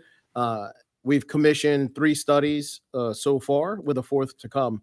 The phase 1 was obviously the stormwater master plan update, which indicated deficiencies in our stormwater system. The second was a pavement analysis, which is what I have on the screen now, to see the condition of the pavement. Those 2 are completed, And we are currently about 70% into phase 3, which is analysis of the utility special districts infrastructure, water, water main distribution, sewer, other elements, mainly as they pertain to elements that are in the right of way. So with that, we will be able to look at all 3 legs of infrastructure that's in the right of way and allocate our dollars again on a worst first basis. This map is from the PCI rating of the condition of the asphalt. Obviously, anything that doesn't have a color on it is in the green so that we can focus on yellow, orange, and red locations. This table, which I'm sure is exciting everyone with the really detailed analytics of how wide the pavement is, length, the condition, really the colors tell the truth of where we have really deficient pavements. And this is what you would see when you're riding down the road, what you would kind of expect. Our staff with the consultant, we need to go out there and ground truth these to, is there anything that happened in between? Do these look and feel right when you're actually driving around the city? But this is sort of the analytical side of that pavement analysis. I would draw your attention to that red column on the right. It's called the PCI value. To no surprise, Avenue E, in that northern area by 32nd, there's no drainage up there. It's part of one of the oldest, sort of elements in the city. By the trailer park, it has the lowest PCI value. So we're mimicking this 1 to 100 value matrix in all 3 elements, and you'll see a table like this that would then add all of them together. So basically, the lowest score is the worst total condition. There may be some locations that have really low water and sewer scores, but you may not see it on the surface from the asphalt, but you know that those water and sewer issues are going to eventually telegraph to potholes and things like that. So it's not as easy as just look at the pavement and, okay, it's good and we don't have to worry about it. Between the combination of drainage, water, and sewer, eventually they will tell the truth at the asphalt level. So maybe a little more technical than you wanted, but that is sort of the analysis that's going on. Here's some pictures of spider cracking, standing water near inlets. This is a picture of Congress out in front of National Village, where there's something going on, and we brought it to the county's attention that it's unacceptable. The Congress area there, and they're going to take care of it for us. Mr. Chair, if I may, Mr. Please. Bailey, if you can communicate the conversation that we've just had with the county with respect to what they're going to do on their roadway network here in our community. Yes, at the direction of Mr. Evans, I've had a meeting with the county to express our displeasure with their current maintenance program on their roads. I was reassured that while it's not beautiful now, in the next 18 months, it'll be significantly different. The county has already funded and let repaving, mill and overlay for Australian. They're just looking to schedule that. Congress, this area is under review, and everything else is relatively good. Garden Road is already funded. It is about to go into their design concept. So within the next 18 months, Garden Road from MLK all the way to Investment, the whole length in the city, will have a full mill and overlay. So Obama was just done in 2017, and those are really, Silver Beach obviously was just fully reconstructed 18 months ago, I think-ish. They finished that. So really, in the next 18 months, all of the county roads will have been fully rebuilt or mill and overlay from 2017 to beginning of 2025, right? So we really don't anticipate having a need for the county to do any more major investment in our roadways unless there's an infrastructure issue that precipitates it. And we are working on a memorandum to get all those very specific and exact particulars with some harder dates in there for you. That was just the byproduct or the sort of summary of my meeting with Palm Beach County last week. For who handles US 1? Broadway is a DOT road. Have we had conversations with them about all of the, I know we have, I mean, but it Remember, they just continued. rebuilt that road 5 years ago. So all of the issues, specifically at the intersection of Broadway and Blue Heron. They've come out and they've investigated and they've dug it up multiple times. So there's something there that they've not been able to properly dissect. Yeah, and even between Blue Heron and, about Goodwill and all of that is still, it's starting to get bumpy again up in that area. Like it always does every other few years. Between Silver Beach and Blue Heron by Goodwill. I'll take a ride out there and notify them again that, Okay. that it's beginning to settle. So Before you go on, I want to ask a question, Mr. Chair. Yes. So, Mr. Bailey, who did this PCI rating system? the PCI rating system is a nationally based sort of mechanism so that everybody can judge it. Do you mean who physically went on the roads and did the analysis to produce the product of the PCI? Or what is PCI and is it a national standard? Who did it? AE Engineering did the analysis. There's very specific companies. They have a large truck that'll drive up and down every road, almost like Google does, but they have video cameras that drive on the road. They take the pictures. They identify spider cracks. They run it through an analytics machine, and it comes back with these ratings. Okay, so when was this done? When was it done? 2022, early in 2022. Okay, so obviously I see West 30th Street, and I shared that with Public Works and Administration last year, and they went out and, because it was almost like a checkerboard there in the 1600 block of West 30th Street. That's the north area along Cunningham Park. But, I guess everything in that area, I think it's Acre Home Park is the plat, and that's the area that it's called. But everything north of that literally has the same thing, and I don't know that I see, and maybe it's there, it's just too small, that I see that on the It is there. In that the yellow lines in the upper left of the picture, that's all of that area, because the vertical line is right next to the canal. You can see the large lake there at the corner of Blue Heron. well, it and looks a lot Congress. easy for you, but I don't even Okay. know. Yeah, that's it. Okay, there it is. Yep, So that's that's the it. whole quarter. Okay, That's that cool. whole corner is in yellow, and actually the road that you're referring to is that red stick that's right there. But again, because this was done before we fixed it, it popped up red. So this is why you do this every 5 years, so that you do your improvements, you rerun the machine for PCI, and it'll change slightly as you do investments. And then what did we do? There was a guy that came into our meeting sometime last year. His name was Steve, and he's over in that Riviera Drive area behind Goodwill, where they actually went out and put their own speed bumps in. Yes. And that's pretty, is that captured on there as well? Because when I went back there, I think a couple weeks ago, it was pretty bad. Can you point next to Winn-Dixie? The Winn-Dixie up and to the right? Yep, more to the right. Where Winn-Dixie is. Yep, that just north of That's there. it, the Lake Shore. That's all of Lake, and that community you're describing is Oh. that little hook right there. Okay, well, Yeah. you can't really see it from this. Yeah, I apologize at the scale. Again, this is. And the consultant did the black background so that the colors jump. They don't project well, but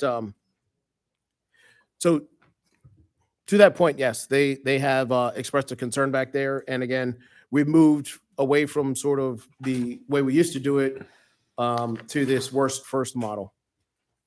Okay, so what do we do with this? So once we get past phase 3 with that the utility district is currently into, we'll be able to aggregate all the data. Moving forward, we move to phase 4, and as you will recall, the city was awarded a $300,000 vulnerability grant. I put the sort of schedule from the grant documents in here for your edification. The state of Florida is giving out planning grants for vulnerability. We applied and received $300,000. We're currently working on the state contract to the terms and conditions. We anticipate that hopefully in the next 6 or 8 weeks being completed, which is why we projected a start date of right after the new fiscal year. What this analysis does is it looks at all of your key infrastructure. water, sewer, lift stations, seawalls, things of that nature. And presuming that king tide, other incidents or emergencies, where are you as a community the most vulnerable? They have a very specific analytics methodology. It has to be done in GIS to their specification. They've given out tables so that basically all the communities that receive this grant money feed their data in this specific methodology. They're going to aggregate that across the state. And I'm going to assume that there'll be a larger state matrix of back to basically worst first as an investment model as federal dollars come down through the state's coffers. So we are participating in that. And this fits perfectly with our phase 4. Luckily, we are ahead of the most communities in that we had already been doing the analysis. All of the data that I've described is going into our city GIS so that AE Engineering can do the vulnerability assessment, plug all of this information into our vulnerability analysis, and it'll be able to go up to the state to position us very well for funding going forward. Mr. Chair. Councilman McCoy, you finished? Is AE Engineering the same as AE Com? No, sir. Okay, they almost seem like they're the same. No. AECOM is a completely different engineering firm. Okay. Councilwoman. Just kudos that we are one of the handful of cities that has taken advantage of that funding from the state. And in the county, I think there are maybe 14 that have taken advantage. So I'm glad to see we're doing that. What are the implications for potential undergrounding of anything anything east of Broadway with regard to our utilities to keep them safe in a hurricane situation? So it's been a little while since I looked at how the state has provided direction on what's in the vulnerability analysis. That may or may not be in there, but for the most part, the FP&L would be probably the first entity on the hook for their vulnerability assessment on where they are most liable for an incident such as a hurricane and their ability to continue to provide continuity of service. So we will look into it. But again, FP&L would be the first best place when they look at their entire portfolio. Where are they susceptible? So you're staying on top of that with FP&L. Mr. Chair, if I may. Please, Mr. Evans. Also, there is, I think, a change in state law with regards to, and I remember reading it as it relates to the requirements for utilities, especially electrical utilities, to be more reliable. And so reliability comes with the best form of reliability is for them to underground and harden their infrastructure. And so that is a concerted effort that is occurring now because they're seeing the issues as it relates to service disruption, especially those that occurred on the West Coast when the hurricane hit. So there is some things that FPL is doing in the area. We'll probably set an opportunity maybe for them to come to a board meeting to share how they're looking to harden. But as we move forward as a community, invariably undergrounding your utilities has to be something that we seriously consider and put forth funding to be able to do that. But I think there is some monies that will be coming on, either the federal side, state side, and then also some of the things that the utilities have to do moving forward. All right. Thank you, Mr. Bailey. Thank you for the presentation. Thank you, Mr. Evans. Please. All right. At this time, we're going to turn the presentation over to Mr. Randy Sherman, Director of Finance and Administrative Services, to talk about all the great things that we've had the discussion about and all the programs and all the facilities and all the infrastructure, and then invariably how we're going to have to pay for it or attempt to pay for it. So Randy will get into the specificities on that. And without further ado, Mr. Sherman. All right. Well, good afternoon. So, trying to think back when putting this presentation together. Nope. There we go. That better? Nope.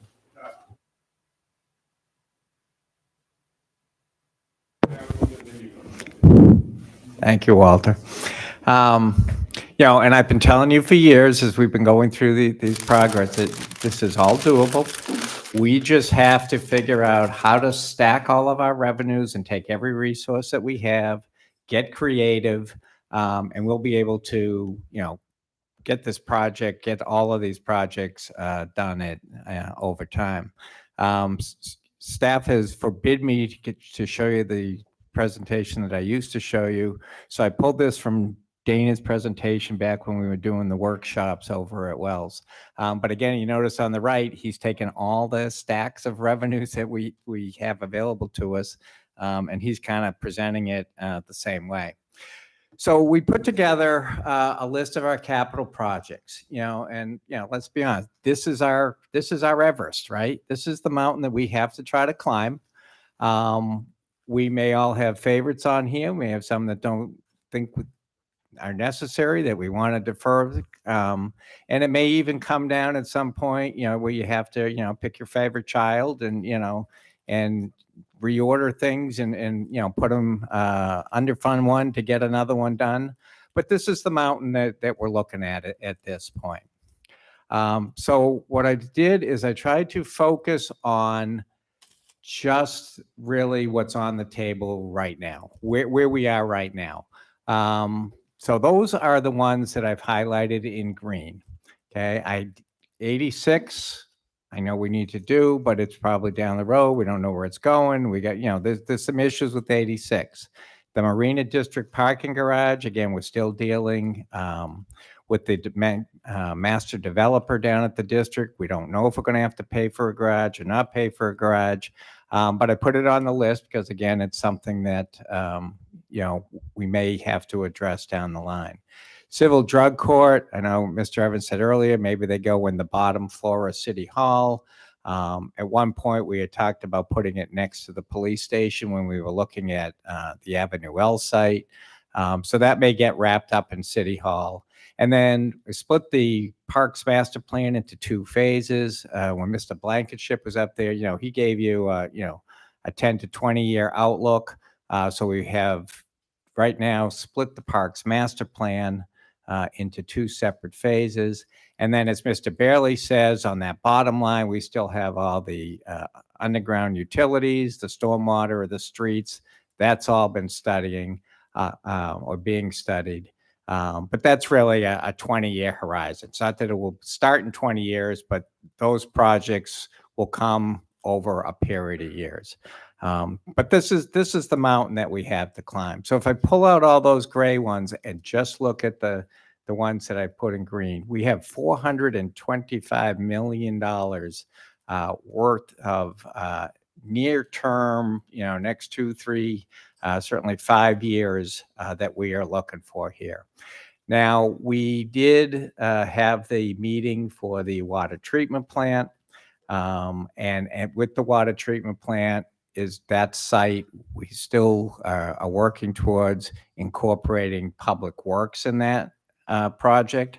So what I did is for today's discussion, I have pulled those out and we'll talk about these 5 projects, $205 million, and how we see that we can possibly get those financed. So the first thing you want to do, and everybody does this, you buy a house, you buy a car, right? How much cash do I have on hand? How much can I put down versus going out and trying to finance it? So the first thing we know is that we have the sales tax surcharge. City Council voted to put all of that money into City Hall. In past presentations, we've carried $23 million. That was the initial projection when the sales tax first started. I will tell you, though we had sales tax revenue slowed down during COVID. There's been a great appetite to spend since COVID. So our sales tax revenues that we're bringing in are actually above projections. And because the fact now that we're investing these dollars at 5% interest rates, which we weren't considering 3-4 years ago, we're now projecting that we'll have at least 25 million and probably more. So what I did here is, again, on the City Hall line, I can now subtract out $25 million because we know we have that money in hand. So now we're down to funding $180 million. So we want to do all 5 of these projects. So I carried the $180 million over. These are our project needs. And then we started saying, okay, well, what are the other sources that we can use to potentially buy down that $180 million? Okay. We have been funding the municipal facilities each year with CIP cash. We have proceeds from land sales that we anticipate will be coming, public works facilities. Scott mentioned earlier again, the property on Broadway. So again, don't know what that number is necessarily today, but these are the types of fees that we see coming. Impact fees, whether those impact fees come from the City Hall site, north and south on Blue Heron, or whether they come off the Broadway properties. There will be impact fees that we will be able to use. Again, we collect impact fees for police, we collect impact fees for parks, and we collect impact fees in general for public facilities.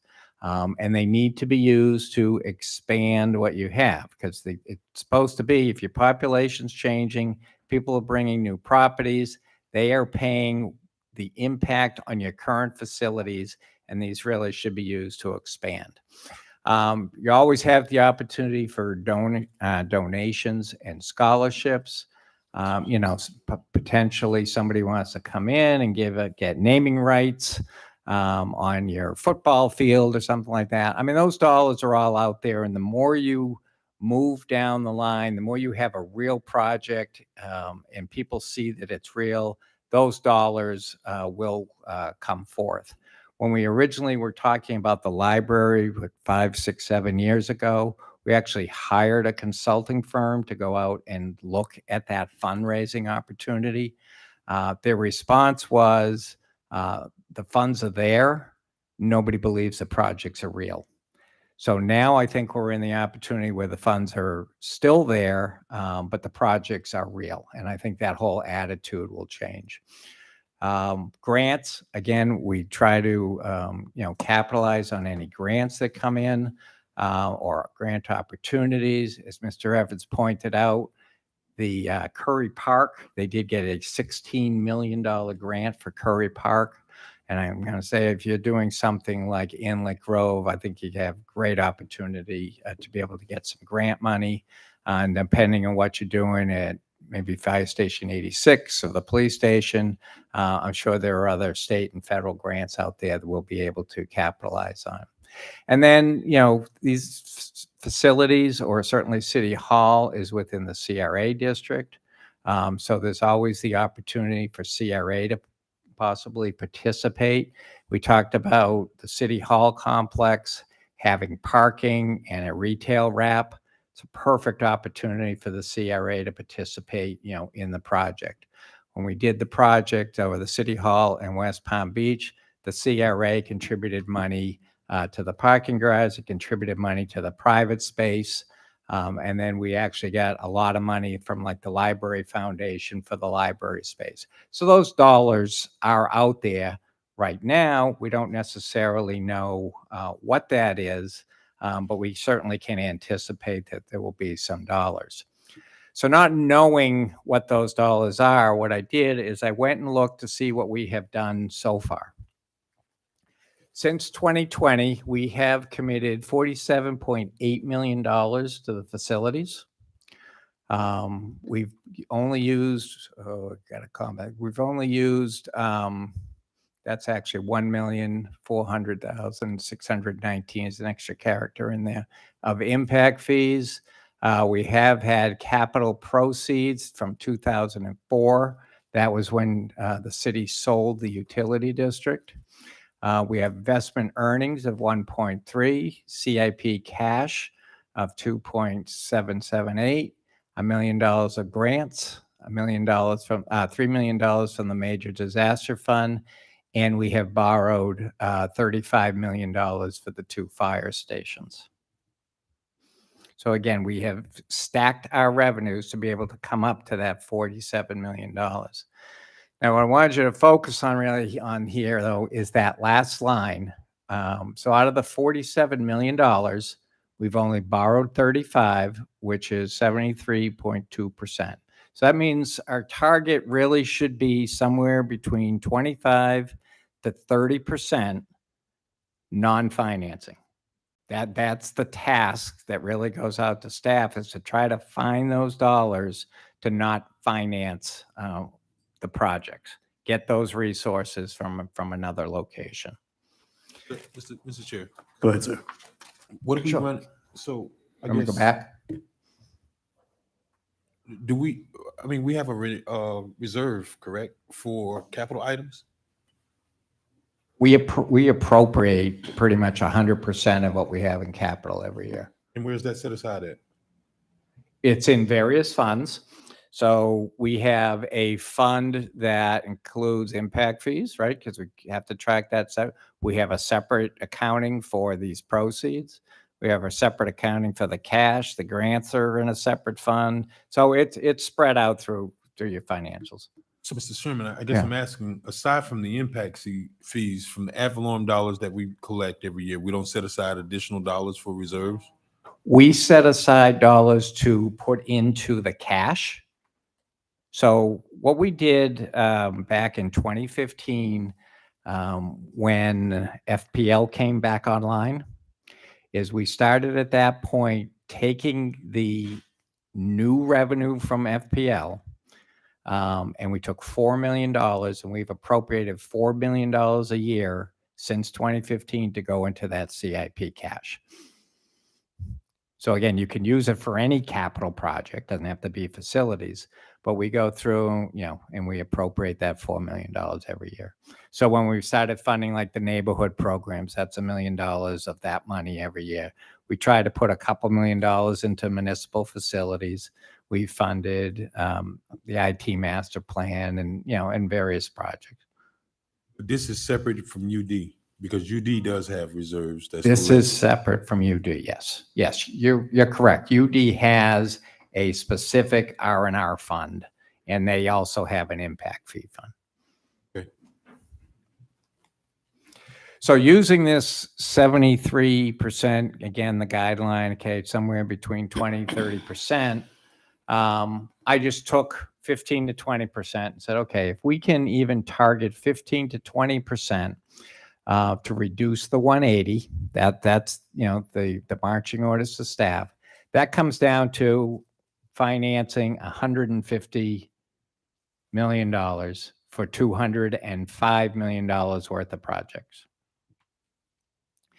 Now, not getting fancy with any type of financing. This is just plain vanilla level debt financing.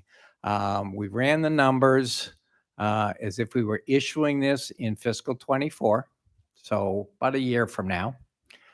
Because it's $150 million, we ran it on a 30-year amortization, 30-year payoff, and we capitalized the interest, which means we wouldn't be paying any payments during the construction period. So what that does for us, that means 24, we have, because we're issuing late in 24, so there's no payment in 24. There's no payment in 25, considering a 24, 36-month construction period. 26, what we did is we put just one interest payment. And then we get to this 27 to 35, it's about $8 million debt service payment. Now, I'm going to show you a graph in a second, but this is the number, this $7.9 million, that really is the number that we have to find. That's your hole. Not that we don't have to find this for, but it's really this $8 million right here. These 14 and 13 million dollars, I'll show you on the next slide, they're clearly there. You clearly would have to, pay them. But as old debt falls off and new debt comes on, you're already budgeting for debt. So part of that old debt budget actually covers this $14 million.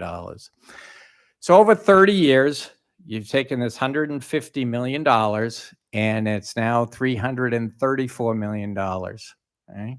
That's $180 million of interest. That's at today's interest rates. Okay. If you wanted to push the issue and do it over 20 years, it's $260 million. So there's a considerable interest savings by trying to do it over a shorter period of time.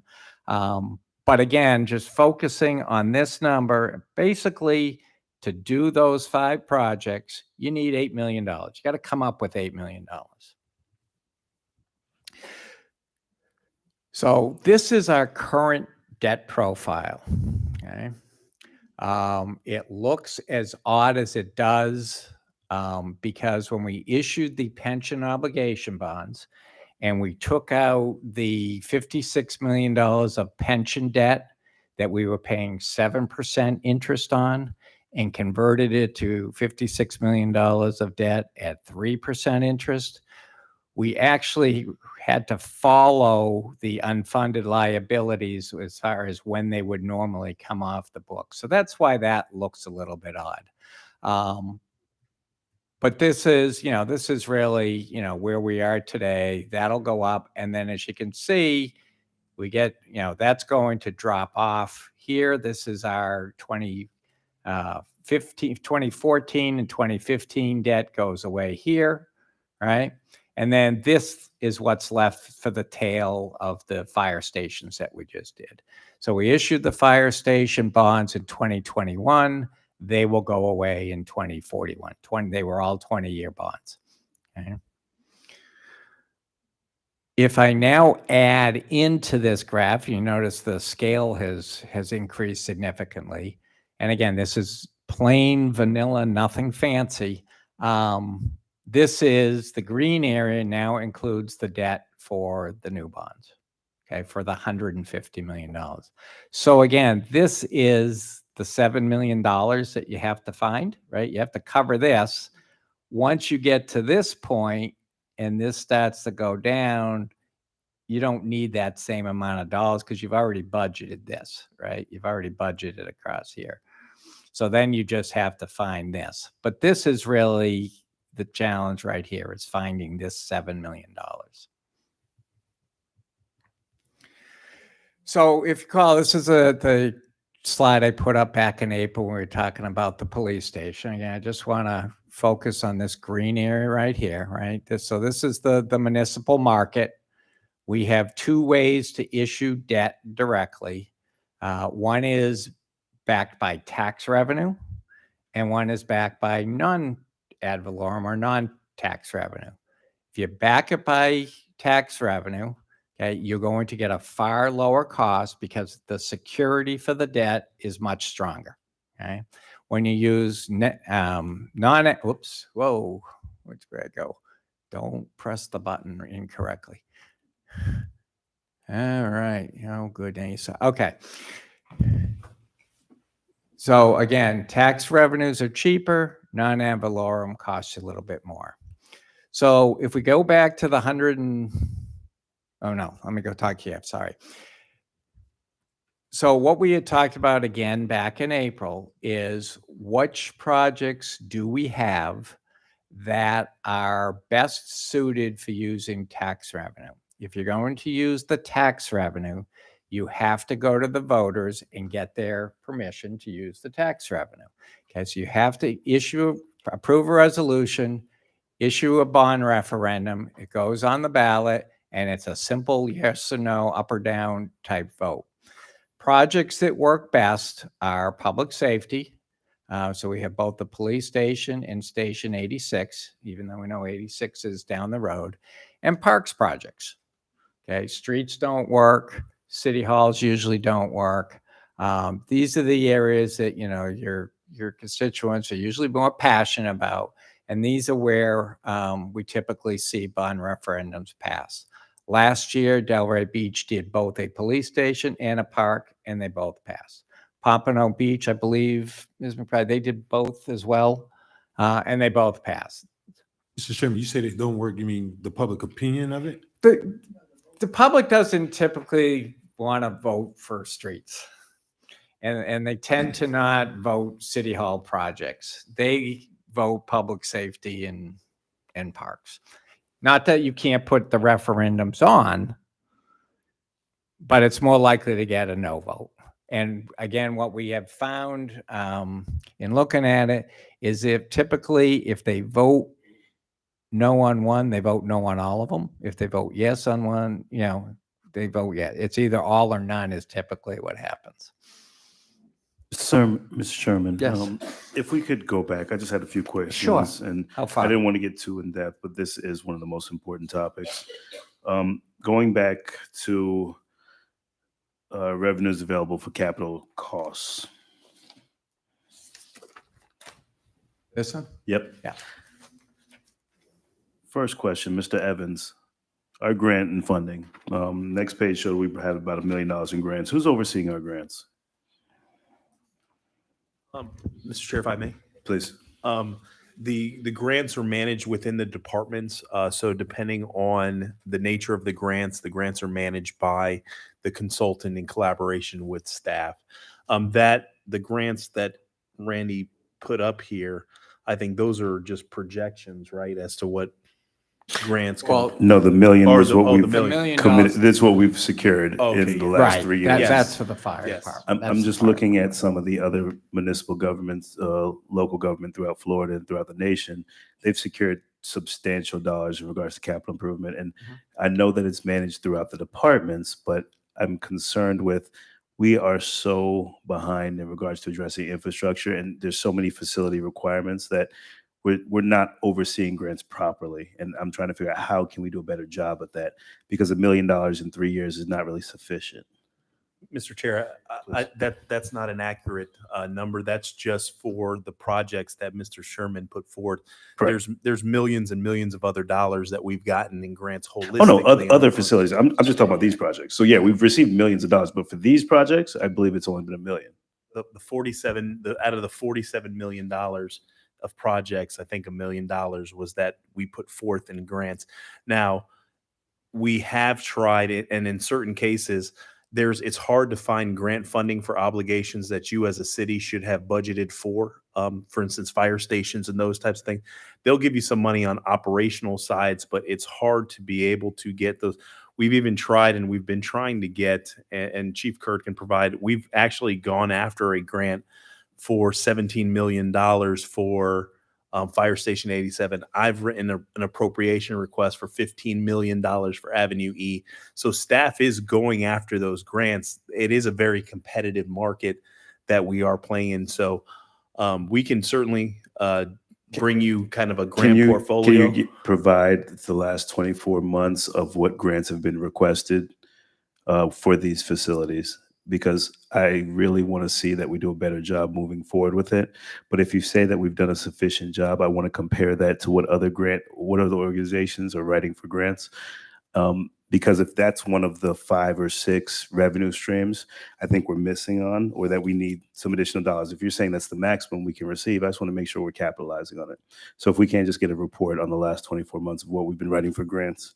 The first question. Second question is, I know we've talked about parking in the past, and in regards to these projects, there's a parking component attached to there's a public parking component attached to the city hall facilities and recreational facilities. If we had some type of paid parking coming into the city, that revenue stream could go to these capital projects for parking, correct? Yes. Okay. We've talked since 2019 about parking, and it's coming in the next week or two. So I'm sorry, by the next meeting, we're supposed to have something. I'm assuming August. Mr. Chair, No later yes, than August? our intent is to bring it to you guys in your August meeting, but we will have it probably emailed out to you the first week of August. We do have the ordinance, but it's a pretty lengthy ordinance, and we've been having some additional internal conversations, but our intent is to bring you at least first reading of the ordinance in August. Good.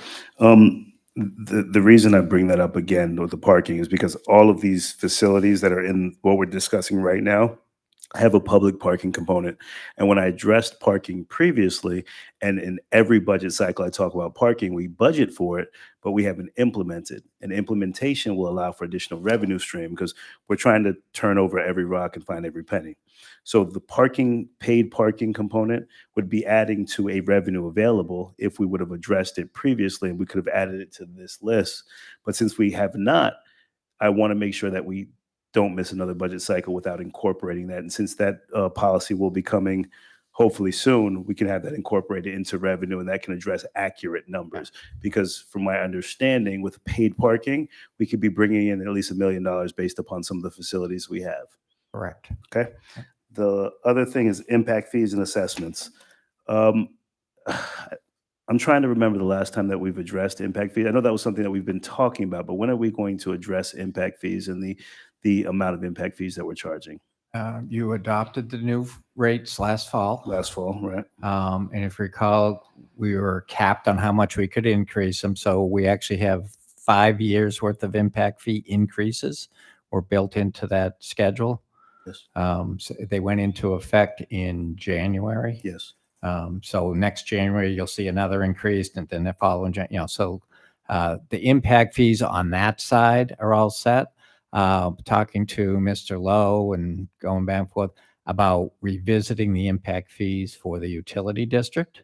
The last time those were changed were actually your very first year on the board. I think I want to say it was June we brought that in. But at that point, we weren't looking at $200 million for a water treatment plant. Right. So it's been, probably 5 years by the time they get updated. So it certainly is time to. Thank you. Yeah. And that's why I wanted to make sure that it was time to update those and really identify those and incorporate that into our budget talks so that we could have a study done for that. Go ahead, Mr. Evans. And Mr. Chair, also, I do want to, communicate on the impact fee side is the state also preempted local governments as it relates to the amount you can charge right. for, or how you can increase your impact fees. So even if you have, significant economic development that occurs, the rate in which you can increase it is now capped. And so that has put a damper on, a lot of governments being able to address some of the infrastructure to really account for what the impact those developments are. So that's another thing that Tallahassee has preempted us. Yeah, and that's going to be some of the legislation that we as the council members will be going up to Tallahassee to talk about, really assisting with some of the infrastructure and development. So we'll definitely address that and have a debriefing or recap of that. My last, the bond referendum. You mentioned the bond referendum and potentially some of the items that residents would be more favorable to supporting.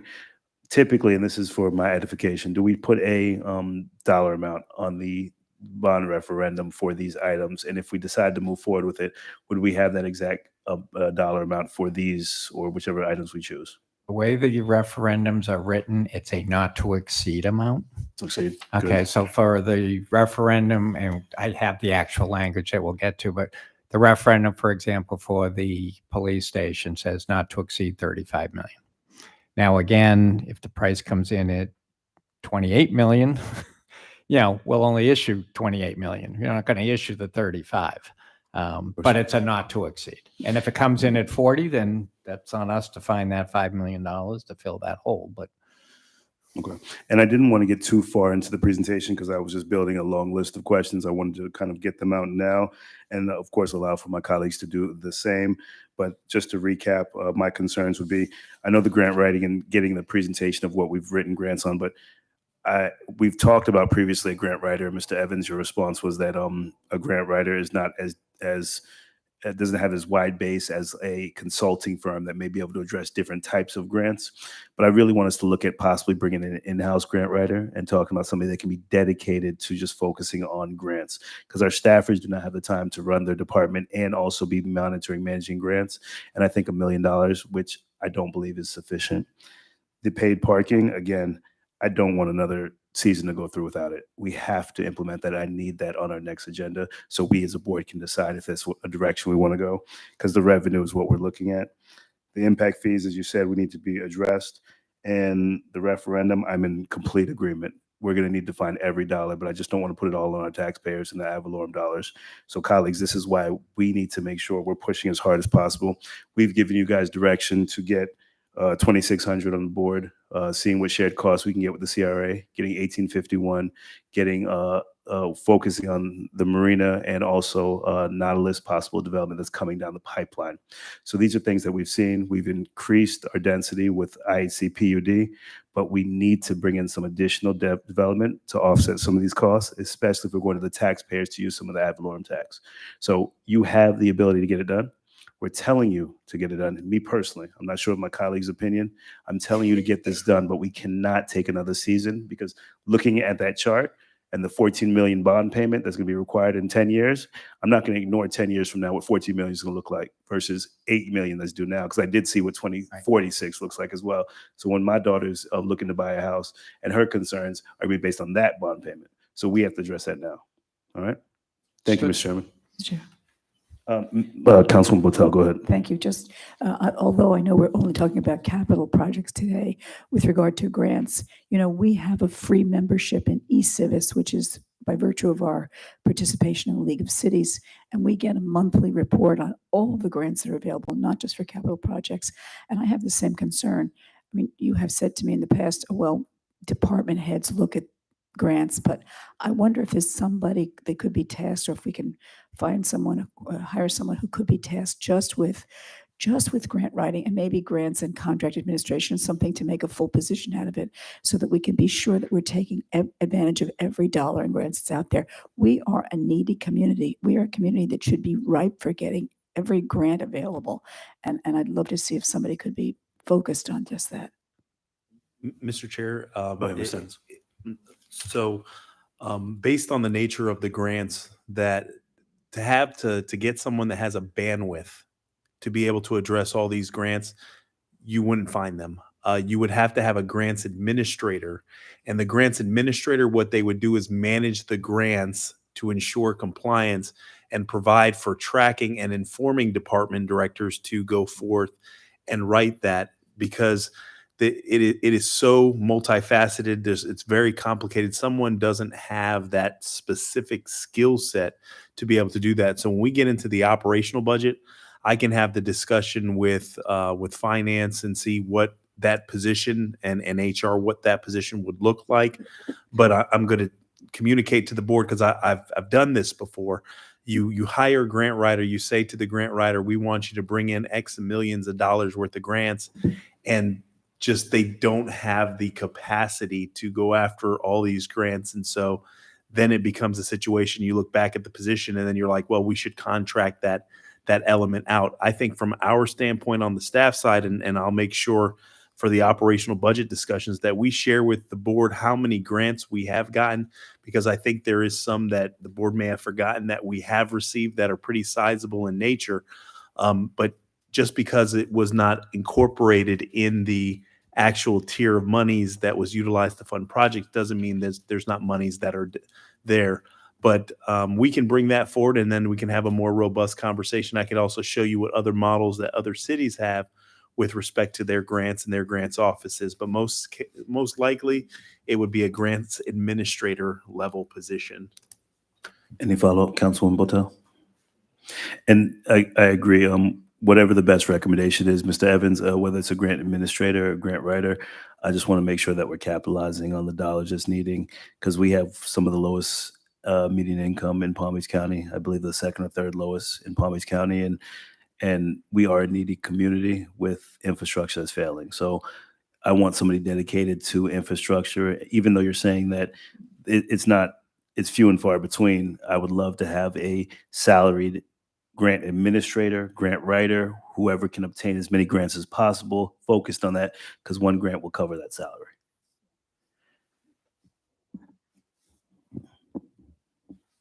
Mr. Councilman Boy. I don't know. I like a contract administrator. It's too often I think we have issues with the contract, and I was already under the belief what Jonathan had, Mr. Evans has stated, that how does a grant writer there's no grant writer that specializes in everything, right? And from the optimal standpoint, right, when you got a grant application, we are responsible for quite a bit.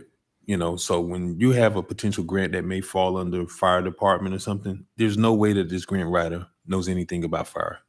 Then if it comes back to a Department of Justice grant for police, I guess you're going to expect them to be skilled in police. I mean, is it the semantics of it? Is it the actual creation of it? But I think you know, we create another position for something that we already know is going to ultimately have to go back to that department head seems pretty useless, because I think the fire chief is, you know, his team is ultimately going to have to take a stab at, you know, getting down to the nuts and bolts of, you know, what that grant requires. So, you know, just to put another position out there, I'm not sure I support that. You know, obviously, if this is something that can be incorporated with an existing position, like, you know, he has perhaps a FTE inside of his inside the city manager's department, then perhaps, but just creating another one just for the purposes of just shooting, you know, a bullet to see what hits, I don't think that's prudent. And I would actually be in agreement with that. I just want as much information and research as possible, because an administrator or having that role assigned, because when I asked, I started and led with who is overseeing the grants. And even if we have an FTE within the department that can do the administration oversee, because I agree with Councilman McCoy, and this has been a constant sentiment of yourself, that every department has different needs. But I want someone really focused on making sure that they're being addressed in every department. If they're calling them every week to make sure X number of grants are being administered throughout the department, whatever the administrator would do, having somebody that's focused on it. Councilman? You know, it's great to get grants, right? But ultimately, what it comes down to is, if we get grants, if we're not being good stewards of it, if we're not watching our spending, it doesn't matter if we get $1 million in grants every month. That doesn't mean anything if we don't, you know, we don't properly program it out. And, you know, even with grants, they're great, right? And we go to nationals and to State League of Cities, and there's various conversations about grants. But I think we have to look at this as a three-legged stool. You know, you have, you know, the management of the grant, you have the application of the grant, and the execution of it. So if we're not spending it properly, if we're not watching how we operate these program budgets, it doesn't really matter until all three of those legs are balanced out. And, you know, I really got to say about the spending, because sometimes, you know, I don't want to strong arm a department head, but some things, like I heard something, and I don't want to repeat it because I'm not trying to target anybody, but it's just like, what's really the purpose? We get caught up in stuff that don't even matter. And I have to agree, that parking thing has been out for a while, you know, and when you go out, you expect to pay for parking. That's just the nature of it. And I don't know where you can go for free, but yeah, I like it. But, you know, there was something on one of these slides about civil drug court. Why do we need $5 million for capital for that?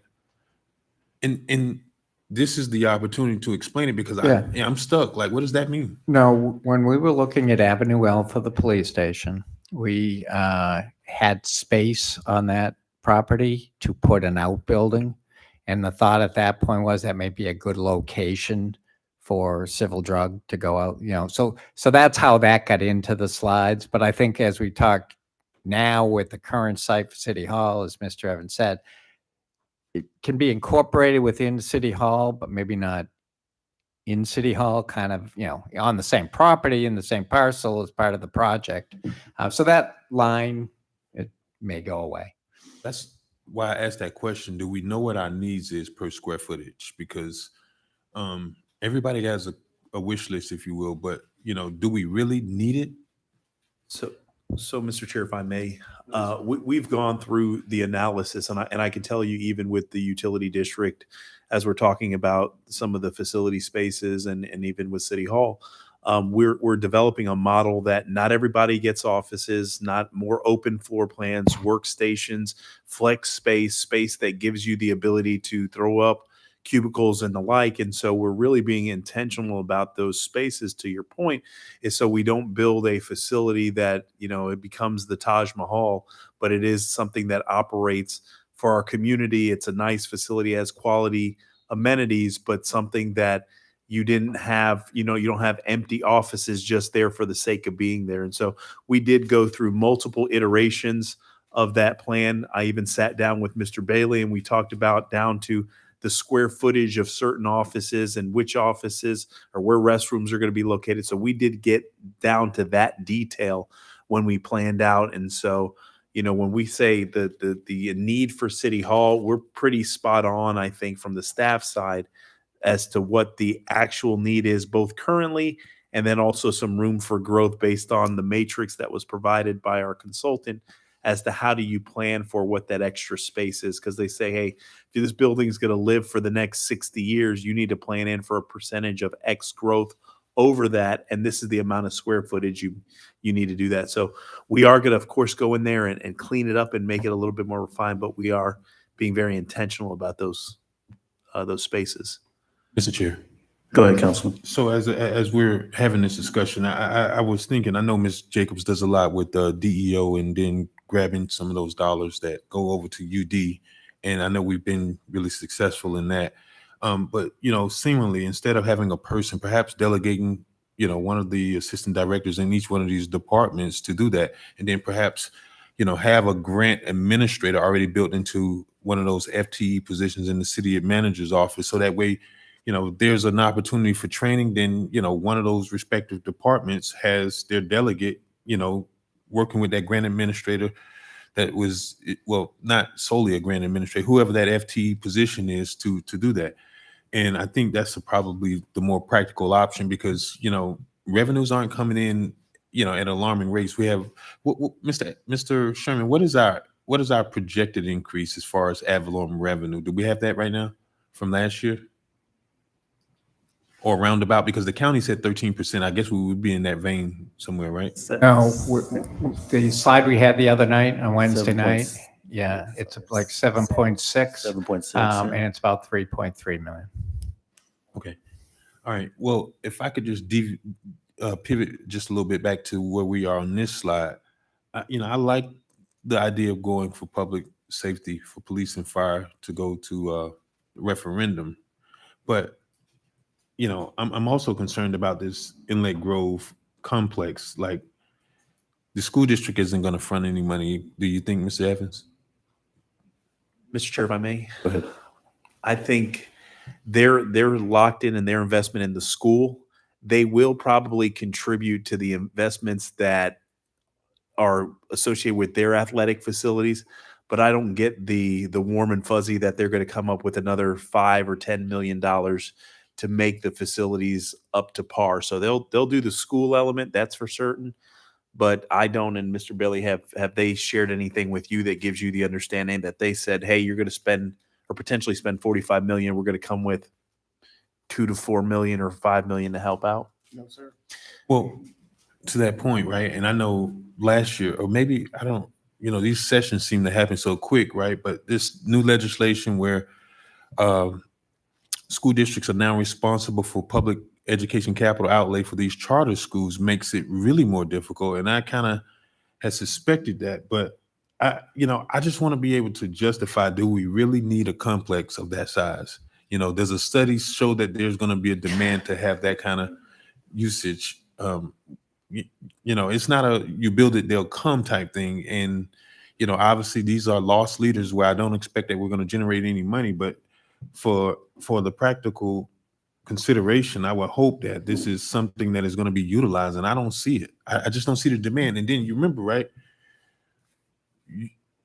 Miss Miller Anderson talked about her son participating. I mean, we didn't have internet then. There wasn't online gaming. There's tons of stuff for kids to do as far as recreational activities now, but that don't include actually going to a facility. So, I mean, I'm hard pressed to even include all of those, because if I had the choice right now, I'm going with the public safety and I'm going to axe the parks. I wouldn't vote personally for the parks.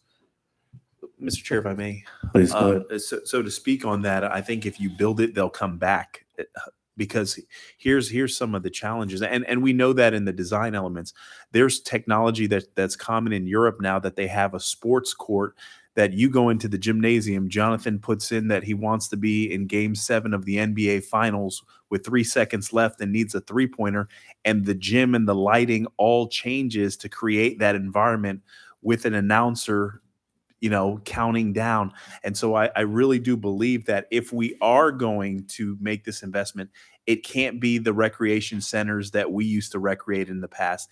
It has to have the modern amenities. It has to have the creature comforts. It has to be able to be things that are on the forefront of, technology. And you have to have the gaming room. You have to have, the elliptical machine that has the screen where there's the instructors there. You have to create that that recreational campus that is modern. Because to your point, there's, not, you don't pass by courts and see kids out there playing like they used to. But also, I would say that some of our facilities, if you're out there playing baseball, you would not want to go out there if you're playing at a little league or competitive level, based on some of even just the type of grass is a deterrent for folks that are putting their kids through some of these different sports. And so if we're going to do it, I think we have to do it of quality to be able to have something that we can point of, because you're absolutely right. If you build it the same way that it's always been, you're not going to get the activity. The other side of it is I think there's a lot of missed revenue generation opportunities from the recreational side, that because we don't have the right amenities and because our facilities are not up to par, we can't go after the AAU tournaments and the camps and all those different things. The facility that we like to utilize for our football camp is not even the length of a regulation football field. And so there's a lot of things that certainly from a desirability perspective that if we addressed it, I think we'd see some improvements. Councilman, go ahead. You just took the words out of my mouth, Mr. Evans, but I like to talk, so I'm going to repeat it. But where's the trade-off, right?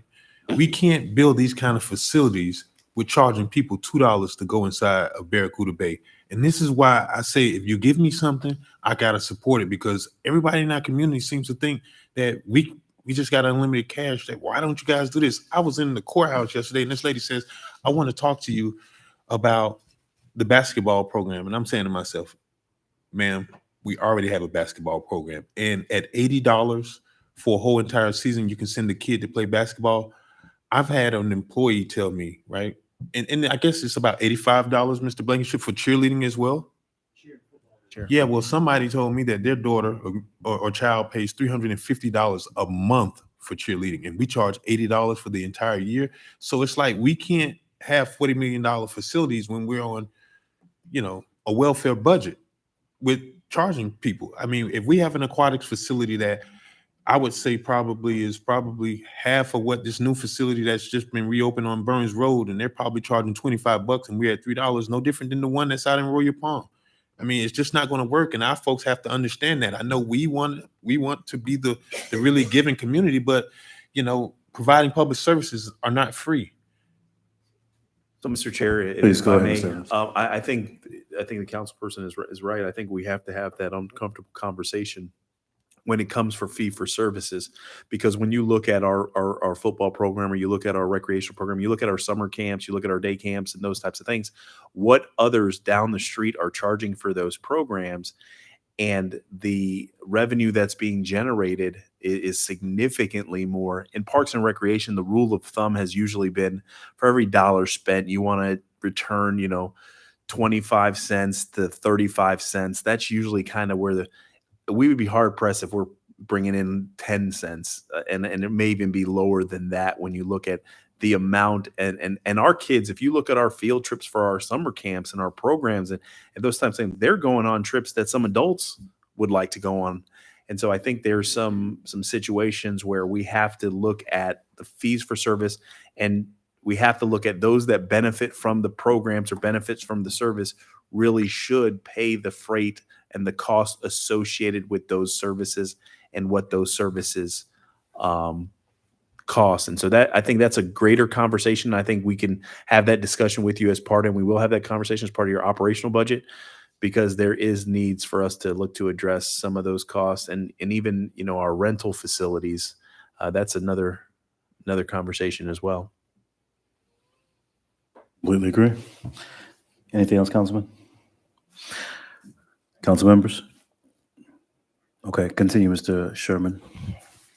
Okay, so if I go back to that $180 million that we had started with for these 5 projects, and take out those that we believe should go out for public bond referendums.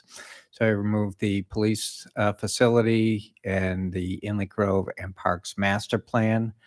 We're down to a $90 million, not that we're looking to provide funding for.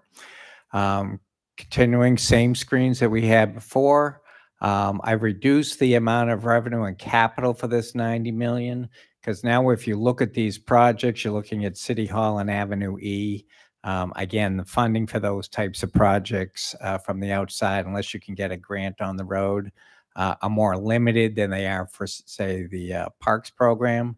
So I only took 10 to 15%. And in this scenario, again, I've got police and parks out for public referendum.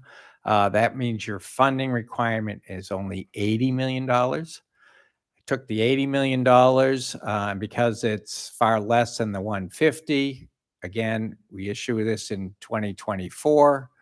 This time I did a 20-year amortization because, again, it's half the size, still capitalize the interest. 24 and 25, there would be no debt service requirements. 26, one interest payment. And then again, when you get to that 27 to 2034 time period, that's where you're looking for that new money. So by putting those other two out on public referendum, now you're only looking for $4.2 million in new non-ad valorem revenue. Now, just to put this into perspective, Mr. Bailey pointed out earlier, or addressed it earlier, the size of the two parcels on Blue Heron. That's $3 a square foot. If we lease that space at $3 a square foot, and I even took out 20% for public right-of-ways or a public park or something in that feature, that's $4.2 million. So this $4.1 million can be funded simply by leasing the two parcels. That doesn't count the leases revenue that you might bring on from the Marina District or parking revenues or anything else. That is just $3 a square foot for City Hall. And I can tell you that square footage costs at City Hall should far exceed $3. Okay, but that, you know, just tells you how, and I probably should use how, you know, comfortable I am that we can meet that number. Okay? And that's what we've been saying all along, is we can do this with the assets and resources that we have.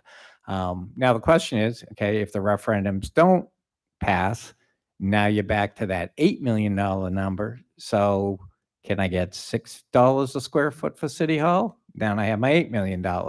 So it's not a large threshold that we need to get across. And again, if we get the agreements done, I think that, oh gosh, I gotta stop using the heavy finger. That, you know, again, this is easy. And this is, again, at today's interest rates. So again, we're looking a year from now. You know, you can always already look on the dot plot from the Fed. You know, the Fed members are already starting to plot that those interest rates, they see that those interest rates are going to start to go down in 2024. Chairman. Yeah. Mr. Chair. Go ahead, sir. So I guess I'm a little confused. So Sure. the scenario you gave anticipated initially that the referendum would include the possible police, parks, and fire station 86. Now, I guess this previous slide suggests that you're going to looking for referendum for City Hall. No. So what I did, let me go back to this. So what I did on this slide, I took the 180 million, okay, and I took out the 3 projects on the schedule that we would put out to the referendum. Okay. Okay. If the referendum doesn't pass, we're back at that $8 million we saw earlier. If these referendums passed, now we're only looking for $80 million of non-ad valorem debt. Okay. So like Yep. a mortgage-backed debt. Yeah. Okay. Yeah. Okay. So again, we have the Marina District, we have parking revenues, you know, we have the City Hall site for leasing, and that doesn't count other things that'll come from the City Hall site, such as impact fees. And, you know, I mean, we'll come up with a whole, you know, toolbox worth of revenues out of that site. But that's how simple that is to come up with 4.2 million. $3 a square foot for only 80% of the parcel, and you've got your $4.2 million. Okay. City Hall leasing space is going to be vital. That's going to be a great option. Gonna be critical. Being that this board seems like we're in online with looking at increased density, utilizing a public-private option. And I think that will help us with hitting that 4 million. So again, this is what the debt would look like. Okay, so again, it's this green area right here that you really need to find. And again, understand your point, Mr. Chair, that this is a large number, but this is that threshold that we have to come up with to get these projects financed. Again, this is a schedule that we showed back in April. Let me walk through this because I know it's starting to get tight on time here, and I want to make sure we have questions. So for our non-ad valorem, our debt documents, when we've issued non-ad valorem before, requires us to have $2 for every $2 in non-ad valorem revenue for every dollar we spend in debt service. Okay, so right now, our non-ad valorem revenue is $32 million. So according with our bond documents, we could actually have debt equal to $16 million. We also have a debt policy that caps our debt service at 10% of our non-ad valorem, not 50% that our bond documents say we can have, but our policy says, hey, keep it at 10%, 10% of all of our revenue is what we're capped at. Now, again, it says we can go up to 20. So again, we can go up, but the idea is to get it back below that target of 10%. So this $9.3 million, if we had, that money, would actually generate, again, nothing fancy, straight, level debt, $136.5 million worth of debt. Now, we already have some debt out there, right? So I have to subtract our current debt, and this is as of September, okay? Subtract that current debt out. But over 2023, 2024, 2025, before we get to making the debt payment for these projects, we're going to actually have paid off almost $13 million.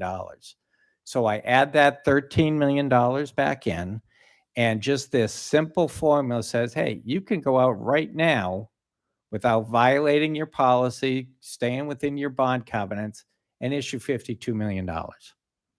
Okay? You still have to come up with the revenue to pay that debt, but with all of our policies, we could literally issue $52 million today. The debt on $52 million is $4.2 million. Okay, so even within our policies right now, it says that we can issue debt with $4.2 million worth of debt service.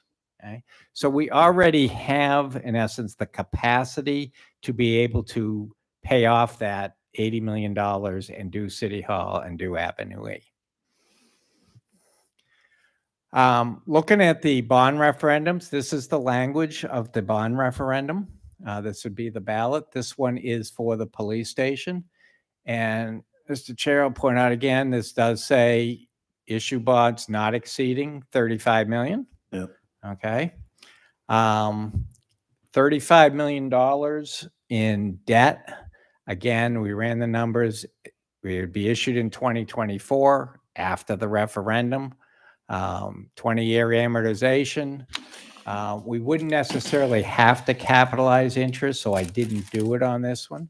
But that gets your debt to be about $2.6 million just for the police station. The millage rate that you would need to cover this 26 based on today's $7.7 billion of taxable value is 0.3564 mils. Okay. For $100,000 taxable value, that's $35.64 a year. For the median taxable value that we have in city, which is 142, that's roughly about $50. So for the $35, $50 per resident, on a average type basis, Clearly, higher values would pay more, but you get yourself a brand new police station. Running through the park side, where the bond referendum is asking for $55 million. That includes Inlet Grove. It includes 6.5 for Callaway. And then we have another 3.5 for the parks master plan to start dealing with, again, some of the other parks, the trail systems, and get that part kicked off. Again, this is a not to exceed amount. And if you go through that same process with the debt, okay, oops, I need to come out. It's 0.5601 mils or $56. And again, if you're the median household, it's $80. So if you're the $100,000 home for $90 a year, this is a year, $90 a year, you get Inlet Grove, you get Callaway, and you get a police station for $90 a year.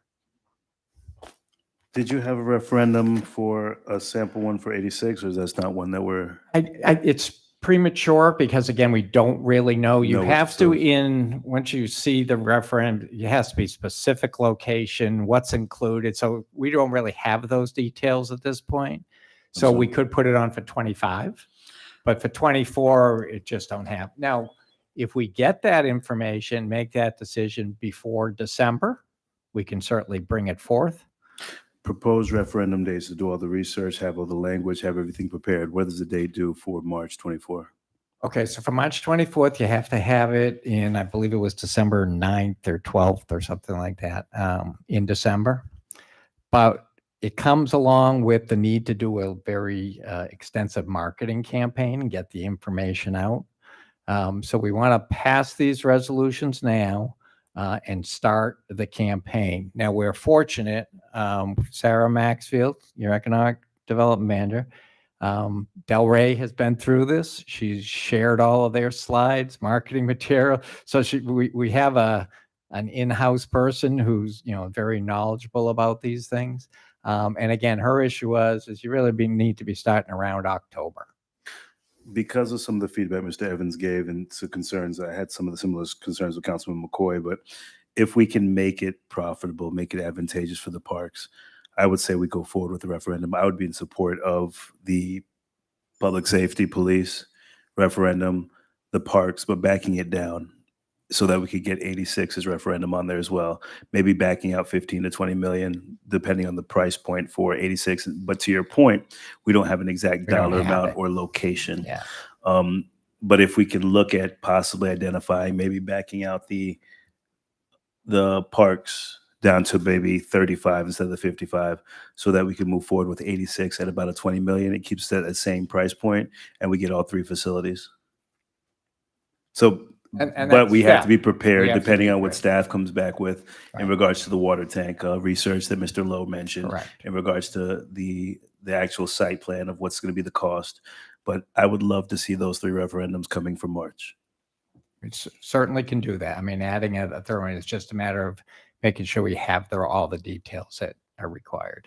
Thank you. And Mr. Evans, we have about 15 minutes left. I know we discussed some of the other items, so you can just kind of take the lead on what you want to do for the CRA capital plan as well. We and don't have dates to do after we those, finish with these. excuse me, Mr. Chair, we don't have to do those slides that you have in your hand, but can I go over this one real quick? Please. Okay, so on August 2nd, you're actually going to see a number of resolutions. You're going to see 26 and 27. Those are the two bond referendums. Okay, and again, this is the way that if you want to vote at the meeting to knock those down, that's fine. Or bring them up. But, oh, gosh, I got to run this thing. That means it's time to go. I want to point the pointer and I hit the other button. Okay, so you'll have 26 will be the 35 million. 55 is on resolution 27. Now, we also, back in April, you told staff that they can move forward with the Inlet Grove and we can move forward with the police station. Neither one of those are currently in the CIP plan. So I brought two resolutions, one to add the police station to the CIP and one to add Inlet Grove and Callaway to the CIP. I didn't have to do one for the master plan because the master plan is already in your CIP plan. And then finally, I have resolutions 70 and 71.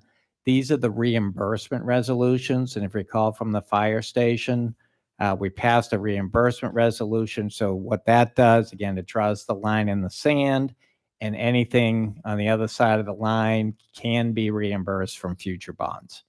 If we don't pass those resolutions, we'd be on the hook for everything until we issue the bonds. So those are all scheduled for August 2nd.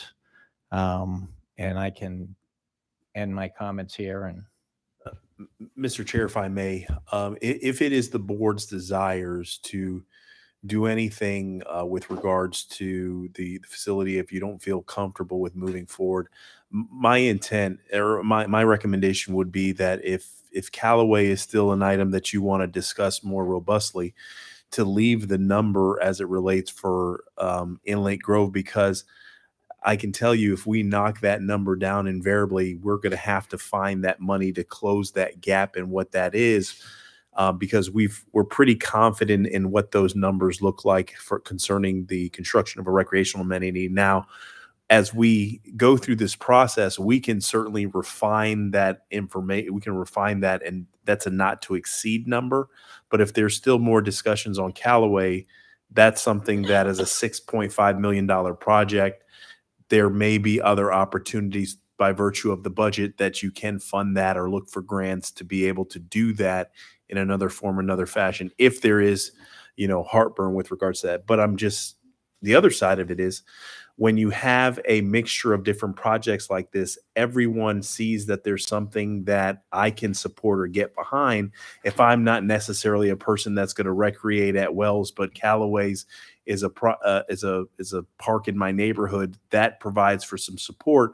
And so, there are things as you push and pull things, different things that can get support in regards to that. Also, there is some statute that talks about what we can say and what we can't say, and we're very restricted on what we can say and how we can communicate it.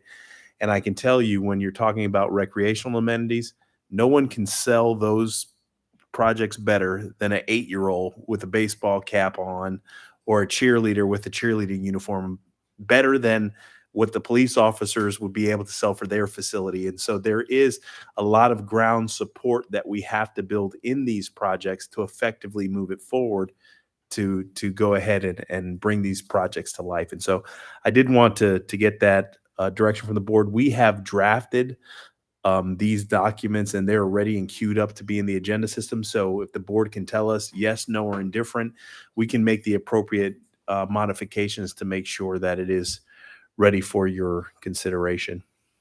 We'll start with Councilman McCoy. Just a question. So the parks plan is proposed, that's 55 million, 45 being for Inlet Grove, 6 for Callaway. Where's the other 4 million? the other 3.5 is just for the parks master plan. So that's only two components of the master plan. There's all the, the additional parks, the additional amenities, the trail systems. That'll start to fund that part of the parks master plan. But I thought you said it had to be specific in the referendum. So it's just saying parks? It does, and when you look at the document, you'll see each individual component of the parks master plan is listed in the referendum? Not in the referendum per se, but in the description of what it covers. I mean, it's not in the question. The question has a limited number, but in the resolution, you'll see it actually outlines all the parks locations and. Okay. Councilwoman Botel. Are we going to continue these slides? What are these last So- slides about? So Mr. Chair, if I may, Please. my recommendation, and the August 9th meeting for the CRA, staff is said that items can be at the end of the month. So that August 9th date is available.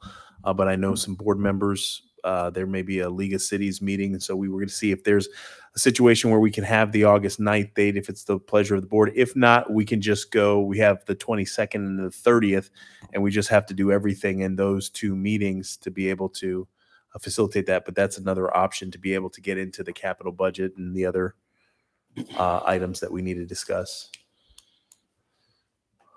Anything about, okay, Councilwoman Miller Anderson, about these referendums, and then we'll go into kind of, I know we have to wrap up, so I want to leave it open for some questions and direction with these. My feedback would be, I'm fine with moving forward. I know that we have in our bond language not to exceed, but at the same time, I know that we're going to probably use every single penny that's been allocated. You made a comment earlier that residents are more inclined to either support all of them or none of them. And that's why I kind of want to push to see 86 on that agenda. I'm sorry, on the ballot. The reason being is that there's going to be the district representative, and we want to make sure we have those dollars, 24 or 25. I'd rather have it in there. Yeah. Because if we're going to be advocating and we are limited in the language that we have for our parks and our public safety, we need to be very clear, transparent with our residents, what our expectation, what our needs are, but also letting them know that there's going to be items that's going to be beneficial to all parts of the city. So I would love to see if we can push as quick, because we have the location, we have the estimated, we have the cost of what our last two stations have run us.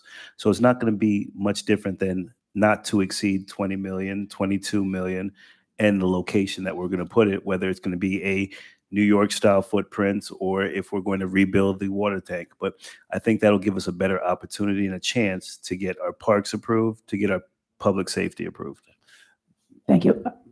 I support that completely. Yeah, we need Thank to you. put them on. And Mr. Chair, we already have the data. We have it that we can get it queued up in an agenda, and so it's not going to take us too much to be able to facilitate. I would be in support of that. So I think we have two. We just want to hear from the colleagues to see if that's on there, because I don't want to waste staff's time if it's not interested, Councilwoman. And I'm okay with it, but Yes, sir. I guess you added additional caveat regarding 86. yes, sir. But what does that put us at? Because we don't have a location though, correct? Mr. Chair, if I may, Mr. Evans. Our recommendation is to build it at the existing state. It's just website. cost prohibitive anywhere else. But, I was on P&Z, maybe in 2016, 17, there was a plan for what was 88 in its original site. Is that, can we revisit that? Because it's about the same footprint, correct? I guess I'm looking at Mr. Bailey. 88 is where the police station is going to occupy that area where 88 was. Right, but You're what talking I'm about the saying is scale of the property? the scale of the Oh, property. okay, The gotcha, 86 property is about 2/3 of that. And the old 88 was tight, which is why we moved over to Congress. To do what we need to do to provide all of that level of service with the health and welfare of the firefighters, we wouldn't be able to build 88 on that old site today to bring it up to the standard which we've achieved. It's going to be difficult to do it there, but we're going to have to get really creative. So the site over there at 86 is even smaller than old 88 next to Barracuda Bay. To that, go ahead, Councilman. I'm sorry. Yeah, but I guess I'm struggling to understand. We're going to go to the voters and ask for them to approve police and fire, but we don't have even a conceptual idea yet of the fire. Sure, if I may. We've had conceptual designs. We have some different things that we have dimensions and all that. We've been talking about 86. We even had a rendering and when we had a discussion some time ago. So we have a lot of information on 86 now. Based on the information that we got from the utility district, that's probably going to be a 3-story station to be able to accommodate what we need in the station to be able to provide the service in a back end, but we do have a lot of information on that now. It's just kind of refining that, but we do have enough time to be able to make that work for sure. Okay. And I believe Mr. Chief Kerr had mentioned, let's get creative. You have that New York style fire station that could be incorporated where they fit fire stations into smaller parcels. So there's an opportunity for us. One of the things that I want to make sure is that we have an accountability calendar, because with that timeline, it's going to be very tight. We need to make sure we can get this information out to the residents before we decide on putting this referendum out. And we want to know that these are the dates and the marks that we're hitting. So moving forward, that's what I would like to see. Absolutely, Mr. Chair. This will all be all on the same agenda. So All right, board members, any council members? All right, Mr. Evans, go ahead. Mr. Chair, just for the purposes of the items that are remaining to be discussed, does the August 9th date work for the board? Does it not work for the board? There is a commission, council members, there's a League of Cities Orlando that starts on the 10th. I think the first activity is actually 11 a.m., so we can do the workshop that Wednesday. But if anyone is going to Orlando for League of Cities, it starts that next Thursday morning. See, but I guess actually, I think it actually starts before, but if you're on certain policy committees or if you're on the Correct. mayor's, Yes. you know, that's a earlier schedule. Mr. Chair, if it is a scheduling issue, that's no problem. You also should be hearing from my office here in the next couple days to bring you guys in to go over some of the stuff before the meetings as well. But we can be very intentional on the 22nd and 30th to make sure we capture, because the CIP, you probably have about another hour's worth of conversation, and then you'll transition to your operational budgets moving forward. Now, I'm just going to throw this out for my colleagues. Would anyone consider Tuesday, the 8th? Or board meeting? For the for the workshop? Because if Wednesday, if commissioners, council members do want to leave for town, at least we could have it that Tuesday. Because I don't want to try to pack, because we see how much information we went through today. We gave some good, clear direction. But if we are available that week, if Wednesday's not available, we can possibly do Tuesday if everybody would be inclined, if we can get a majority. I could do Tuesday. Councilman McCoy? Yes. All right. So, Mr. Evans, the 8th? Yes, we'll work with the clerk's office to provide the appropriate notice and get information published. And Mr. Chair, to the board, thank you for your the board's support and leadership. So excuse me, Mr. Evans. So we're going to meet on the 2nd, which is a Wednesday, and come back on the 8th. What exactly would we need to take on the 8th that we wouldn't be able to squeeze in 6 days earlier? I said the 22nd. The 20. No, I think Mr. Councilman McCoy is talking about a council meeting on the 2nd. Possibly incorporating the budget workshop after the council meeting or before.